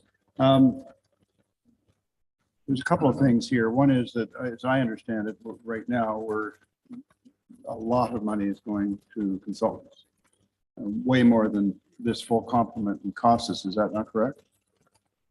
And the second question I have is, if we had, as we hopefully will have, a director of planning and a manager of planning in relatively short order, and let's say a planner one or two, whatever, one of them, I want to understand from you, CAO, our director of planning will probably in time be able to be involved in more of the strategic side of things, but in the short run, there's a stack to deal with. And I would guess that both the director of planning and the manager of planning would be diving into the work that's at hand at the moment. Is that a fair enough comment? Yeah, absolutely. And the other advantage as well of having more senior staff on board is that when we do go and look at reviewing our OP and our zoning bylaws, we can do a lot of that more in-house as opposed to subbing that out to external third parties. I think we also have to recognize that over the years, and certainly in the last half dozen years we've watched it, too many planners have left in part because they've been overwhelmed, too much work. And that is a consequence of a few things. One being that most applications take more time than in other municipalities, in part because we have so many community plans, in part because it's challenging geography, in part because it takes forever to get to some of these sites to have a visit and see what's going on. So it is a more challenging planning environment. We also have a lot of individuals within our township, whether they be on council or do I call them private residents, but residents of our community who are very interested in planning and very concerned about planning policy, planning direction. So it is a very it's a very stressful position. And if we have a stronger team, then that stress can be spread out and become more manageable. And I think we have to recognize that reality in this township, that planning is not a simple, straightforward task. And I know, for instance, the last two relatively junior planners, in spite of the fact that they could reach out to the consultants, they felt overwhelmed not having I'll call it in-house mentor, for lack of a better term. I really support what you're saying, and I just would add, if you don't mind, that if we have the horsepower, I'm going to call it horsepower, the human capital in these top positions, another thing we need to consider is not just the costs that the fees that we're paying to consultants. We've got a whole bunch of OLT and legal fees that we've been trapped into for the last 10 years that have cost us a mountain. And if we can have that kind of human capital at the top, I think we can avoid a lot of that. Myself, that's sort of where I sit, having been exposed to this for so long. Thank you. Greg, if I can just carry on my comments. One question I did have, and we spoke to this, I think, initially during our inauguration, was do we have a request for budget to hire a recruitment agency to help us? Do you feel that we need one, out of curiosity? It's just a general question. Do you feel that we could benefit by having an agency help us acquire some of these planners? So we do use consultants when it's required. I was hired through a consultant. We have used consultants to hire other members of the senior management team. At this point in time, touch wood, I think we're probably in a good position. So whenever it's required, whenever together with HR, we feel that now's the time to go external, we will do that. And you know, and at times it's backfired as well.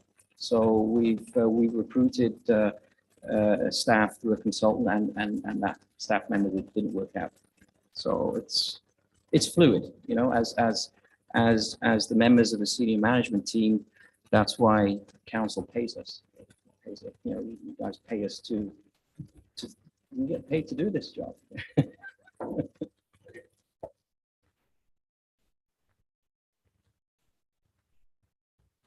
So those are the major, really, those are kind of the you know, the main reasons why we have this increase of the 870,000 is A, it's the 5% plus 1.6 or 1.7% of COLA for this year.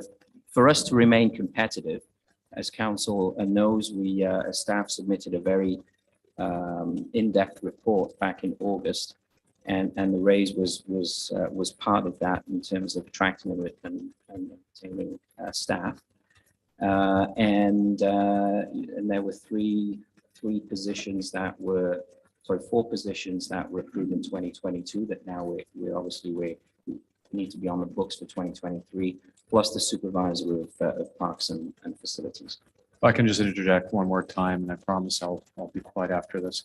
What is the difference in budget from 2022 to 2023? I'm sorry, the bottom of mine is cut off, so I can't see the numbers there. The different amount is 1 million. The budget last year was 4.6 million, and the Okay. budget this year 5.5, but the estimate for 2022 is 3.9. But that, Right. of course, doesn't include the consultants, I presume. Is that correct?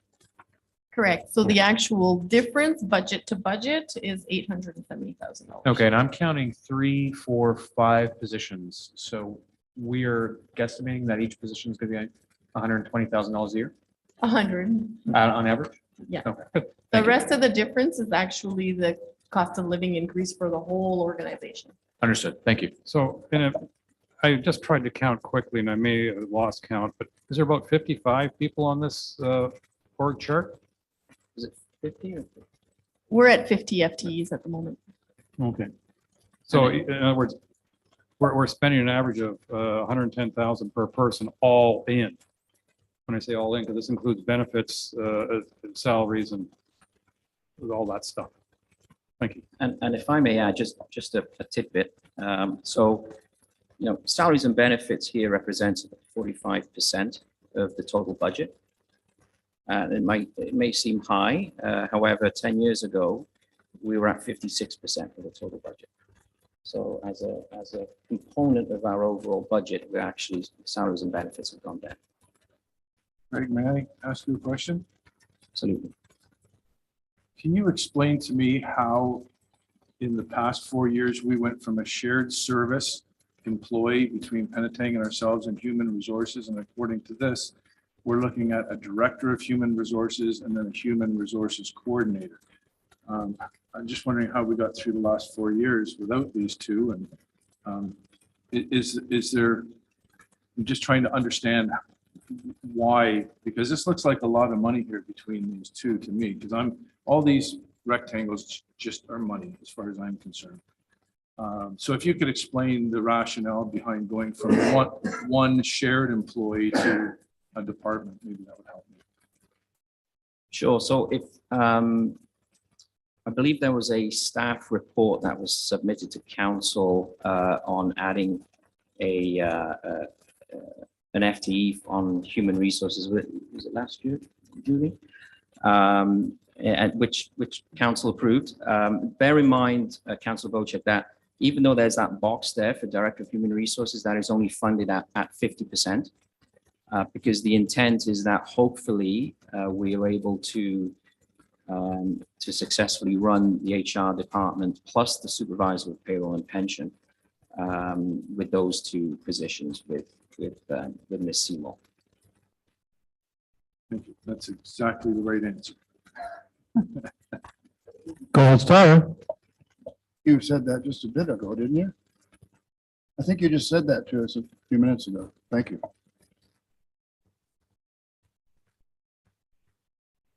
I'm going to be a pain just for a moment, but you said that we have 50 people in this org chart, and I've counted it 3 times now, when I get into the mid-50s. Is it difference because you're not counting the students, or your absentees, or what's going on here? You're absolutely right, MacTier. So the Director of Human Resources is 50%. The Deputy Chief Building Official is 8 months seasonal. And those, I should have explained it, my apologies. Those positions that are in green at the bottom are seasonal part-time. Okay. I'm feeling much better now. Yes. Thank you. Yes.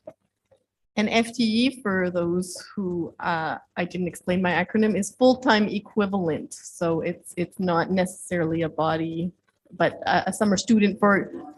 That's right. So so a student, for example, is only like 0.6 of a, or even probably less than that.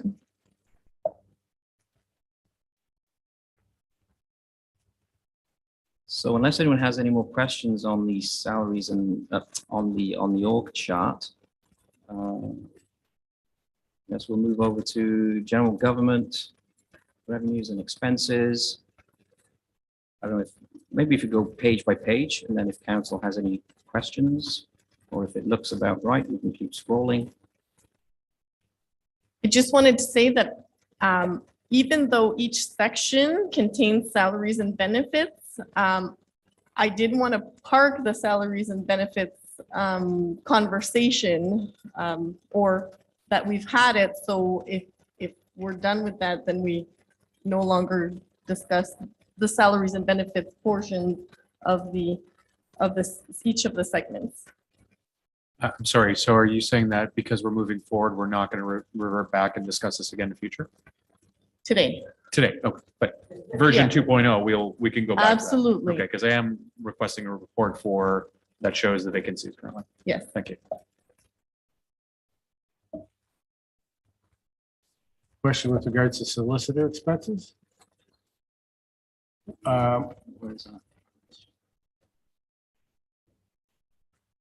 So just for simplicity for everybody to follow suit. So if you could name what I call the department, which in this case, what's on screen is 50/50 general government. If you can name the department you're talking about, and then the last 4 digits of the account would really direct everybody to be looking at the same thing. Oh, okay. So, yeah. 50/50 general government would be items 2612. Yes. What is that? What position is that? So Or was that, I guess? So solicitor is our legal expenditures, and they're pretty much broken out in every department depending on the subject matter at hand. So that'd be outside Legal counsel. legal counsel. Thank you. So in this case, we don't have any budgeted. So if I may explain what general government is in terms of a department, it's really the catch-all of everything that doesn't fit somewhere else. Miscellaneous for everybody else. Miscellaneous. So I'm going to start at the top. So I'm talking about general government 50/50, line 1115. This is our OMPF funding. So OMPF stands for Ontario Municipal Partnership Fund. So that is really, we don't have to apply for this funding. It came when the province started downloading items to municipality. And I believe, if I recall properly, the increase was around, oh, I have it in the notes. The increase was very minimal. It didn't even capture cost of living for the year.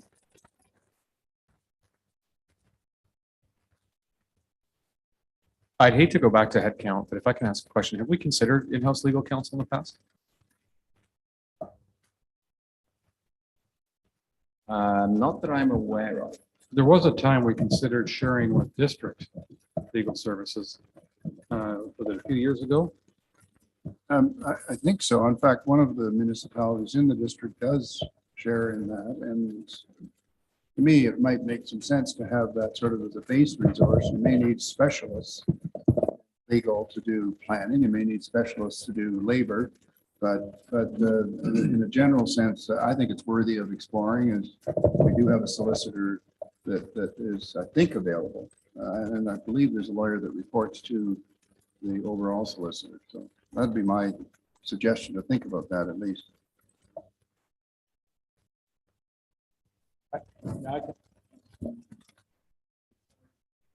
That big black thing in front of your face?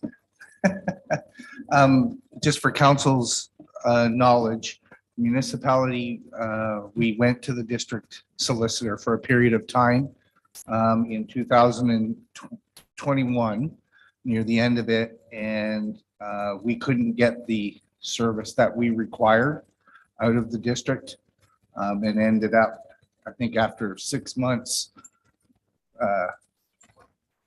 we had to quit that. We couldn't get answers to keep the day-to-day running. So we ended up going back to our own solicitors. Fair enough, and I can appreciate that. So rather than looking at maybe a shared model, why not consider, and perhaps staff can review what cost savings we would realize if in the event that we went and brought in an in-house generalist.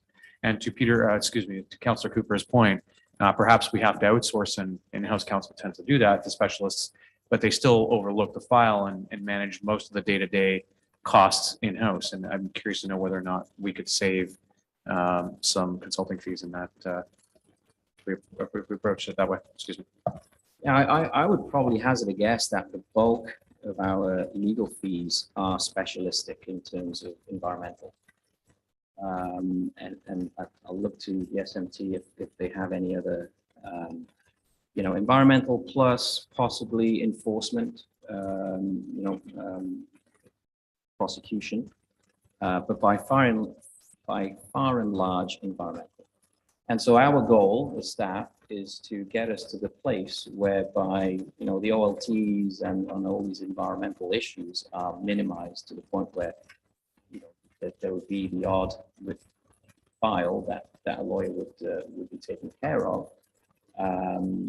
But not to the extent that we're seeing at the moment. And just as an alternative thought here, perhaps we look at where we spend the most in legal fees, hire a lawyer, in-house lawyer that specializes in that area, but also can act as a generalist. So they're dual function. And then we only go to the environmental specialist if it's environmental, that we tend not to do as much. So just food for thought. We should, a lot of our legal fees are because we could not use our in-house planning staff or an in-house solicitor. We would have to go outside because it's a decision of council that went against our planning department, which means we could not represent ourselves at a hearing anyways. So we need to eliminate that part. And if I may, I still think there's some merit in looking at other avenues as being suggested here. And the other thing is that, judging from the first council meeting in the district, I see some very interesting alignments with the Muskoka Lake. There's a completely different sort of mindset there today. And there are neighbors, and I think we should consider that. It's a big operation anyway, and maybe we need to talk to them. I find the new mayor and many others that are, I'd say, very much more aligned with the challenges that we have, including the challenges that we have in planning, which are significant. And maybe that's a specialty area that we need to go after. I understand the environmental piece you're talking about, but in truth, we need somebody that's tough as nails on the planning side to help us be more successful. So those are my thoughts. Thank you.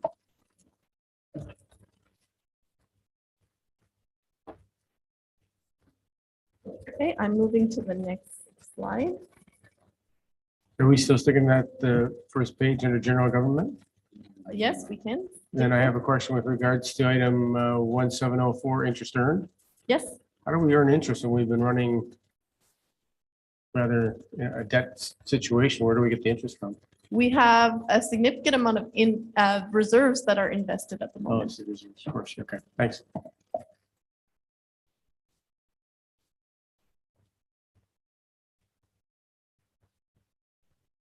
So you had under there just, grants and donations. That's what we're paying out, what others people might call fees and things like that as well. It's up to, I see in there like SSEAs in there. I'm not sure if I think of it as a grant or donation as much as I think of it as a fee for service. But maybe I'm just being a little picky, but I just want to make sure that's where we, that's a lot of what we have presentations about this morning were those three lines. Yes, correct. 2704, 06, 08. Yes, and I probably intend to consolidate all those for the 2023 budget. I'm not sure why we have three lines. But I think there's two clear categories that separate. One would be, I would call more the fee for service element, and the other being the more, I don't know if I like the word donations, but that kind of thing, the discretionary. I think I would label one municipal grants, and the other one I would label municipal boards, which would be the two categories you're talking about. Thank you. Anything else on this page before I move to the next one? What all does 2704 cover?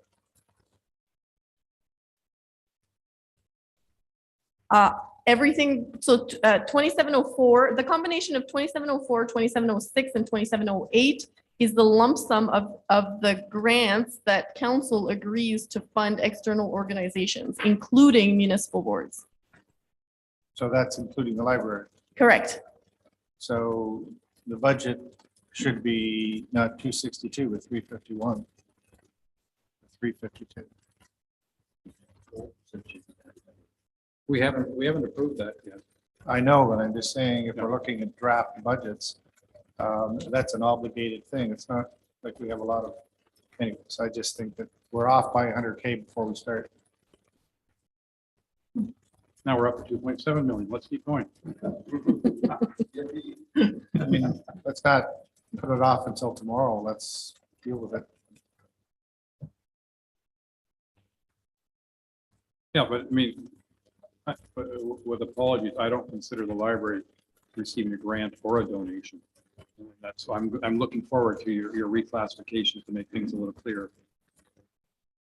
In the library might even deserve a line all by itself because it's going to be half of the total ballpark. Right. So it probably should have a unique line.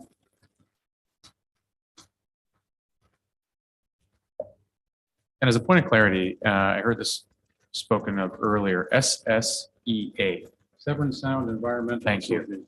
Thank you.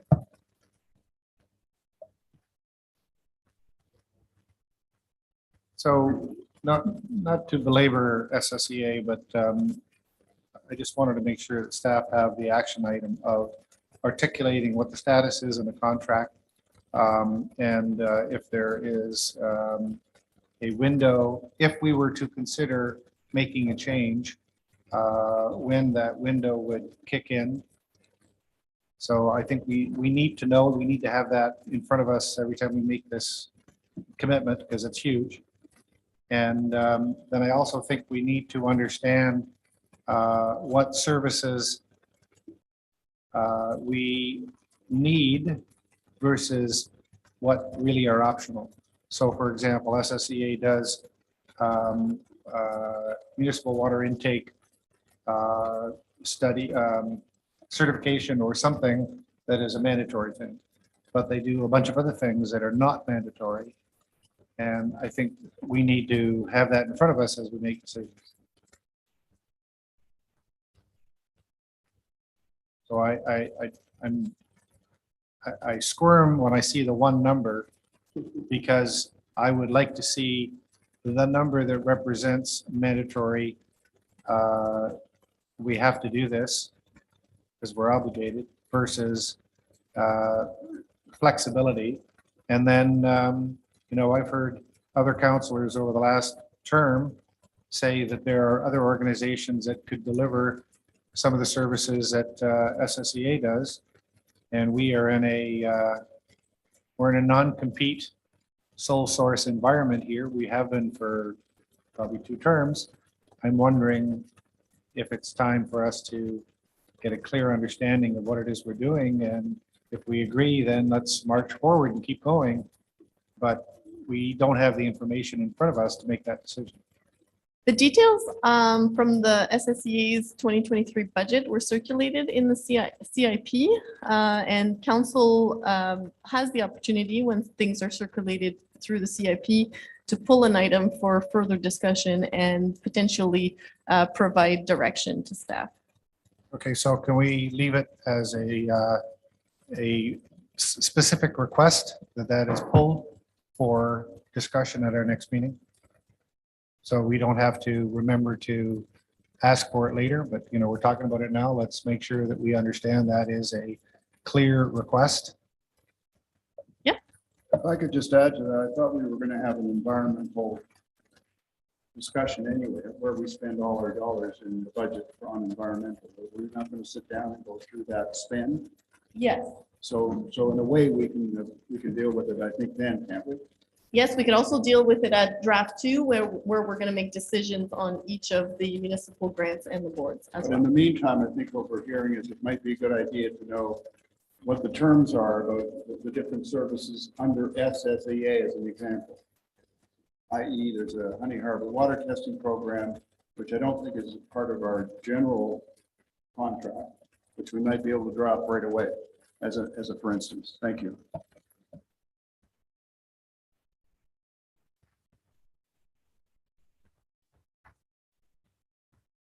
Also comments as around SSEA, I did bring out and note, pull out of that CIP that their financials gave us their deficit through, their surplus through 2021. We didn't have numbers, to my knowledge, for 2022 within the framework of that information that was provided in the CIP. So there's 2 different correspondence that came forward from the SSEA. One of them was their financial statements, and the second one was their 2023 budget. So I missed the budget. Okay. Yeah. So if I can understand properly, Councillor Jarvis, you're suggesting that with their surplus, they could help us fund our shortfall? Well, yeah, I think maybe we could withdraw money from the SSE to fund the library.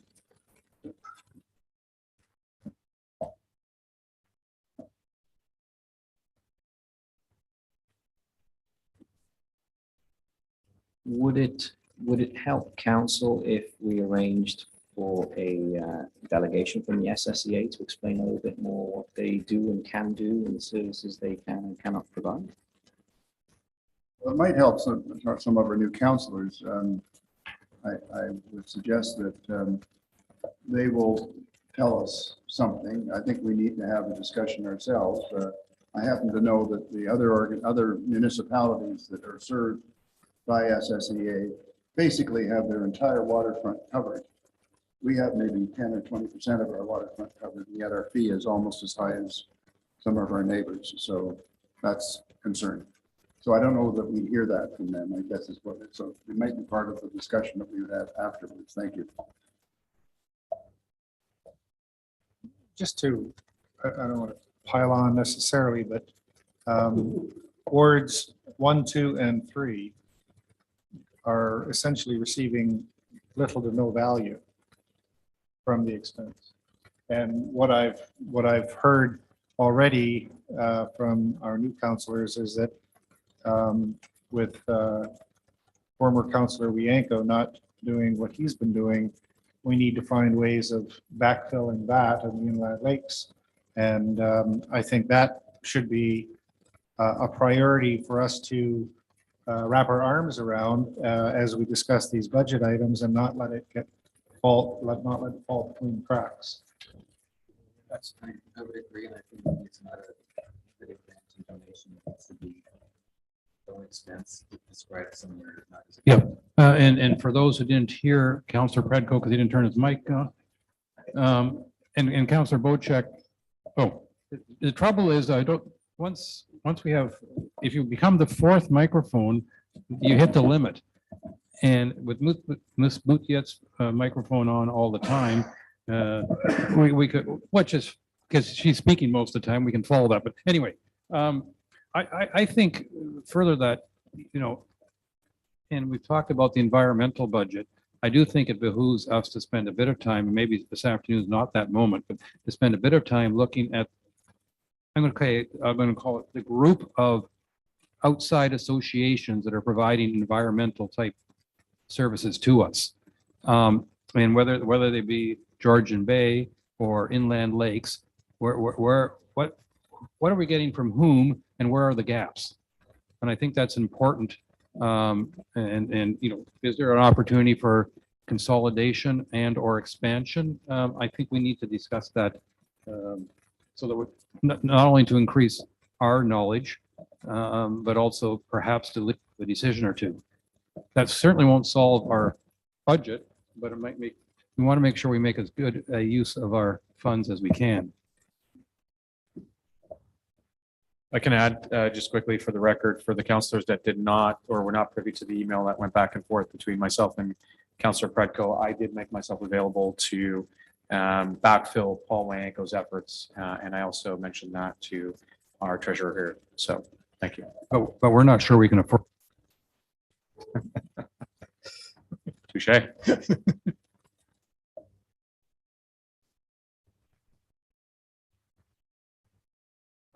I also am going to make the comment, it's 2:30. If we spend half an hour per page, we're here until midnight.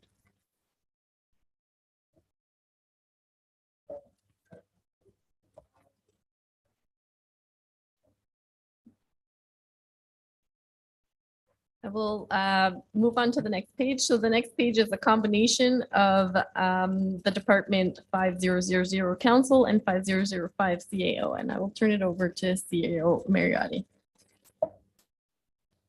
Ms. Bouffalette, you were doing such a great job up till now. I don't know why you're passing it over to me.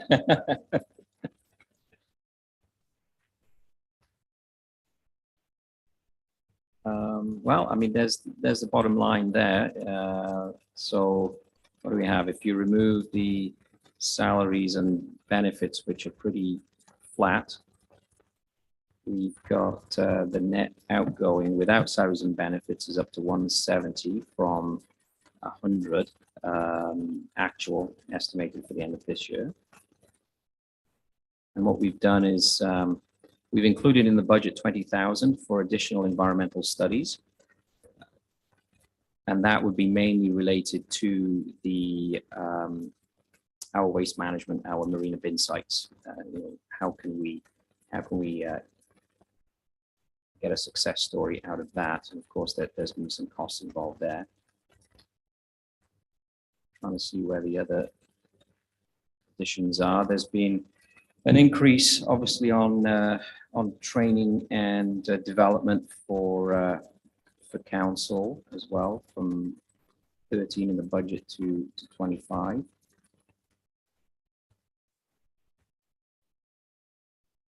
Another big factor is there's a contingency on the Department 5000-2606 for council initiatives. So that is a possibility that we could remove that piece. However, last year council did decide to remove it and yet still did council initiatives of $53,000. So it's up to council on whether or not we leave that contingency in there.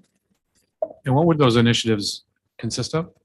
It was mostly the Davis Green Education Center that were part of that. Okay, thank you.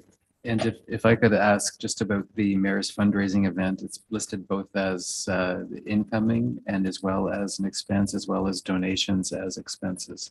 So is there a better way to account for that? I mean, it's because it nets to zero at the end of the day. It does net to zero. It just makes it a lot easier for budget versus actual explanations during the year, because really the whatever costs that we generate revenues, we have costs, the net is a donation given to the Biosphere. So that was in prior year.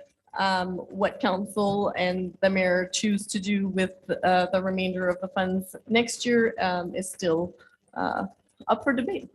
Okay, thank you. In items 2112, mileage, is that to cover the possible mileage that might come from this other cow session that we didn't get to? No, that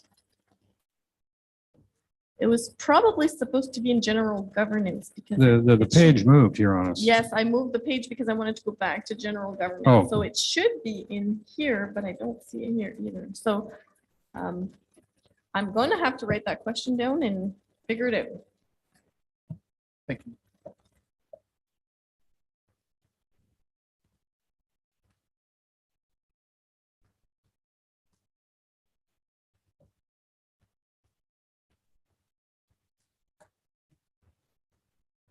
I think we've got to change the label. 2606 also says consultant fees in my, oh no, that's my version. Or was that correct? Say consult, yeah, so we'll have to relabel that council initiatives, the 2606. There's two 2606 in that page because we're covering two departments. One is council and one is the CAO. But they're both called But they both- consultant they both say fees. And if consultant fees. one is actually Yes, council. but initiatives. the-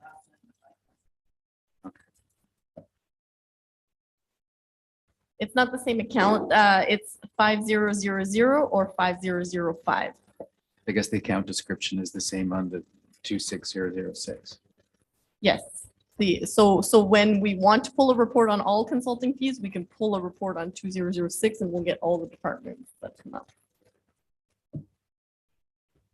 So if I understand this properly, Greg, you're not going to spend much money on solicitors next year? Let's scroll down a few pages. No, I mean, it says right here, 5005, 2612, solicitor, $3,000. Well, that means you're not going to need a solicitor for me. Right.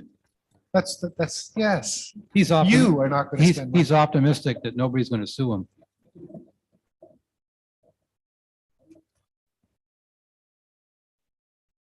You notice this year he spent almost 10 on it. So does council have any express, any desire to trim then the, this page at this point? I would go so far to argue that the consulting fees, again, 5,020 for 2606. But per Julie's comments earlier, that they attempted to do that the previous year, only to come back at 53,000. I wonder whether it's prudent. I can't imagine us incurring that amount of fees over the next year, but perhaps. It's a placeholder. Yeah, and the thing is, once we approve a budget, wherever we approve it, if we want to step outside the budget during the year, then that'll be a council decision of whether or not we step outside the budget, which does happen on semi-regular occasion. And if I may add, for the, William Davis Education Center study, council did approve that we pull from the working fund reserve. So even though it sits here as expenditures, that's the proper accounting for it. But if we need to, if we're not in a surplus position, we will pull those reserves. And if we are in a surplus position, then we don't have to pull the reserve and it's an expense of the year.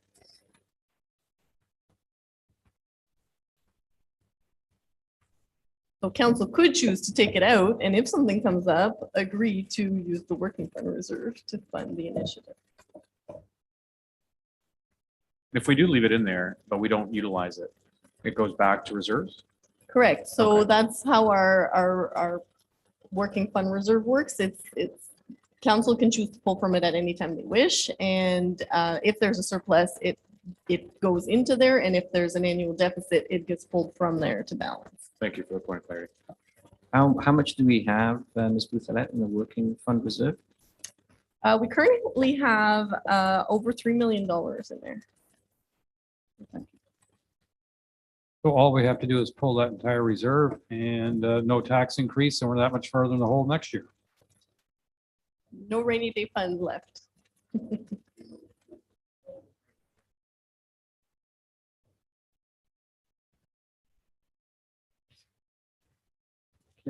All right, I think let's We go try on to the keep it next page? moving. Yes. Okay. So the next one is the clerk's page. And so what you'll see there is, again, we've discussed salaries and benefits. I believe some of that increase is Ms. Dutton joining us. Is that correct? I thought we weren't going to talk about salaries and benefits. No, furthermore? no. Okay. Fair enough. Slap me on my wrist. But I think it's worth noting here, the very first line, road closing revenue, that where last year we collect, or this year we expect to collect about $250,000. And when we get to talking about Shore Road allowance pricing, just for your, recognition, that's where this comes from. This is what the income generated by the clerk's department in Shore Road allowance sales. So I would like to suggest that we drop that in half because you're going to love what I have to say when we talk about the fees for Shore Road allowances. And it's going to be a fraction of what we are currently charging because nobody else in the world charges that. Well, I think we should then wait for that report that will come out. We could have discussed this afternoon, but the way everything's going, we'll be discussing it next month.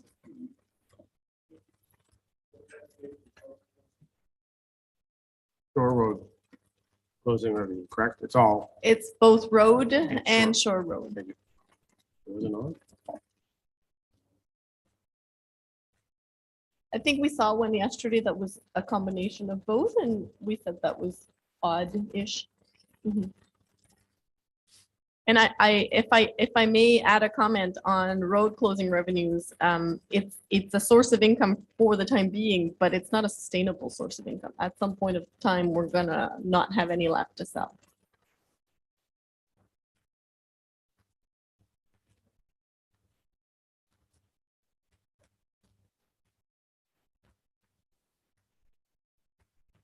So that being said, the outgoing funds budget for this year is budgeted less than last year. There was the election that was a significant component there, but that's gone.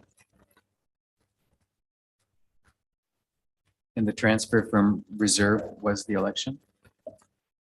Correct. So we did fund most of that 101,000. We funded 84,000 from reserve. So, and if you look at 5010-2804, there's a transfer into reserve. We like to fund the elections over the election period of 4 years. However, if you look at the actual election costs, we project to potentially land at 60,000. So if the reserve is still healthy, we'll divide the difference over the 4 years instead of fully funding 100,000 over 4 years. But is that a lower amount because there was only one active election? In the sense that I would think that as much as I fully recognize that Ms. Way had to do a heck of a lot of work regardless of whether anybody campaigned, I would imagine some of the expense and time was reduced because there was only one actual campaign in the township this term. Correct. So if we take that, usually it costs 100,000 to run an election, and this year, this term, it only cost us 60,000. I still think we should plan that it will cost 100,000, but that instead of putting 25 in reserves for the 4-year period, we would put maybe 12,000. Yeah.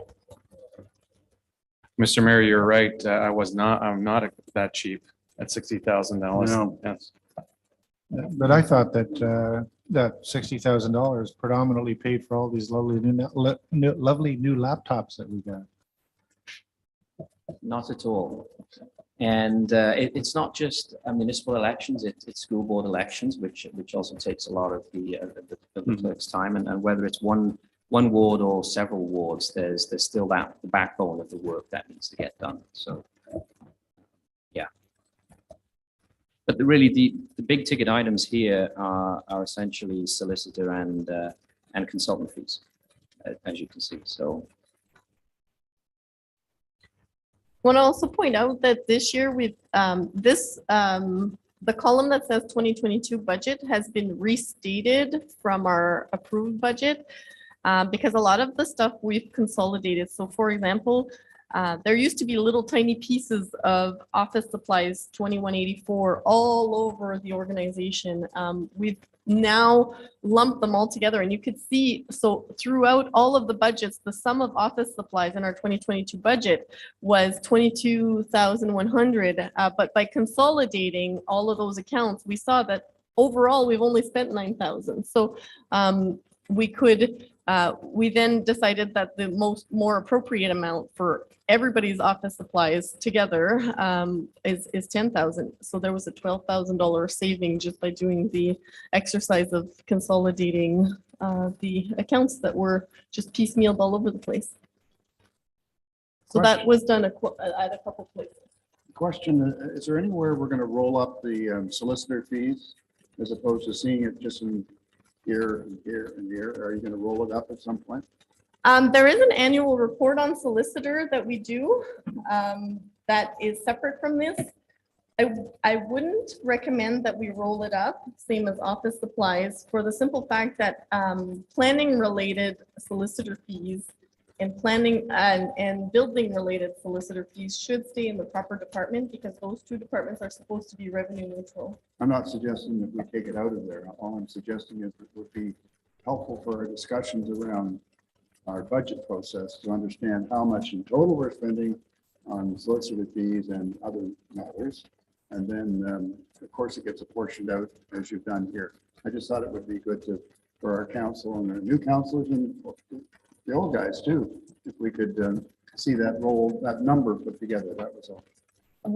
So in order to preserve workload, would the 2021 report do, or would you be looking for a 22 report? Would 2021 be similar to 2022 Yes. in terms of what we spent on the solicitor's fee? Yes. Fine, sure. If it's very similar, that's okay. And off the top of your head, do you happen to know what we spent in 2021 for roughly? I don't recall that from the top of my head, and that's one report that I don't have open to quickly drag over at this very moment.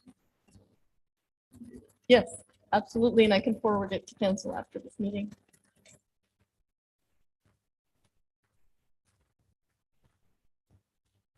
But further to Councillor Cooper's remarks, you have given us all these pages by department. But you also have these account codes like 2140. Well, maybe it's a per one document shreddering, but I'm wondering whether you could give us a one pager that takes all the accounts and say, okay, across the board. I mean, you've done it with salaries. Across the board, we're spending 5.5 million, but across the board, we're spending this much and this. And I mean, broad categories, because I realize it could be 100 lines, so that we can see consolidated. Again, one of the lines would be solicitor, and it would just be one number. The detailed report would break it down, and another line might be, I don't know. You pick the most appropriate ones, but I'm just wondering. I would love to see it that. Let me call it the one-page consolidated overview. Sure, and we call that Yeah. last segment of the GL our object, so we could definitely do a report by object that could be flipped over. As Councilor Cooper just suggested, the consulting fees would be one of the other broad categories that Yep. it would be interesting to see. Absolutely.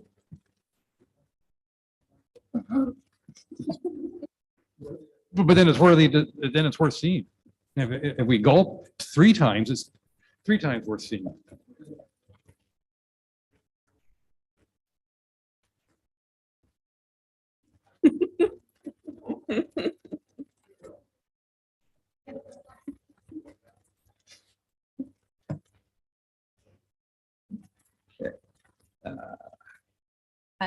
We are moving on, and I pass the Health and safety. Health and safety.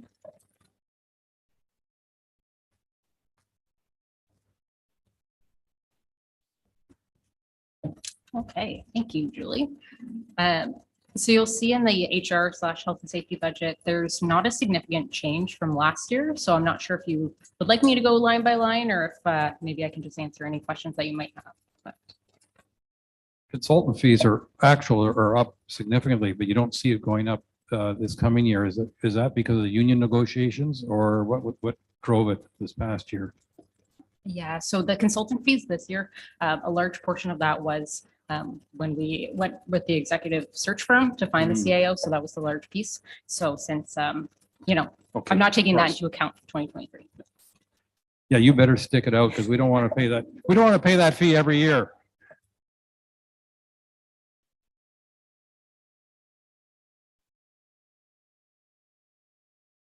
If I may, though, we will be going into negotiations in 2023.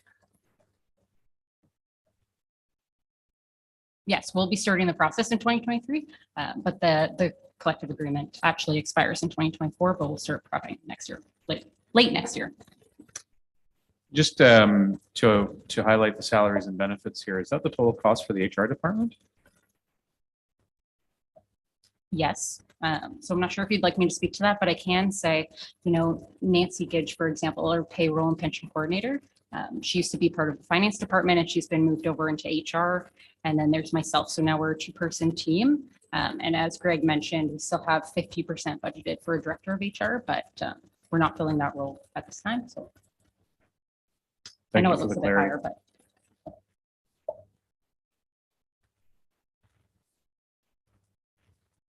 The next department is 5020. Oops, there's a typo in there. Sustainability Communications. Over to you, Greg.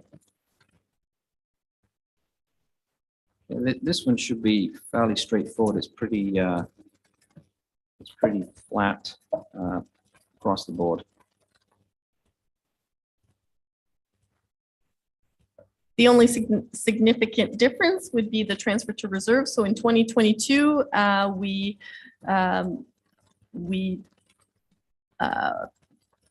put a reserve together for a community improvement plan. So that is still sitting in reserves today, so we don't need to do it again.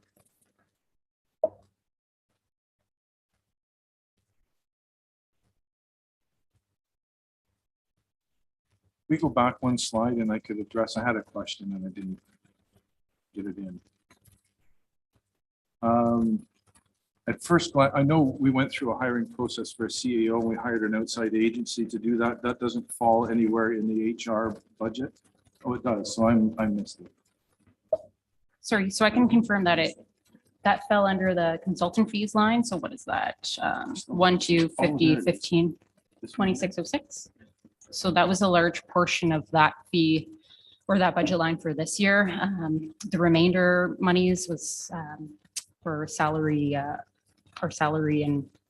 review company. So Gallagher, any job description reviews that we've had. But the majority of it was that executive search firm. Excellent. Thank you.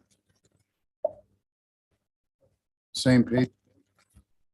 My math obviously is really messed up. And so I'm seeing 47,000 expenses, 47,000, 290,000, 337 for this upcoming year versus 168. And so, but the salaries and benefits number is different by 170,000.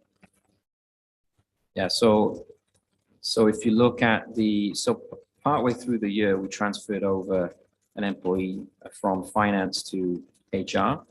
And so if you look at the actual is for the estimated for the end of the year is 183.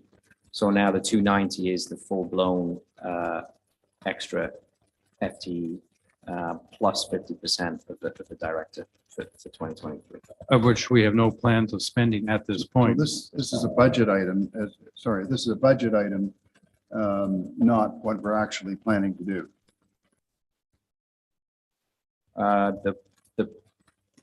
The column in 2023 is, yes, so there's a placeholder of 50% for director. Is sitting in here. Is sitting in there. But And we of course, just talked about not necessarily doing that. correct. Now, having said that, a portion of that funds, it would also be reserved for Ms. Seymour, assuming that things go well, during the year. I get that part, sure. Yeah. And membership fees, is that the HRPAO or?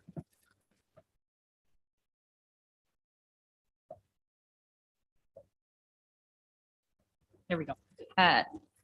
Sorry, for membership fees. So that is for HR. So that would be my own membership fees as well as for Nancy Gidge now that she's moved from finance into the HR department. So for, CPA membership fees and that kind of thing. It's not Oak Bay Golf? No, no.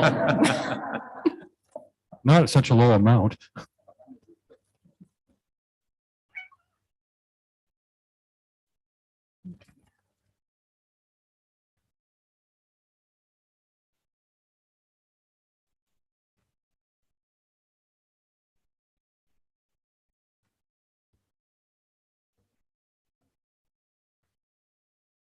Everyone comfortable with the sustainability and communications page? Move on.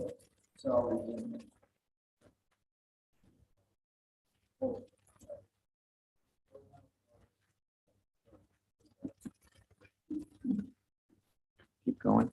Okay. Finance, Ms. Bouthelette, over to you. Thank you. So this is a combination of finance and IT.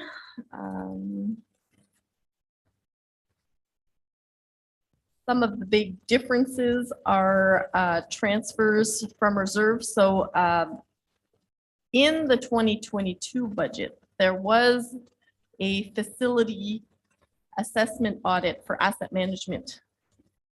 That did not happen in 2022. So the sum of it all is being transferred into reserves for 2022 and being pulled out of reserves for 2023, which is complicating the numbers a little bit. I'm gonna quickly jump in here with a question. 5060-2304 IT software support at close to $300,000. That's what we pay Nova? No, that's not just Nova. So this is all of our software. This is not Nova at all, actually. This is all of our software licensing agreements and all of that stuff. Nova is actually in the next line, just two below of contracted services. Nova's another 260,000? Let me break that out. Give me a second. The term support is somewhat ambiguous, hence the reason why I'm assuming it was Nova.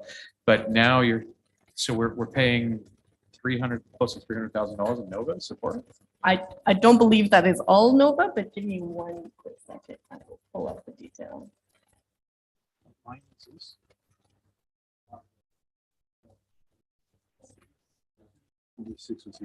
Sorry, that's my bad.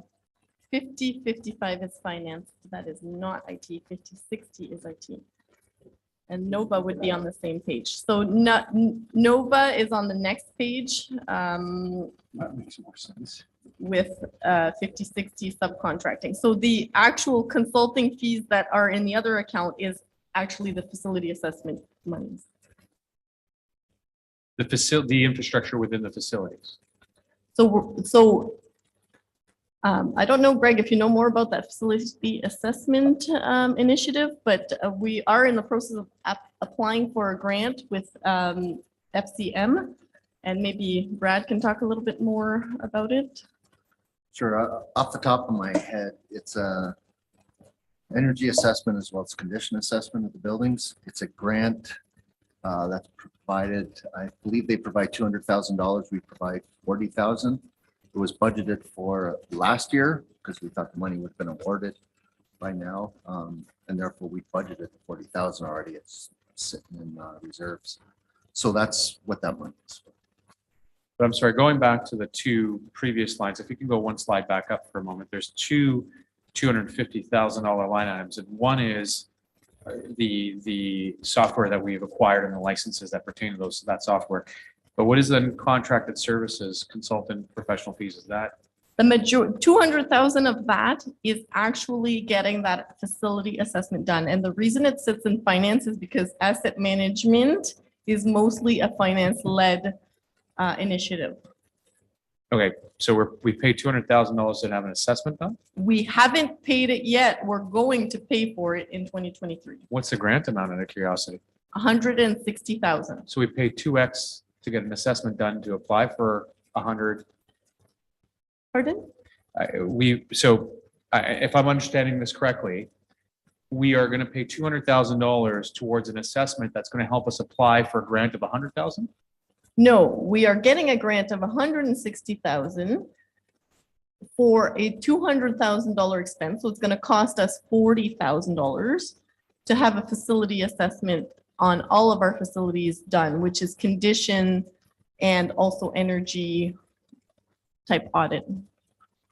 I believe in the revenue portion, there is funds that offset this part of it, a good part of it. Correct, which is 1135 TCA, which is the grant, and also the transfer from reserve of 80,000. What's the net? Net should cost us 40,000. And this was not a request of council. Was this a mandated expenditure? It was council approved through the 2022 budget process. Thank you. So all part of the asset management plan, or AMP, or whatever you call it, in effect. Yes, so the 1 weak factor of our current asset management plan is actually the facilities portion. We don't have proper condition assessment to properly plan out replacement of the components of each of the facilities. So this is no net new cost to the township.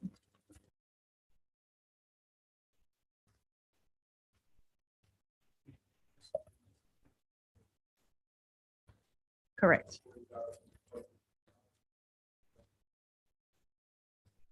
Yes, correct.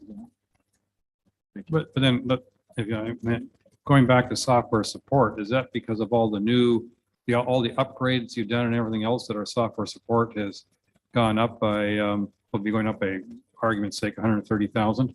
Correct, including Or the doubling on almost. addition of our ERP system. Yeah, so we're that much more sophisticated, and therefore we have to pay more on an ongoing basis. Correct. And that, I'm pretty sure there were like 5 IT strategic plan reports that came through, which had forecasted that this was coming down the pipes in the next 3 to 5 years. Doesn't make it any more pleasant, even if it's No. it's like bad weather. The forecast can tell you it's coming, but it's still mighty cold.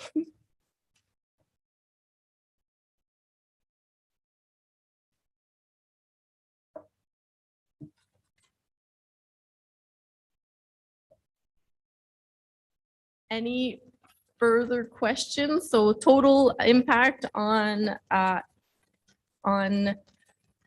finance and IT is an increase in budget of 89,000.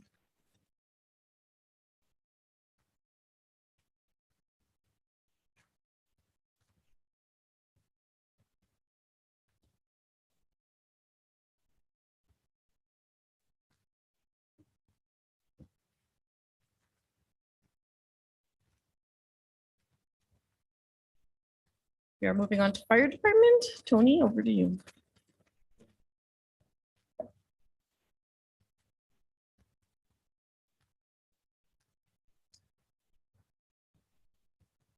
So I have to apologize because all of my, I'm gonna say, description of every line that we go in through, my computer has a problem with Town Suites that IT is currently working on, so I don't have my description that tells me 100% of exactly how much is in each piece and what it is.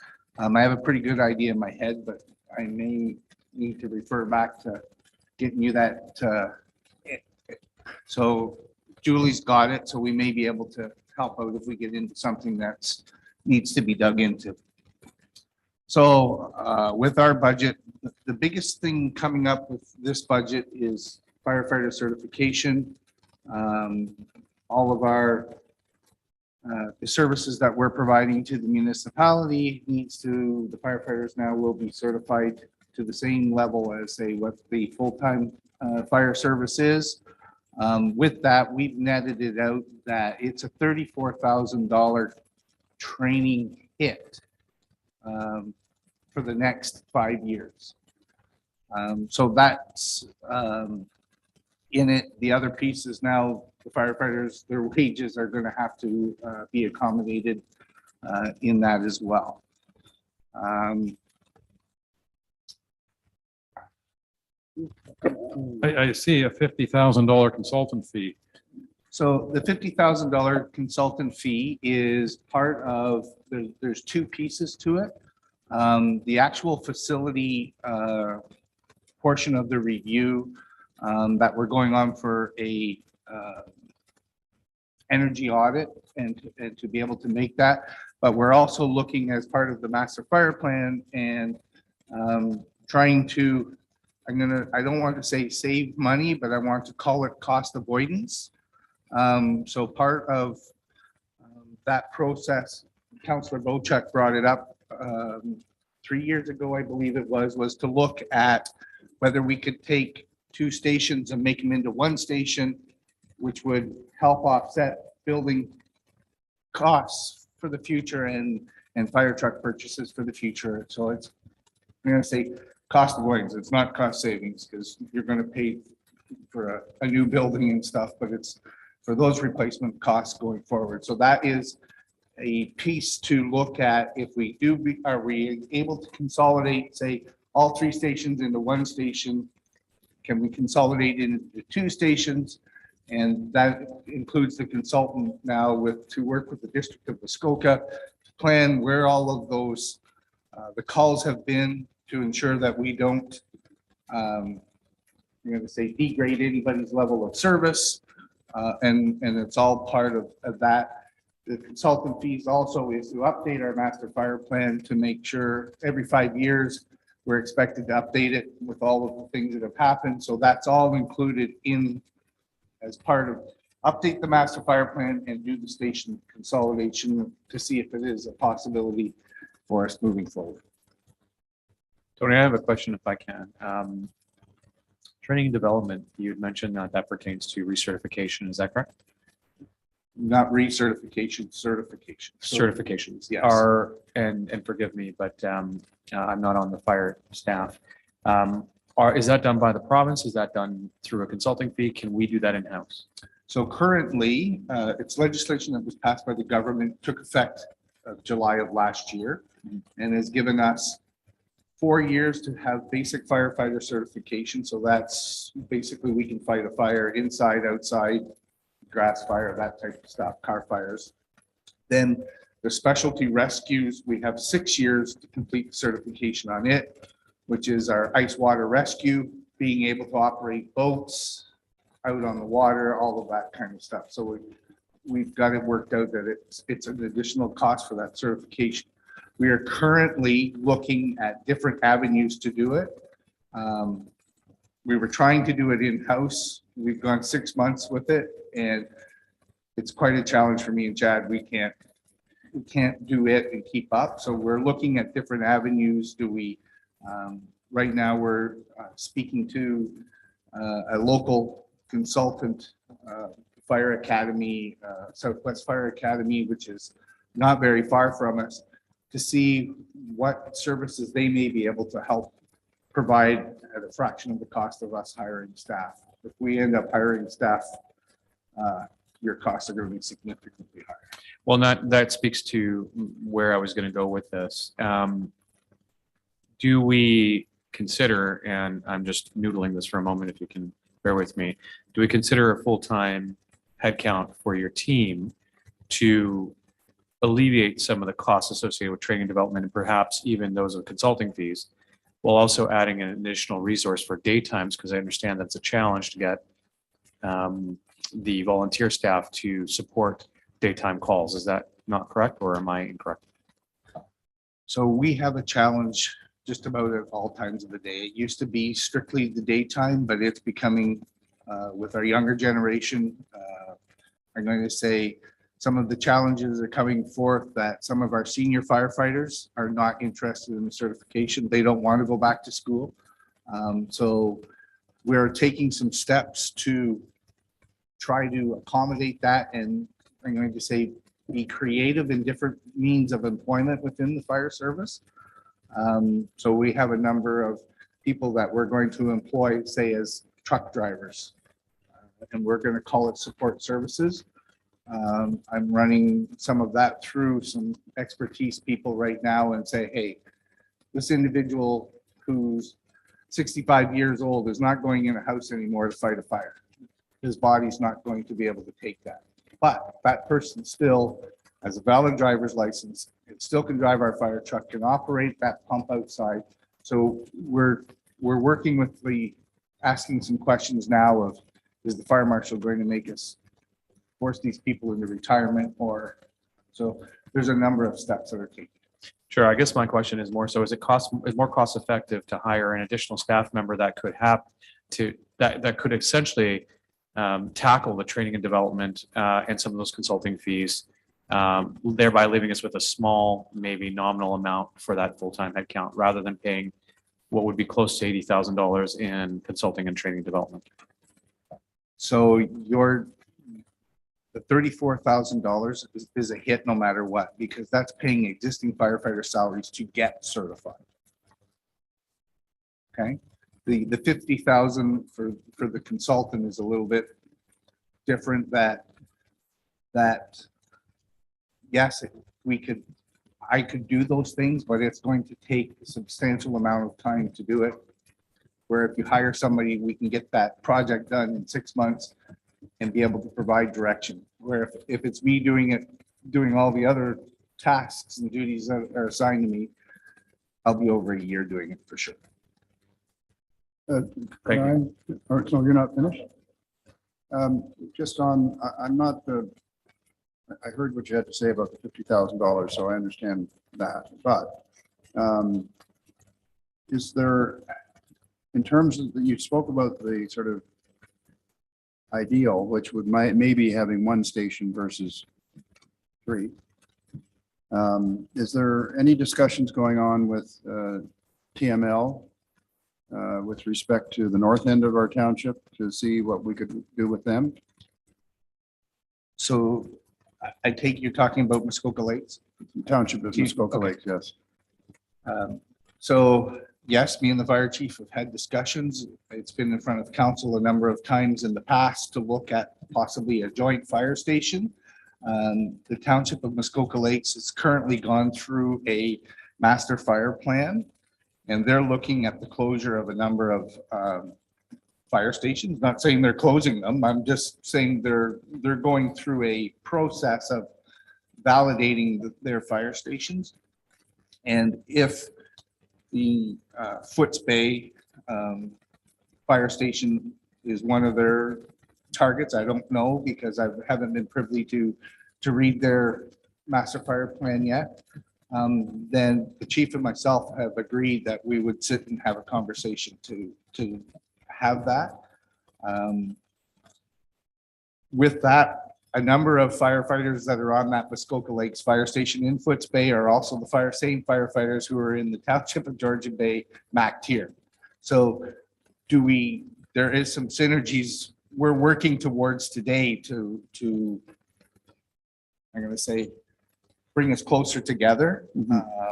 But I'll be honest with you, if you want to see them together, that's going to be a political initiative that's going to have to happen. And me personally, I don't have a problem with it. I think it's going to be the way of the future in years to come. Perfect. And so that was my suggestion, that from a political perspective, I mentioned something else about Muskoka Lakes earlier today, and I think there's probably a lot bigger opportunity there for synergies than there may have been in the past. So, and might even be, I'm coming from council, to encourage the fire chief to work on a system like you're just discussing. So if we can help in that end. If council's direction is to do that, me as the fire chief have no issue going out to do that. Politically, I'm not going to go out and start those conversations, and it's not council's will, and I'm the one who's unemployed. All I was trying to say is that maybe we can, I'm talking about this council, and our district councilors can maybe initiate something. So that's all I'm throwing out there, and for our mayor to consider as well. Thank you. I think we have a different attitude. I have a question as well. On. If I could. Question, it could be either to Julie or to Tony. I'm trying to get a a figure here. I see the revenues that are generated by the fire department. Obviously, we do not charge our own residents for accidents and fires and that. So this is all generated from revenues generated from servicing people from outside of our township. Is that correct? No, that is not correct. There are certain times where we do invoice our residents. So for somebody does a burning, starts a fire on their property, gets out of control, goes into the bush, then we invoice them for those services. Okay. For a motor vehicle collision, there's some circumstances that will dictate. So if the vehicle is on their own property, we do not invoice because it's their property. They're paying, they're paying property tax to protect their property. The moment that car goes on the provincial highway, say 400, then we're invoicing the Ministry of Transportation, and the resident may be getting an invoice from the province of Ontario, and they invoice us. Okay, so I'm just trying to get a general handle on what the fire department is going to cost us in 2023. And basically, I think what I can do is I can take the revenues from the outgoing expenses and add the capital side of this, because obviously we put money away in the capital budget reserves for fire trucks and that kind of stuff. Is there any way of getting a synopsis of what the township pays out for fire services by law in general, or is that just too complicated to get us a figure? The only reason I'm asking for this is not for budgetary reasons, for what Mr. Cooper said, Councillor Cooper, is to be able to go and talk to district with some sort of a semblance of, if we're going to amalgamate things and do stuff like that, I kind of want to have a clear head of what the fire service costs the township.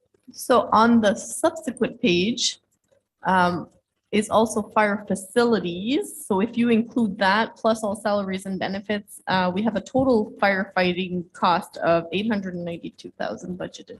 That's exactly what I want. Okay. Before capital reserves.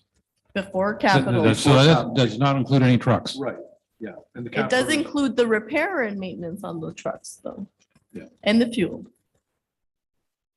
Out of every dollar that comes to the municipal, if you took $1 and divided it, we're running, I believe the last time I did it, we were running about 5 or 6 cents out of every dollar goes to the fire service.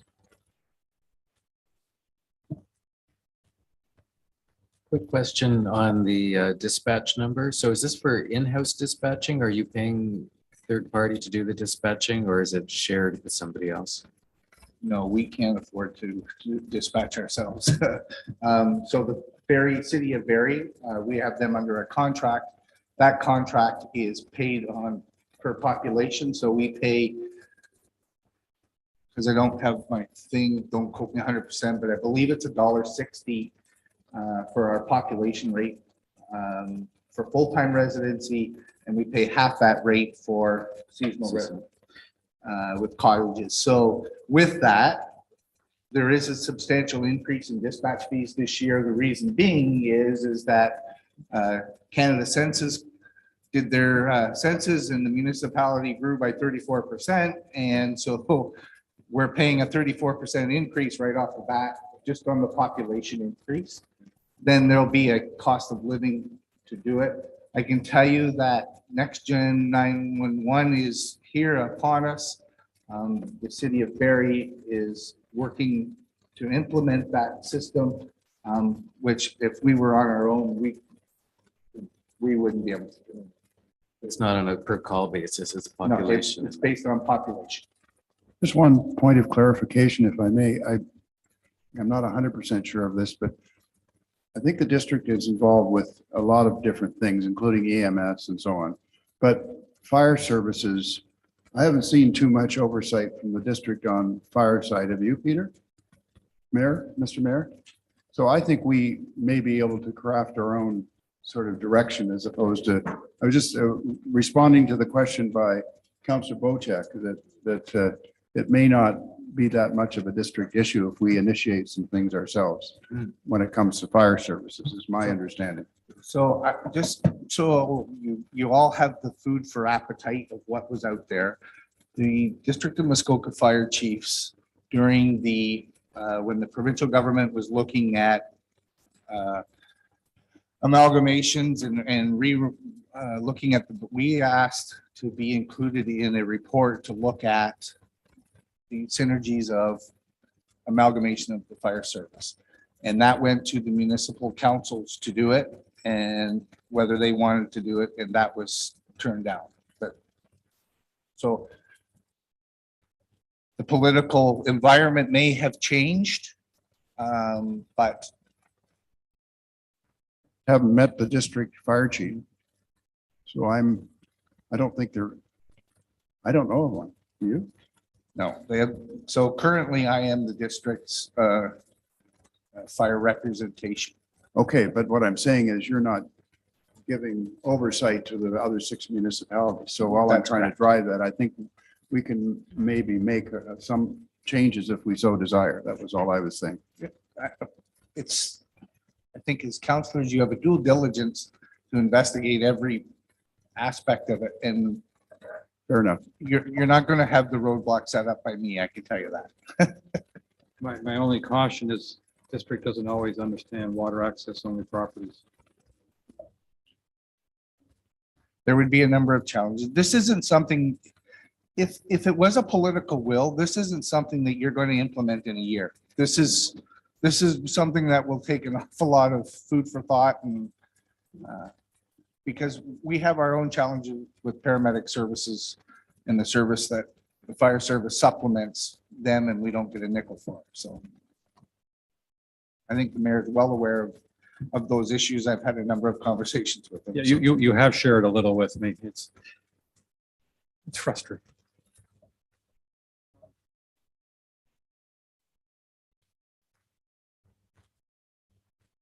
Keep going. I mean, well, I won't say any minute now, but with less than an hour, I'm sure an extra piece of paper will be put in front of me about extensions. We can move on to fire facilities.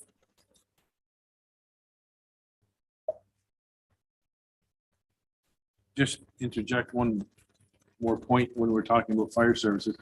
There's been talk about the fire service and I don't even know what the department's called, the mechanical, the guys that fix our equipment and operations, about separating the two. Is there any consideration in this 2023 budget moving towards that on the capital end of things, or is there any more thought about that? I haven't heard anything about it for quite some time.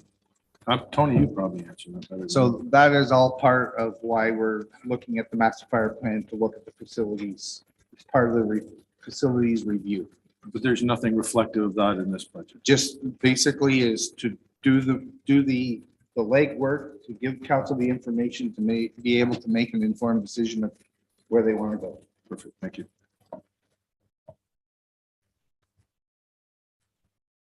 So there's no significant change in fire facilities, so we could, if council wishes, move to emergency management, which also doesn't have any significant changes from last year.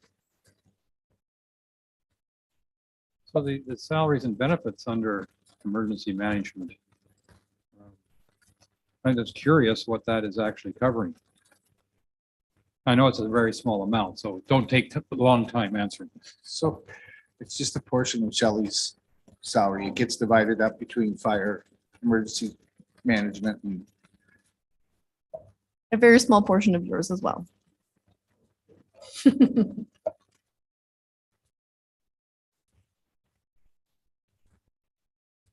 next is by law enforcement, 5125. Off to you, Tony.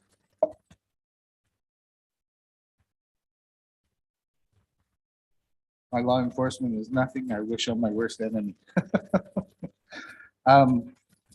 So yes, by law enforcement now, we had a portion of it under under my services. Now with the planning aspect of it coming through, so there's some, I guess, balancing of the budget type of thing happening. Other than that, there's not a lot of expense changes in it. It's pretty straightforward. So this will be our first year. We're seeing some significant challenges already, but like we said, we'll we'll work through some of that. So forgive me if I can ask, but is bylaw not supposed to be revenue generating for the township? No, any enforcement does not generate enough revenue for what you do. We're a liability to you. I see the previous year we were in the black, but this year we're again in the red. Was there a reason why we were in the black in the previous year and this year we're in the red? No, you've never been in. Yes, there is a reason. We moved a full position from planning. So our MLEO of planning, MLEO is Municipal Law Enforcement Officer, has moved from reporting into planning to reporting into bylaw, AKA Tony. So all of the expenditures that relate to that position have also been moved here. Right. Thank you. But yeah, so all the expenses moved over, but the revenue has actually gone down.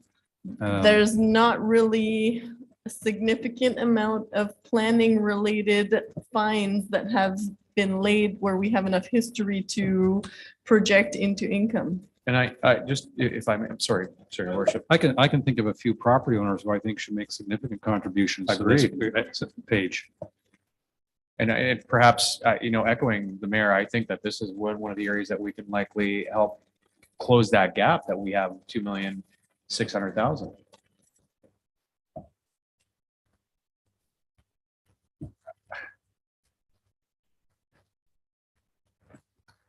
Sorry, I just want to make a quick note here, and I don't know if you can hear me.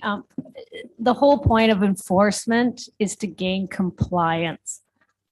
This is something that we're taught in the building end of things and the bylaw end of things. Is in the end, it's not to punish people for it.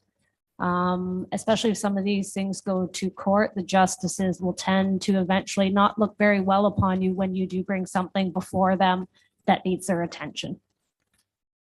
So am I to understand that if, and forgive me, just to play devil's advocate for a moment, am I to understand that if our bylaws suggest that maximum building size can be 2960 square feet and someone builds 5,000 unbeknownst to the township and we issue a fine of $75,000 and that person takes it to court, the courts would find in favor of the person that built beyond our bylaws?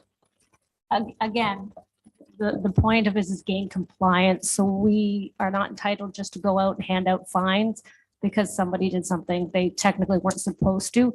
There are fines in the building code that allow certain things to be put into place. But if that takes you to court, it's up to the judge or the justice to determine if that is an applicable fine, and they can adjust it at any point in time.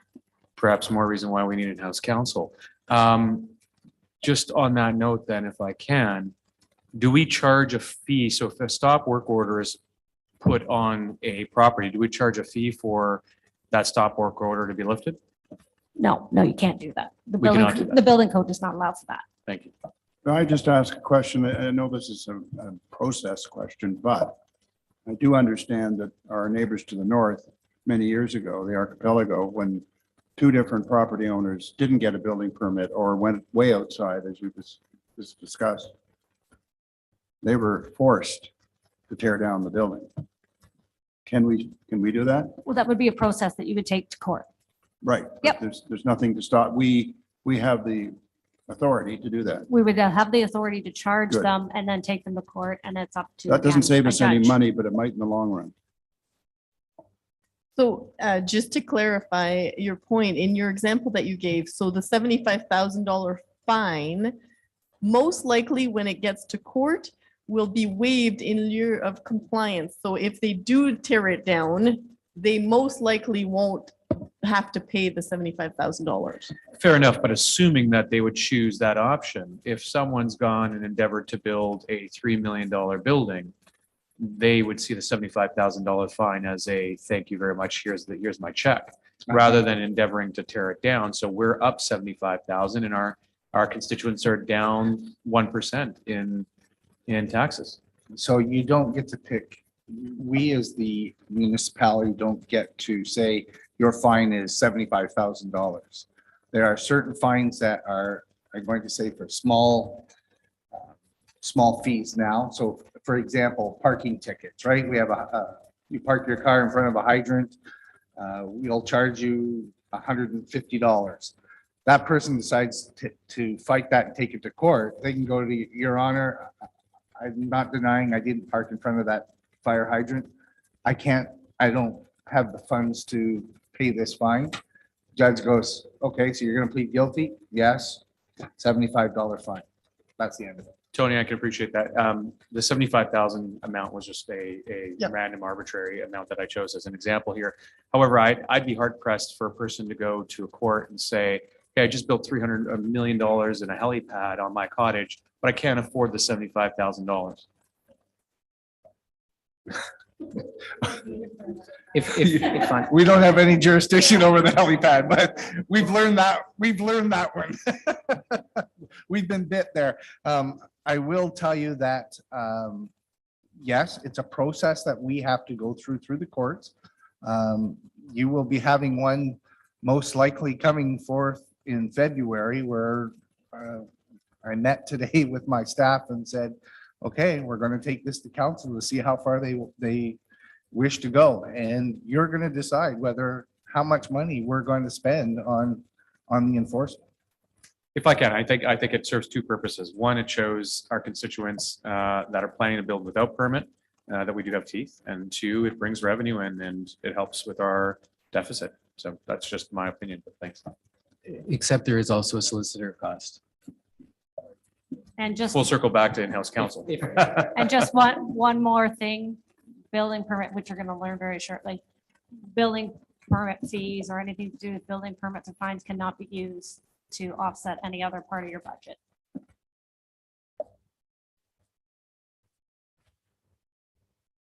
Suffice to say that we have the zoning compliance officer and we have all the associated costs with him, but probably didn't levy one single fine for zoning infractions in 2022. Is that pretty much sum it up?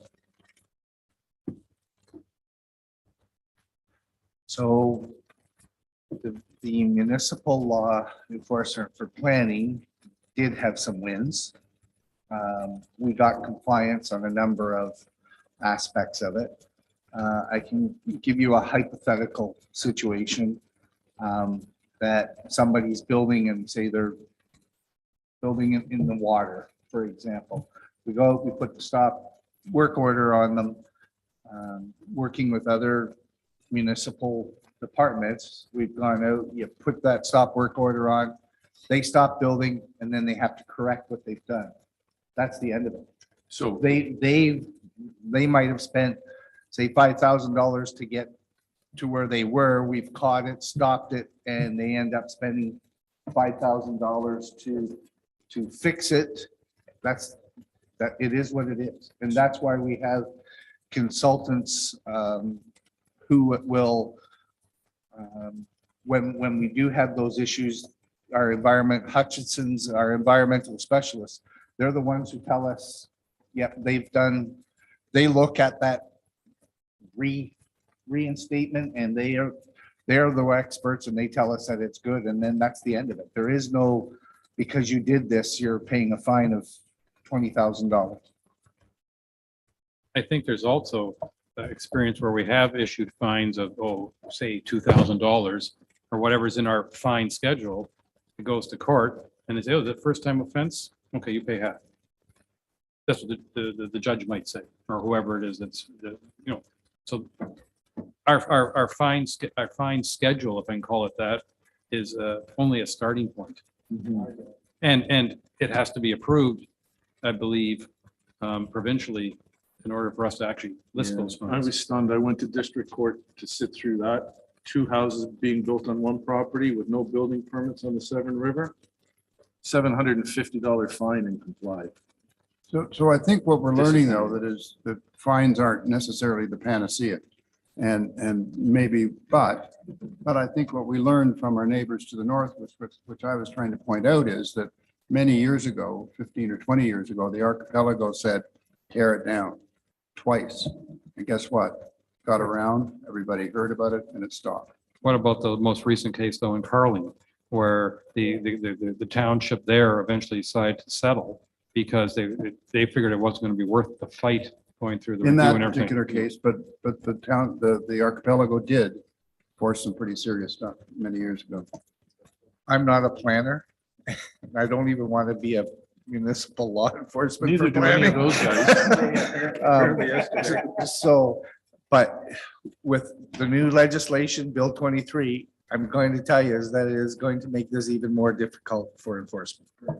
Oh, yeah, it would. Absolutely.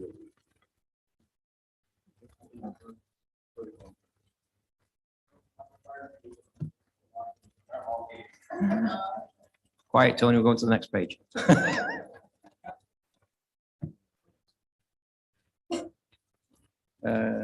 Kaylee, it's you. Ms. Nicholson.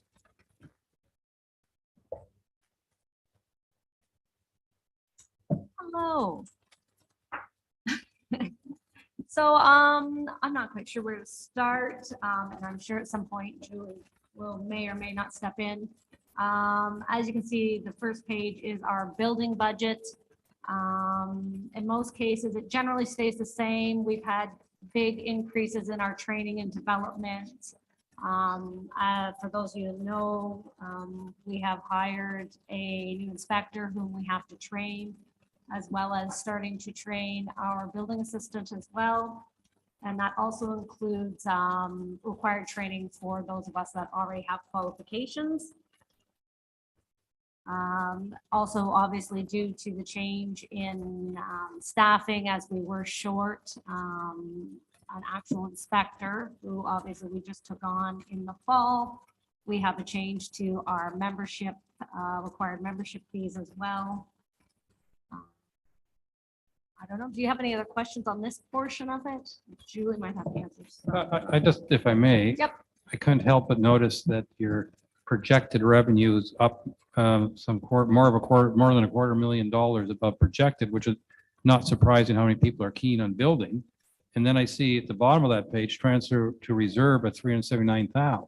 So, which begs the question, if building department is not allowed to make money, so to speak, so this transfer, I presume that's into a building department reserve as opposed to general, and therefore will cover unexpected costs going forward Exactly.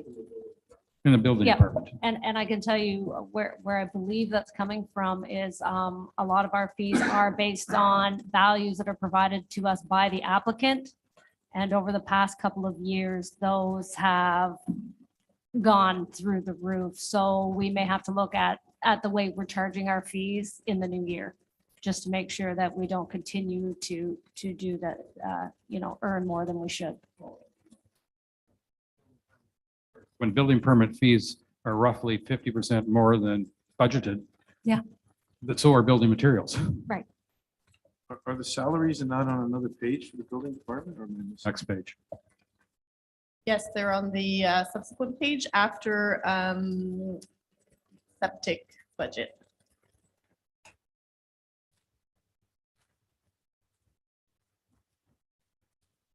Environmental reinspection. Is that a nice way of saying septic? I think so. So as you know, we haven't, since COVID, we have not been running a septic reinspection program. We are planning, obviously, to ramp that up this year. That will include at least one summer student and currently an inspector from the department, but hopefully we're not using a full-time inspector the entire time. Hopefully going to rely a large part on the student once they're trained for properties that they can access on their own. Can we go back to the previous slide? The reserves were in there, were they not? I think I may have missed them or scanned too quickly by them. Where are we with the reserves? The transfer into reserves that was referred to Right. is in the estimated final 2022 on line 2804. The very bottom. Okay. So it's zero transfer to reserves. What do we have in our reserves account right now? Do we know? There is currently 300,000 and it looks like there's going to be 680-ish by the end of 2022. Could we not redeploy some of those reserves into hiring staff for septic Yeah.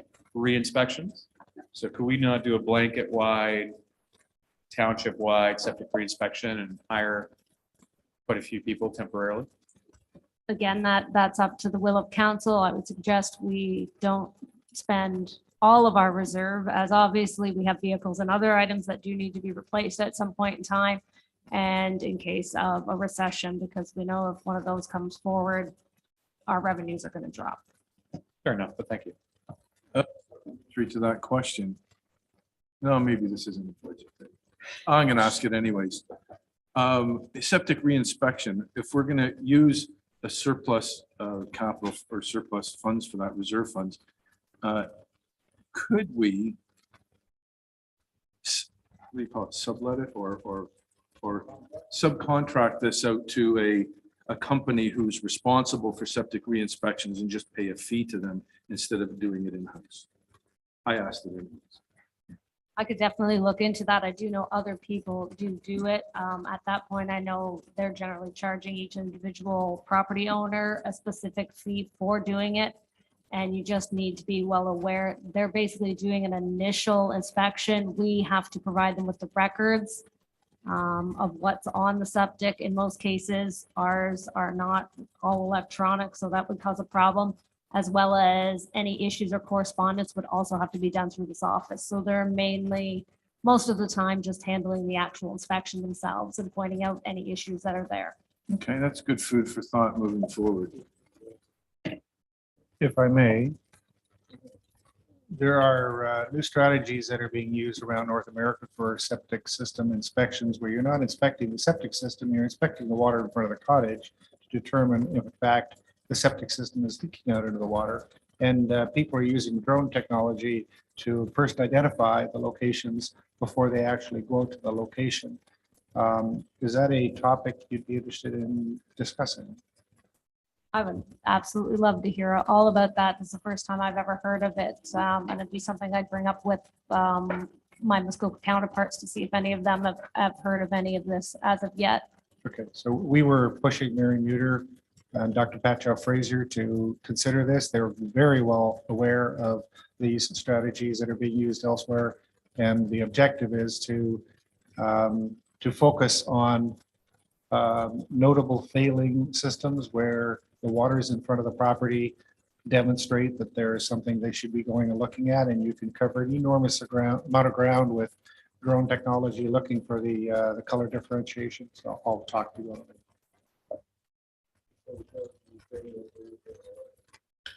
We're just looking at ways of spending your $366,000. That's all it is. Oh, but I thought I heard you say. Don't leave it in reserves because we'll find a way to spend it. I thought I heard you wanted a drone and drone training. As long as I get to fly it. I think there are also places that we can look at in North America where they have substantial inspection programs. I think Wisconsin is one of them. And I'm sure you're aware of that, but it's a model anyway, and maybe it's a great idea. Thank you. I definitely, and I'm sure this is a discussion for another time, but I and especially that, I would definitely prefer to even, put our attention to the older systems instead of what we were doing previously, which was doing it in areas. A note then, if I can ask, we do have the paperwork and we also have digital. Perhaps it'd be worthwhile in hiring a summer student to come in and transfer the paper into digital, and then looking at whose septic systems are what age, and then deploying your staff out to target those older tanks. Thank you. That's technically when we first started the septic reinspection years and years ago. That's actually how it was done. I've long been a dreamer of a system where actually you have to have a license to have a septic system, and then we'd have a database of everybody and their license. But we're probably a little off topic, but there might be room in the budget for initiating some septic program. Yeah, well, no, under building. I mean, Miss Nicholson is willing, I believe, to share some of her building inspection Well- fees on septic. Well, the only reason we can do that is because it is regulated by the Building Code Act. Yeah, I understand that. But that does include septic, does it not? Yes, the maintenance programs are regulated now under the Building Code Act. Yeah. Right.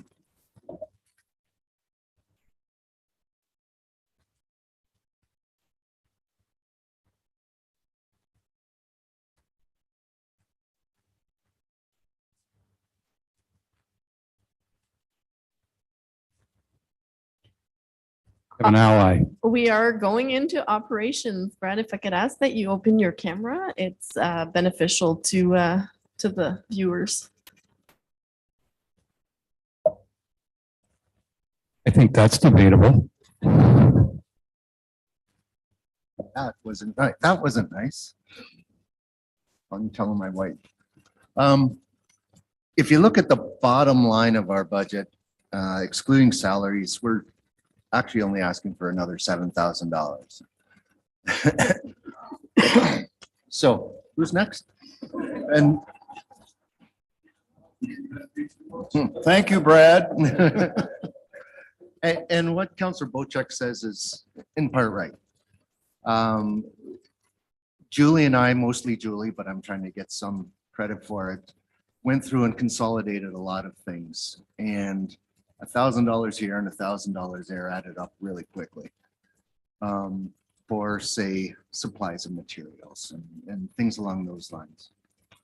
So in that way, we've been able to offset some of the increases in our budget, and the increases are sand and salt costs are up quite a bit. We put in a bit of an increase for line painting because there are some requests from residents to do some traffic calming, and line painting is very easy to do. And it's quite effective. We have included money for one of those nice washrooms for Honey Harbor. Sorry, for the Port of Honey Harbor. So that's about $20,000, I believe. We've also included money for 2 studies that were recommended by the Honey Harbor CAG, and the minutes adopted by council didn't have them removed. So there's a study for figuring out a permanent rostrum in Honey Harbor, as well as a permanent solution to the parking. And I guess I can't speak to staffing, correct? Okay, I won't. And there's one little thing that Julie and I need to review, and that's the recovery from the district. Because somehow it's reduced this year compared to previous years, and that's not accurate, nor is it what we expect. Thank you. $7,000. And if you recover what you should from the district, that $7,000 goes the other direction, in the right direction. That's correct. So I'm not gonna be able to find it right now, but somewhere in here we have parking revenue. And has anything been factored in with the thinking or potential of expansion of the Miners Bay parking lot? Through the mayor, it has not. It will be when that tender comes to council. It will be discussed at that time, but I can't imagine us getting that done this year. As far as installing the paid parking. And then, again, I can't find it while I'm searching through here. Good. I mean, you designed it well. The revenue on facilities, on user fees. And it's in here somewhere. Is it 5,600, 1288? It sounds like that sounds like the right number. $33,000? Yes. 56. There's that 5,600. There's facilities user fees. Yeah. So again, is it possible, and maybe this is an offline conversation we make with Julie, but to understand where those user fees are coming from and being applied to. Yeah, if I can, sorry. Go ahead. I was going to add to that. If we can go one level deeper as well, perhaps this could be added to the same report. I'd like to know what we are receiving back in user fees for the park in MacTier. That is one of the areas that I'm sure you know that the fees for the teams to play baseball in the field there. Right. And whether it makes sense to continue charging what we're charging because nobody seems to be paying that fee. And that's actually what we're trying to find out. Right, on 6 Mile Lake, I mean, we have a tennis court that's there for free. And so I think it would make sense. So we can have that offline. But speaking of this facility, there's miscellaneous revenue of 33,000 this year that wasn't budgeted for, not budgeted for in the future. Is there any story behind that? I did drill into that. You guys can talk about something else. I will find the answer.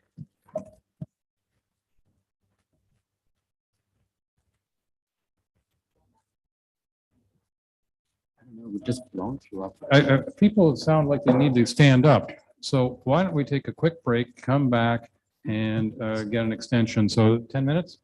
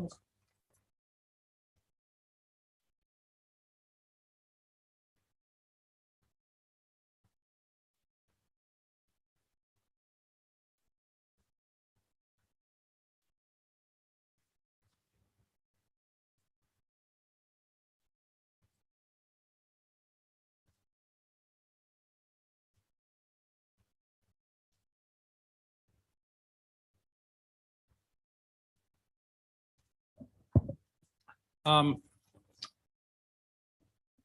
we ready to roll? All right, we're back. The first thing I'm going to do is read a motion moved by Councillor Bochek, seconded by Councillor Cooper. Boy, you give a lot of weighting to our district councillors, and the Cooper and Bochek are involved with almost every motion. I love it. Yeah, but it's a master plan.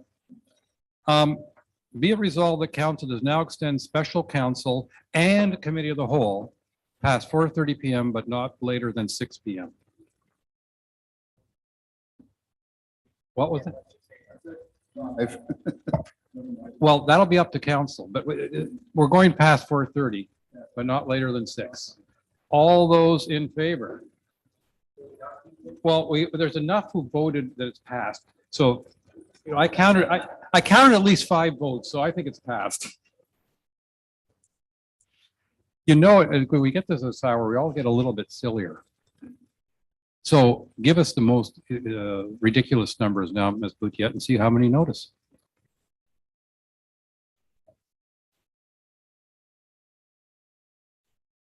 I missed that on the streaming.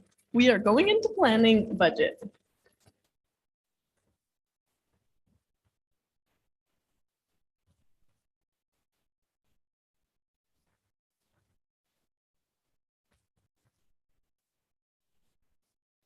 Julie, where's the cost recovery come from in planning? So, good question. Cost recovery comes from peer reviews or legal fees that are recoverable. So when, for example, a planner will ask for an environmental study peer review, so the environmental study itself has to be done by the applicant. However, when we get Hutchison to peer review it, it's billable directly to the client. So it goes in as cost recovery as income and out as cost recoverable as expense. So those should nil out. And then I have a question with regards to this transfer from reserve. Is that a necessary transfer? We have, and I don't know if Greg wants to talk about the planning budget or if you want me to keep going. No, there is you can answer that. There's a question. So in part of the expenditures, there's an official plan amendment for 150,000, and we have already squirreled away 73,000 to fund the OP review. So that's where the incoming funds of Just read further 73,000. down the column, Steve, and you'll get it. Thank you, I got it. Julie, the consultant fees and legal fees, that's based on the fact that when council turns down an application that the planning department supported, then we have to go outside and hire these two to defend our case at the OLC, correct? Is that the majority of that? It's also legal planning advice. So a lot of times the planners, something is gray, they're not 100% sure. We also get a lot of just general advice that's not necessarily litigation. Is there any possible way to separate that out in the future, to separate out internal advice versus council advice? Yep. That would help understand how much it costs council. Yes. And then clarification on my part would be solicitor. What's a solicitor? Does a solicitor relate to that in some way? Solicitor is legal. We can change all of the description of solicitor to legal expenditures if that would help. No, just seeing we're looking at I think Councilor Bochek was talking about consultant fees of 400,000 in the last year. And then just wondering. So consulting fee would be our external planners. Like jail. Oh, it's the planners as opposed to solicitors. Okay. If you, I may be missing something obvious and I apologize, but you said something about cost recovery and costs recoverable should offset, and yet there's $100,000 difference here when I look at the two lines. So that's far from an offset for my. Yes, we have still year-end reconciliations to do. A lot of those get billed out at year-end. So I'm assuming the expenditures are higher than the revenues at this point. By about by over 100,000. Yeah, so we're going to send out those invoices this month. Because it says here estimate final Yes. 2022, but I should have adjusted that. okay. I'm feeling a little better. Yeah, boom. But that's for this year, not for next year. Sorry.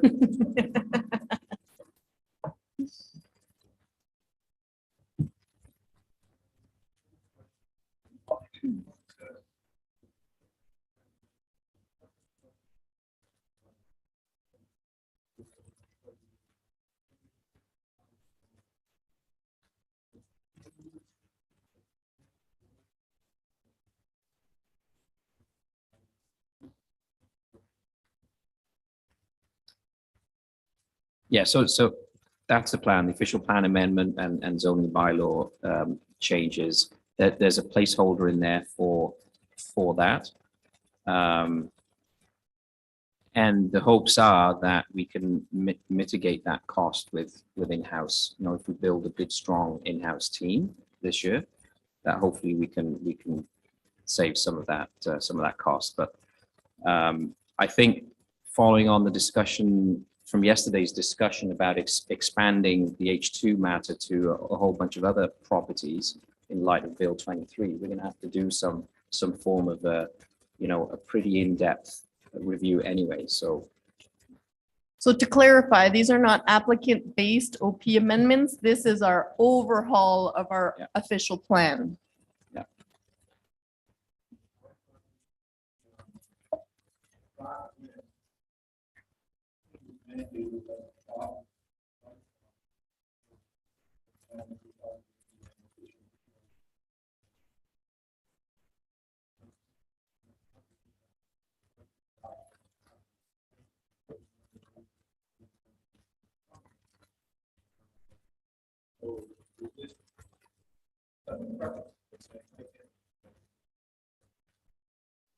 We've heard that.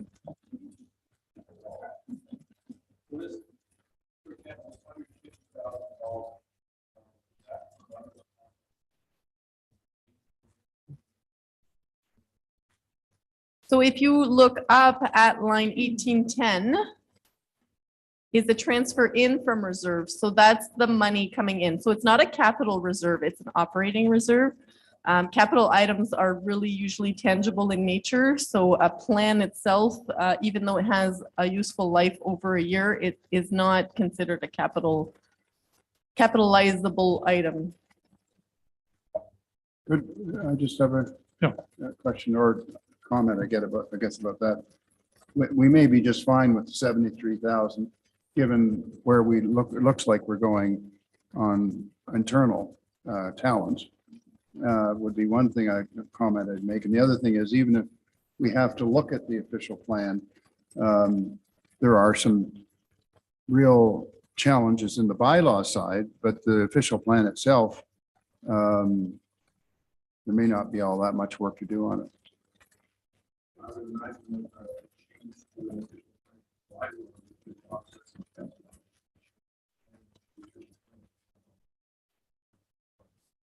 Well, it would be in under bylaws as opposed to even official plan at all. So all I'm really saying is that we may take a look at the official plan. This is my read on it anyway. But I don't think we're going through and changing everything line by line, because a lot of us, our planners will tell us is probably just fine. We have a complicated place to look after. It's one of the issues. Thank you. And I just wanted to comment. I think you said, Councillor Polchek, that we're mandated to rewrite our official plan every 10 years. I don't believe we're mandated. I think that's just a suggestive guideline to the best of my knowledge. I don't believe it's a mandate. I'm not sure. I wish we had a planner in the building. I think every 10 years you have to formally review it. Well, yeah, it's a review. Doesn't mean you have to change it. It means it's a review. Yeah, well, a review is different than a rewrite.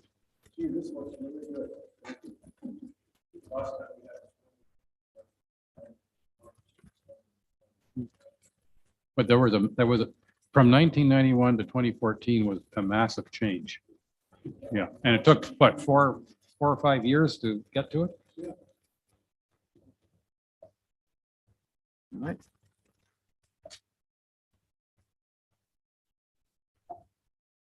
We good to crack on? Taxes. The next slide is taxes and other year-end accounts.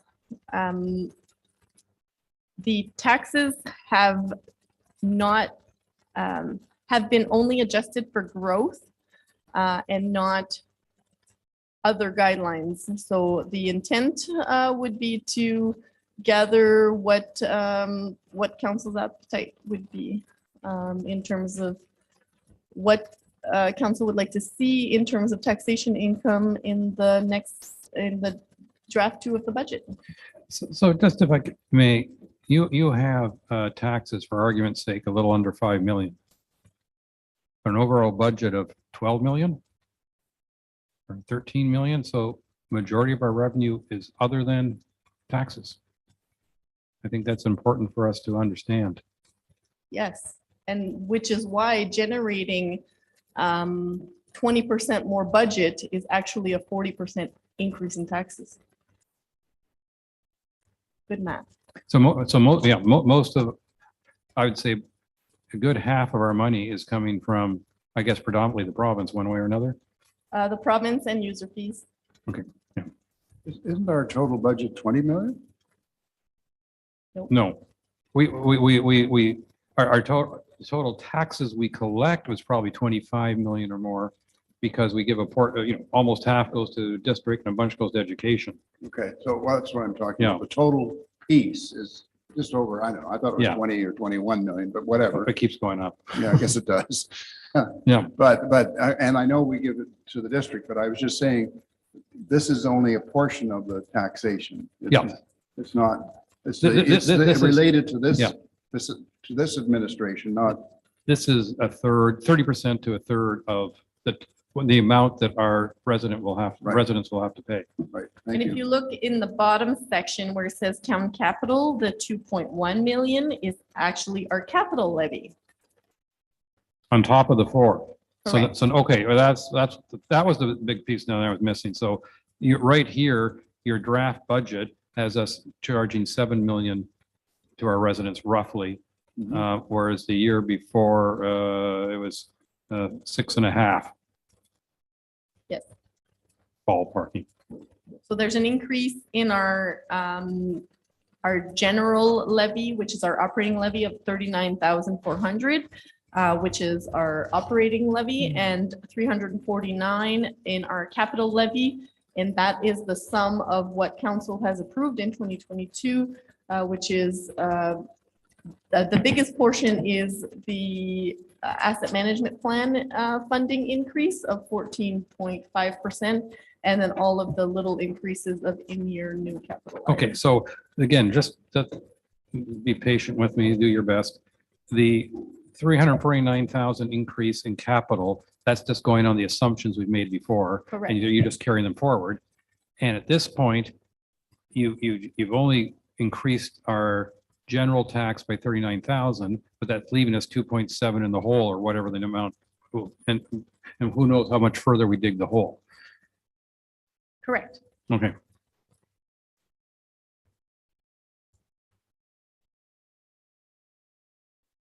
You could draw me a picture. I really appreciate it. Well, I would say the dot is that, if you look at the bottom right, there's 2.1 million, and that's before a few other things you were mentioning. And if we want that to be a 0, or, last year you allowed it to be a 1. But if we want that to be low, then we have to take that 2 million plus and add it up to the 4.5 million we see in the top line. So in other words, we got to increase our general taxes by 50% to have a legal bottom line of zip. And I'm sure our constituents would be open to that quite readily. Excuse the sarcasm. Yeah. That will be repeated every year.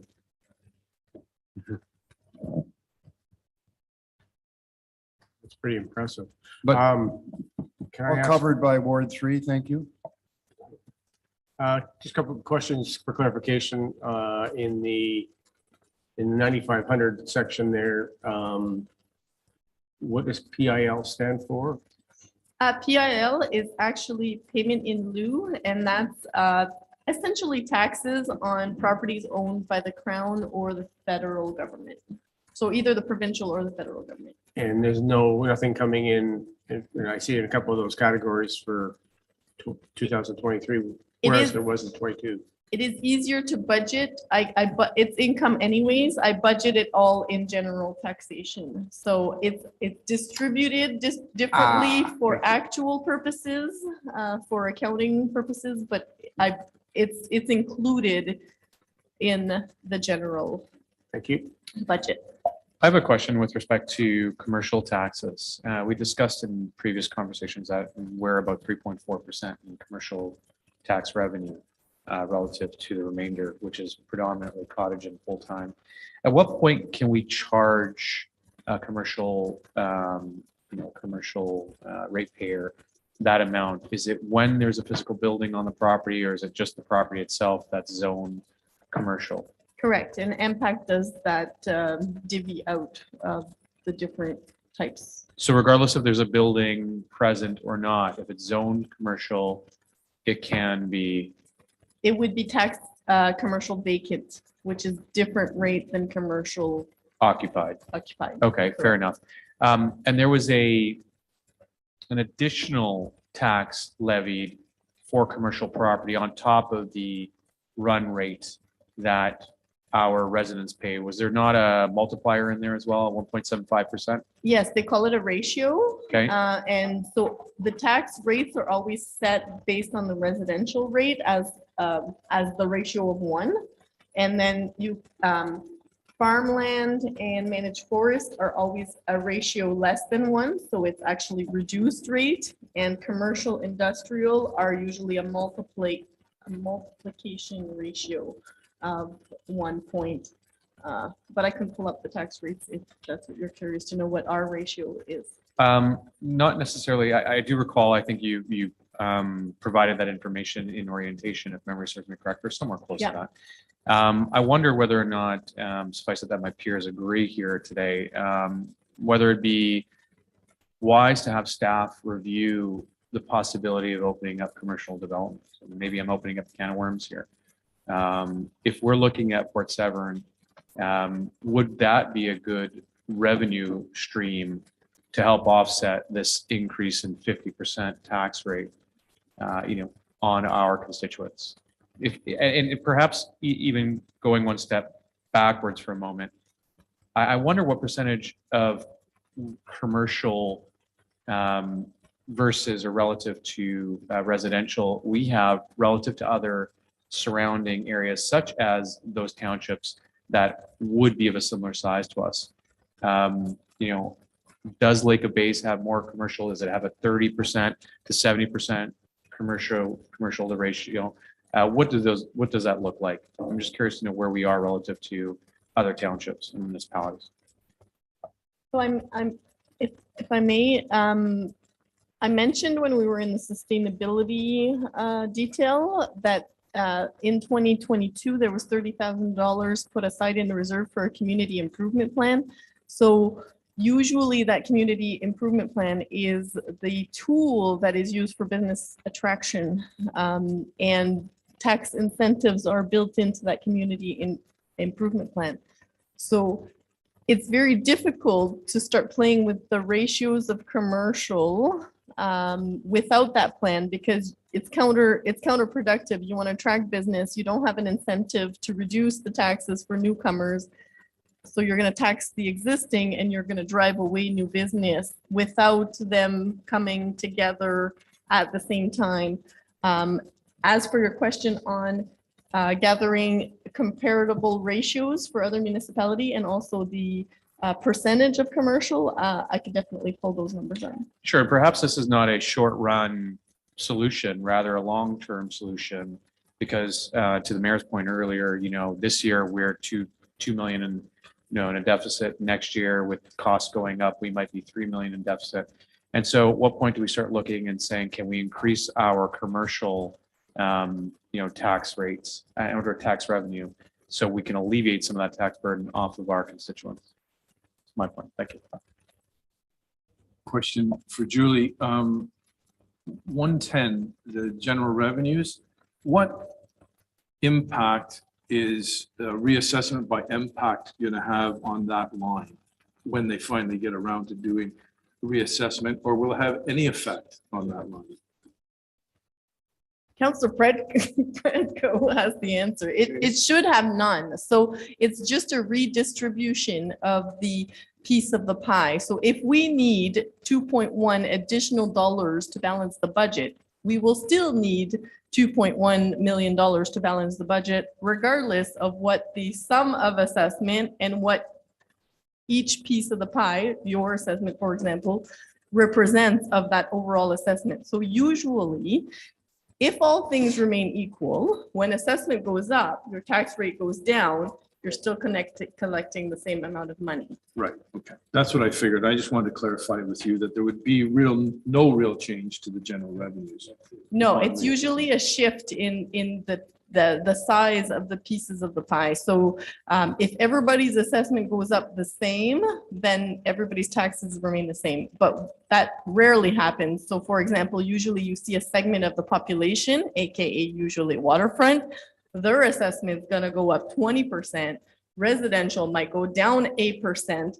Therefore, now you're getting, the waterfront absorbing a bigger piece of the tax burden. Mm-hmm.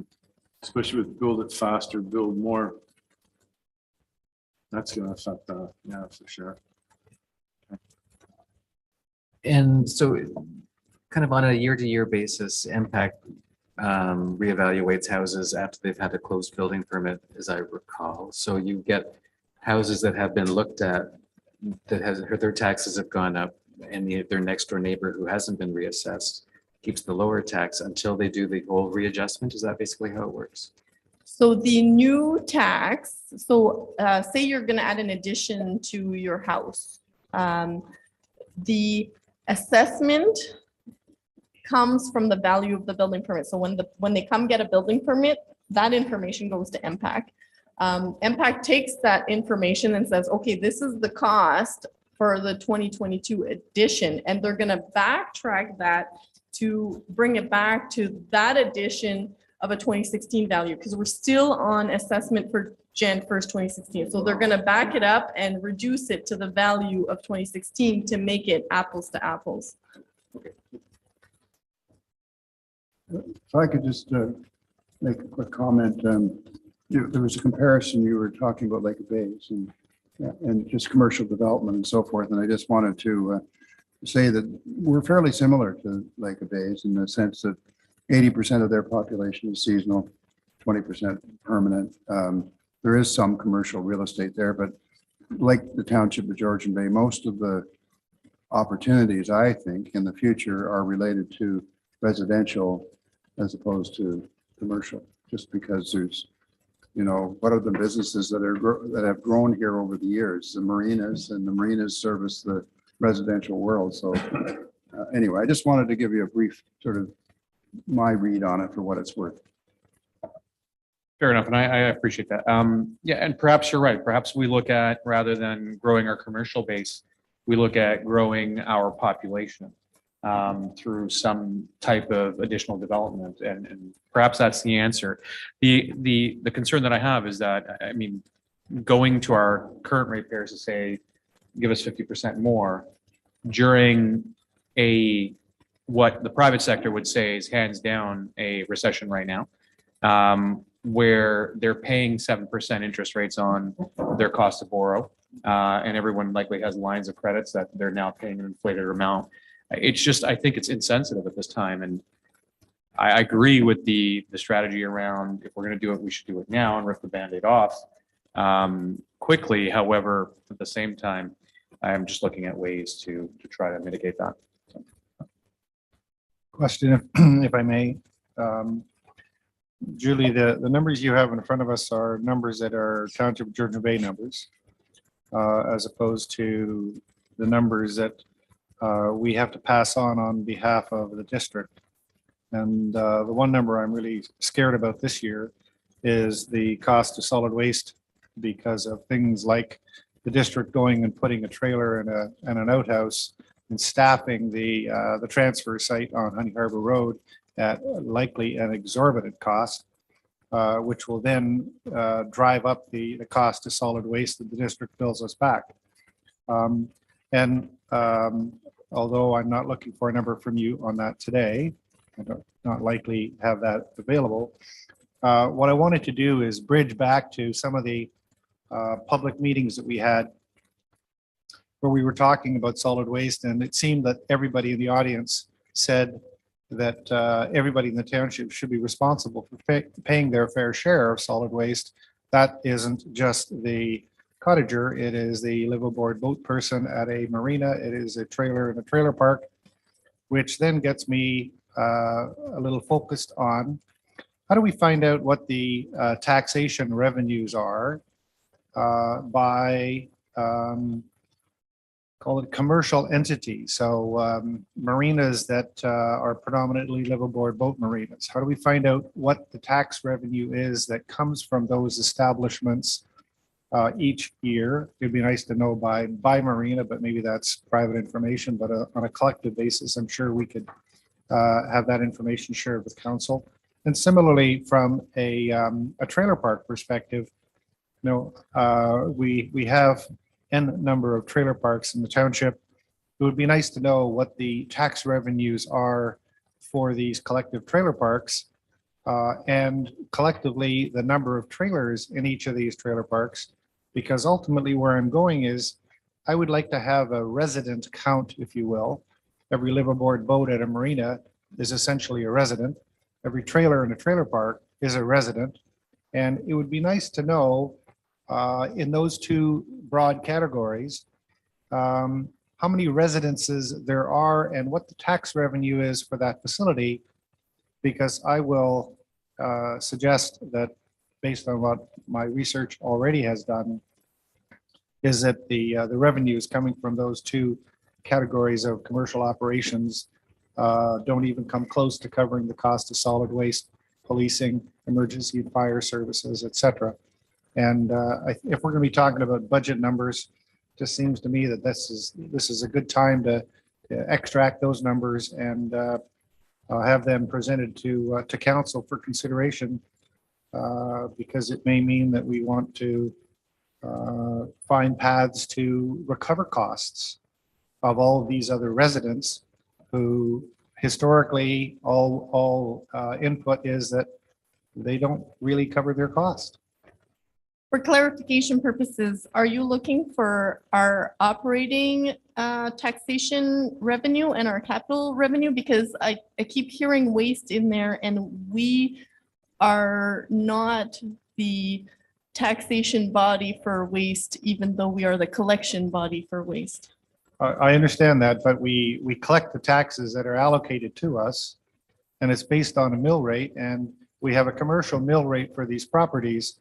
My belief is that the commercial mill rate on a trailer park or a live aboard boat marina is not going to generate enough revenue to cover the costs of the solid waste management that we incur as a township for those properties, or the municipal policing and fire and EMS. And I think what I'm trying to do here is raise the visibility of all of this. It won't be a one-to-one mapping, but it will be notional, where we can start to get a feel for if there is a disparity, it should become fairly clear. If there isn't, I'd like to be able to tell my residents that these commercial properties are in fact paying their fair share. But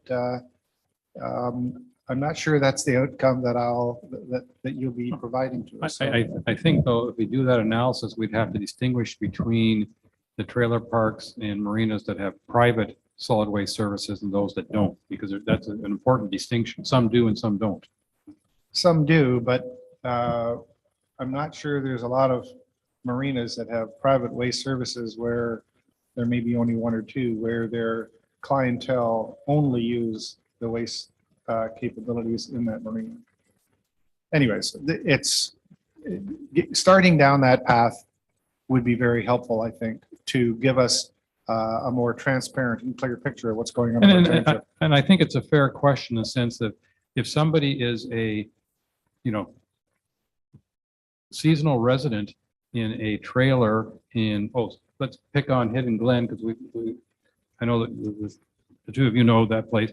If they're a seasonal resident there versus a seasonal resident across the river in a cottage, how much is each of those seasonal residents contributing to this township? Now, we know it's based on property value. So the person in the trailer is going to be paying less than the person across the way, but is it anywhere near, like if the cottage is worth 5 times as much, but is the cottage owner paying 10 times as much taxes as a, I think it's a good question. It is. Yeah.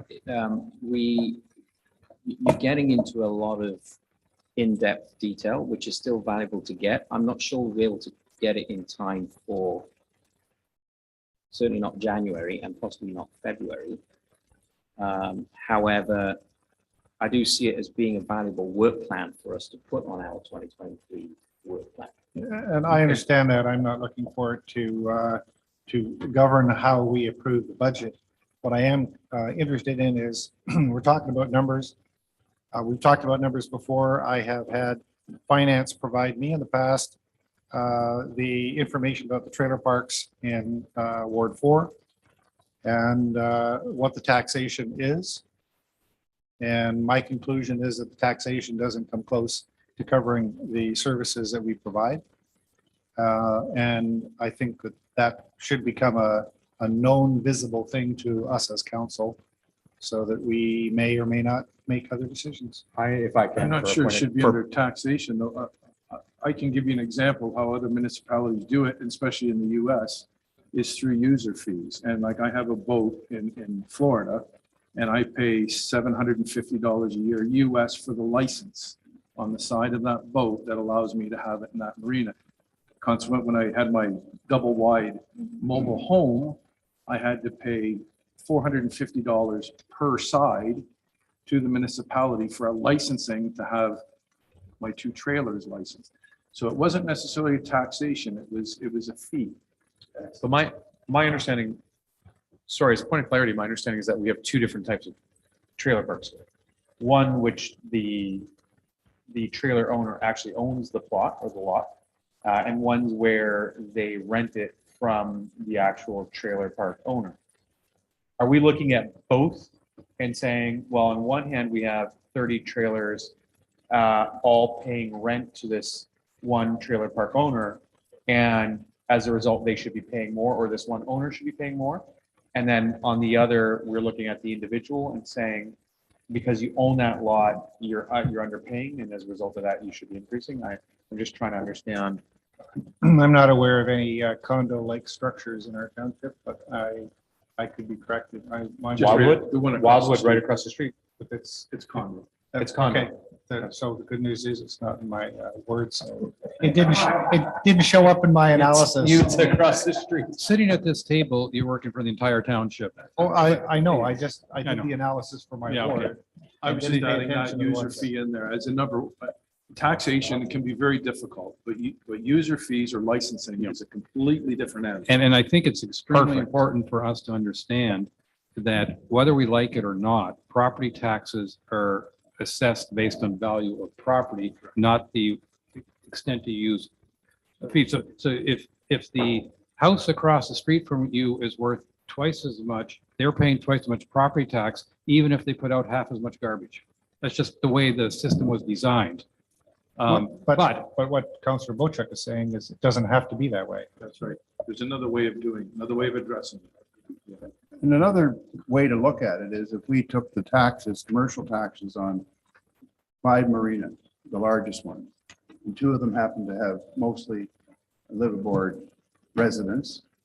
And if they had 200 slips in each one of them, for argument's sake, and we find out that the taxes are pretty similar in each one of them, you've got 200 times 200 times 200 with the liveaboards that are paying nothing extra. Whereas on the other marinas where everybody's coming in from a place where they pay $5,000-$10,000 in taxes, we're talking apples and oranges at that point. So that's when you come in with what you're talking about and have some sort of licensing fee and it gets passed on some way or another to that resident. I'm sure years were spent developing that system and it works. And it's there. I think we should explore it and see how it generates.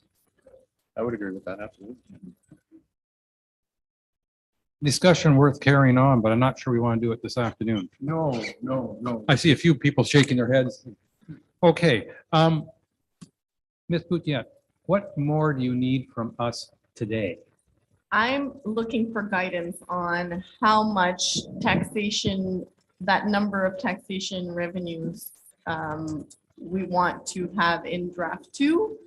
And if council would like to take the opportunity between now and end of December to send me, suggestions on where they believe, we can trim down or anything of that sort, or things we've missed that should be added, I would really appreciate those via email to be put forward in draft 2.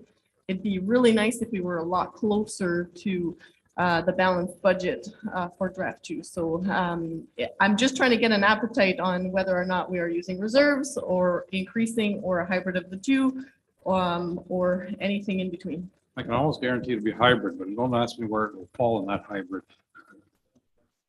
Well, let's keep. Sorry, so if we go back to the beginning of your report, you indicate a current operating deficit of 2.6 million, correct, based on the budget as you presented to us here. So essentially that is taking whatever tax we had last year and adding in basically whatever the tax would be that's appropriate for us accumulating or collecting another $2.6 million, correct? If I was a property owner, it's a weird way of saying that, but you gotta understand the way our property is set up. As a property owner, I paid a tax last year. This year, I pay that same tax plus whatever tax, whatever it is, there's gonna be addition to that tax. It equates to $2.6 million if we approve this budget the way it is right now. Correct. Okay, that's it. Just trying to make it clear to myself. I was just going to suggest that I'd be happy to get back to you with some suggestions, but it wouldn't hurt for us to very briefly say what our expectation might be right now. Very simply, if it's a 5, 10, 15, 20% that you think you could live with and sell to our community. Is really what it comes down to in my mind, and or sell to ourselves for that matter. And so I'd be happy to say something. I wouldn't have any comfort in anything more than 10%. And if it's at 25%, we've got a lot of work to do. And I think if we went to 15 or 20%, I think good luck. I don't think that's going to work. So I could deal with the 10%. That would be my view. Thank you. As far as percentage goes, I think we have to take into consideration things like GDP and inflation and everything else. I mean, just inflation alone is going to relate to people and say, okay, everything's gone up in this country. We're paying more for fuel for our road vehicles. We're paying more for everything here at the township. And to relate to a constituent saying, well, look at the GDP, look at the inflation, look at the cost of living. We're incurring the same expenses. So if the inflation rate is 7.5% or whatever, then I would say it's an easy sell for me to go to my constituents and say, your taxes are going up 7.5%. But we got to get to that figure. We did have an exercise in previous terms where we went around the council table and said, what do you think your constituents would approve or would not buck at in a way of a percentage of increase for this year? We went around the table and we did that exercise, and then found out that the district threw their figure at us too, which kind of put everything way out of whack on us. But I think, anything over 10% is not going to be accepted at all. There's going to be a huge revolt. We got to stay somewhere around, between 5 and 10%. If I may beg to differ with my colleague here, Brian, the only thing that hasn't gone up this year is wages. And that's the thing. All of our costs have gone up, but our wages unfortunately have not, based on the data that I'm seeing. I agree that I think it would be a very hard sell to go well beyond 10%. I do have a question though. Can we apply 2 different tax rates to waterfront property, or perhaps a tax rate specific to waterfront properties and a different tax rate to full-time residents? And the reason why I ask this question is because I look at Port Severn and I look, at the community, the full-time community here, and I ask myself, can they carry a $500 to $700 increase in their annual tax rate? And then I look at, the cottages and ask myself the same question. And I would be bold enough to say that the likelihood of cottagers may be able to accept or absorb a little bit more than full-time residents here, not knowing the data. So. Yeah, but if I may, I'm going to make a couple of comments. One is I believe wages have gone up because I believe in these numbers. We saw our staff got a 5% increase during this year and a 1.7 next year. So we're talking a 7% increase in the wages of an employee here, I believe, in 2020 by 2023. Secondly, the waterfront property is going to be worth a lot more than the non-waterfront property, and therefore 10% on one property might be $150, and 10% on another property might be $500. I mean, in my mind, if I have a tax bill that last year was $5,000 on my property, 1,500 of those dollars went to this township, to this budget, including the capital and the non-capital. If it went up 10%, that means I'd be paying an extra $150 taxes to the township, presuming I have a $5,000 overall tax bill. I don't think that's outrageous. And I would suggest that some of the residents you're thinking about, their tax bill would be half that. So to me, I don't have personally, I don't have an issue with 10%. I think that if we're doing more than 10%, we got to do a well done job in explaining that to our residents. I do recall that in one of our orientations, it was pointed out that we have fewer employees per resident than most of the neighboring municipalities.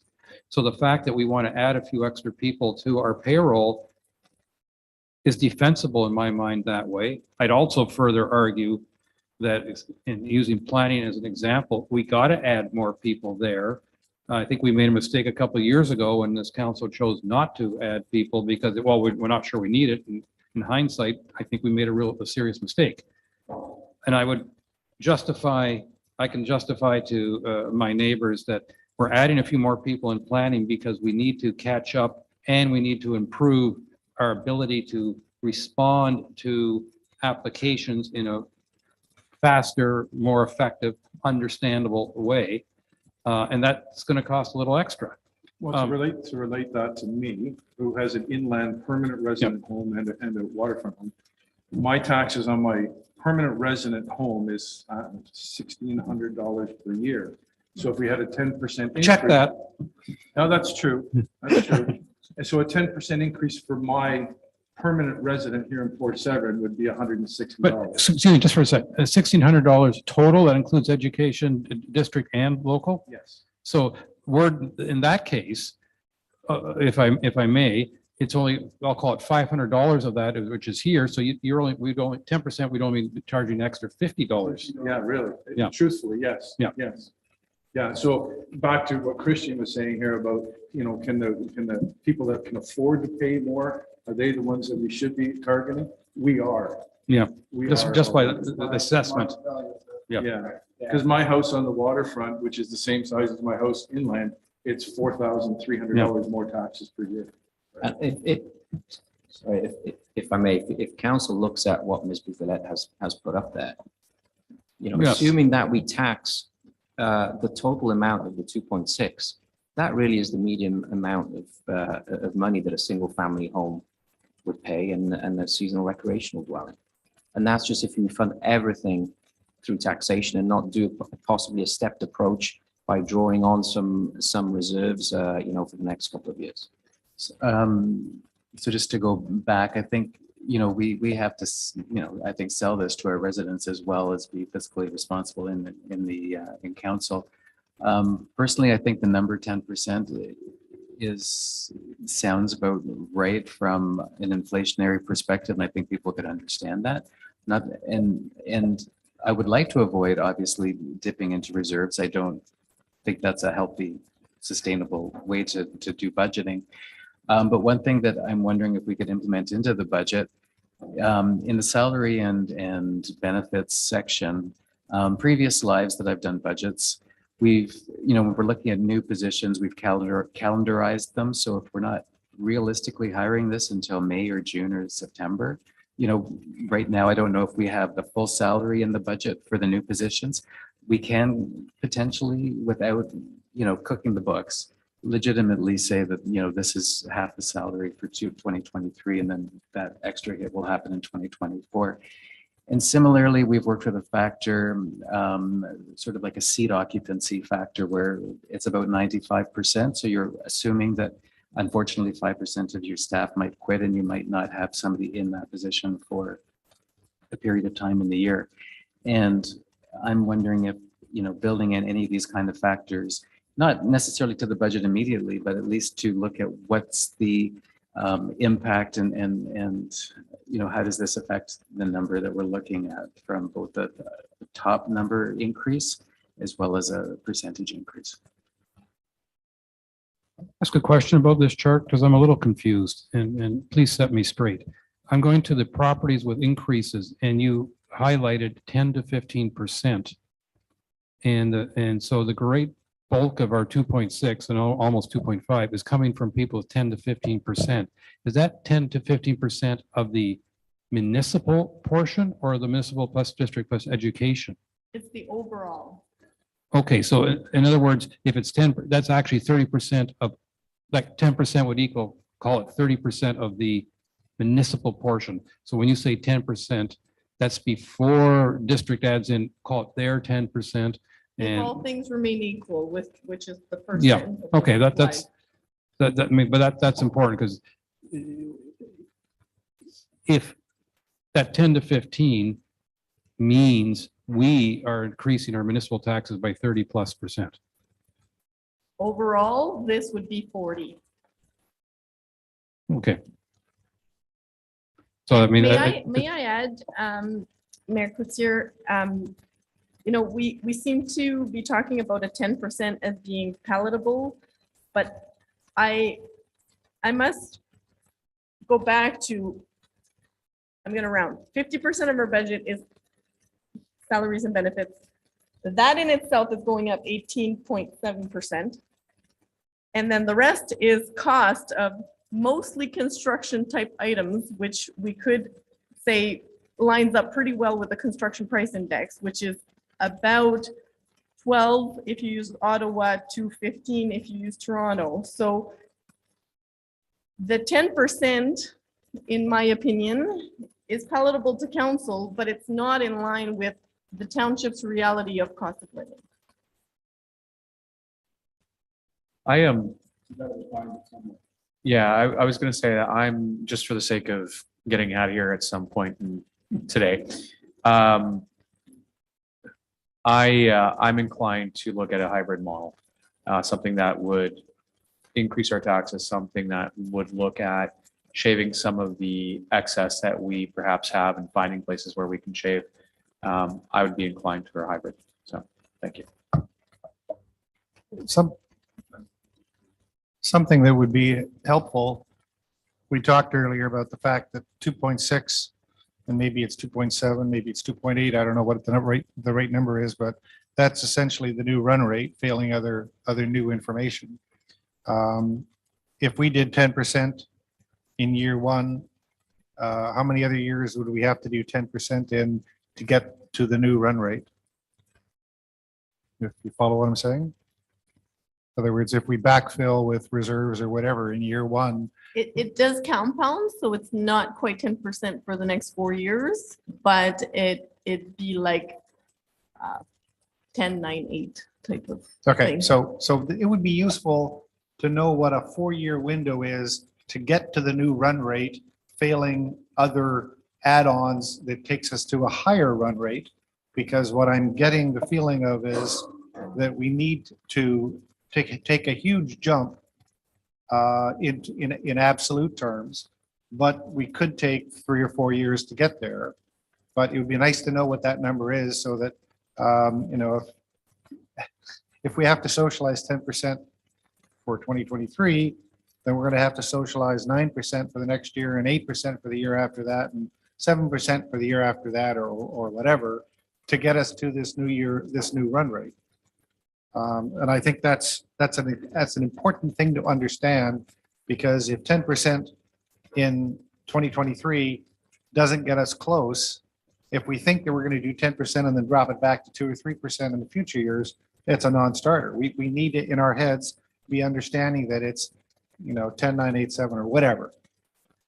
And we don't know what inflation is going to do to us in 2023, let alone years later. Right. And since I'm talking, 30 seconds. I did want to make sure we didn't lose this bullet number 2 on page 3 of your presentation, where you talked about the funding of food cyclers. Because I don't know if that potential purchase price of 290,000 is in there, or if the net cost of 145,000 is in there. But I would like us to raise the visibility of that as we consider this package, because I think we learned, or we generally agreed previously, that there was a cost offset from a solid waste perspective that could be ultimately covered by this kind of a program. And I would like to offer, in my role as a board chair of the library, that the library would be very interested in helping us with the distribution and sales, if you wanted to categorize it that way. So we have a very willing partner who could help make this program really, really successful. And they have great direct contact email lists that they can leverage. So I think that if it is something that we should consider, and based on previous conversations, it seemed like it should be, then let's not let that accidentally fall out of the budget. Let's make sure it's in there, and let's figure out a way to do it.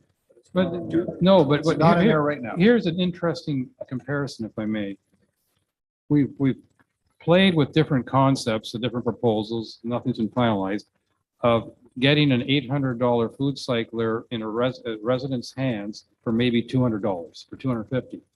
In a sense, we might give that resident $500 benefit by a cheap food cycler. It's the same resident who we are now saying we don't want to tax them an extra $500 because because that would be 20 or 25% of their tax bill. That's a good way to justify the increase. Well, yes. Yeah, or, yeah.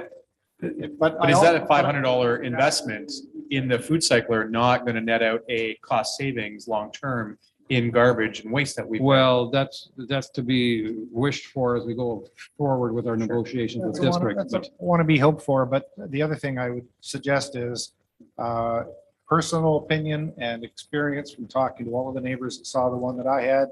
Everybody would pay something for it. Don't give it to them. Everybody would pay something for the value of that. In fact, I had one family that went out and paid the $800 to buy it. They have a septic system in a non-cottage environment, So people would be prepared to pay significant dollars for this. Anyway, I just wanted us to not lose sight of that as a key element, I think, because I think it's good for the community, good for the environment, maybe a cost savings on our solid waste business. And I'm gonna give it up on the. Maybe it'd be prudent right now for us to discuss limiting council priorities to something like $10,000 or limiting it from 2023 as a gesture that, we need to make accommodation in the budget. Ms. Boutiette actually will do that. She'll give us a list at a certain point and say, this and that, if you want it to be at this level, this is what you got to cut. You want to lower, this is what you got to cut. She's very good at that. So that will be coming. That wish list that we'll have to decide, are we throwing it in or not? Okay, shall we shut her down? And I have some good news. I guess we should do this. Apparently, Ms. Way is going to allow us to be a little more efficient with shutting down the COW, the committee of the whole, but we've got to shut this one down first.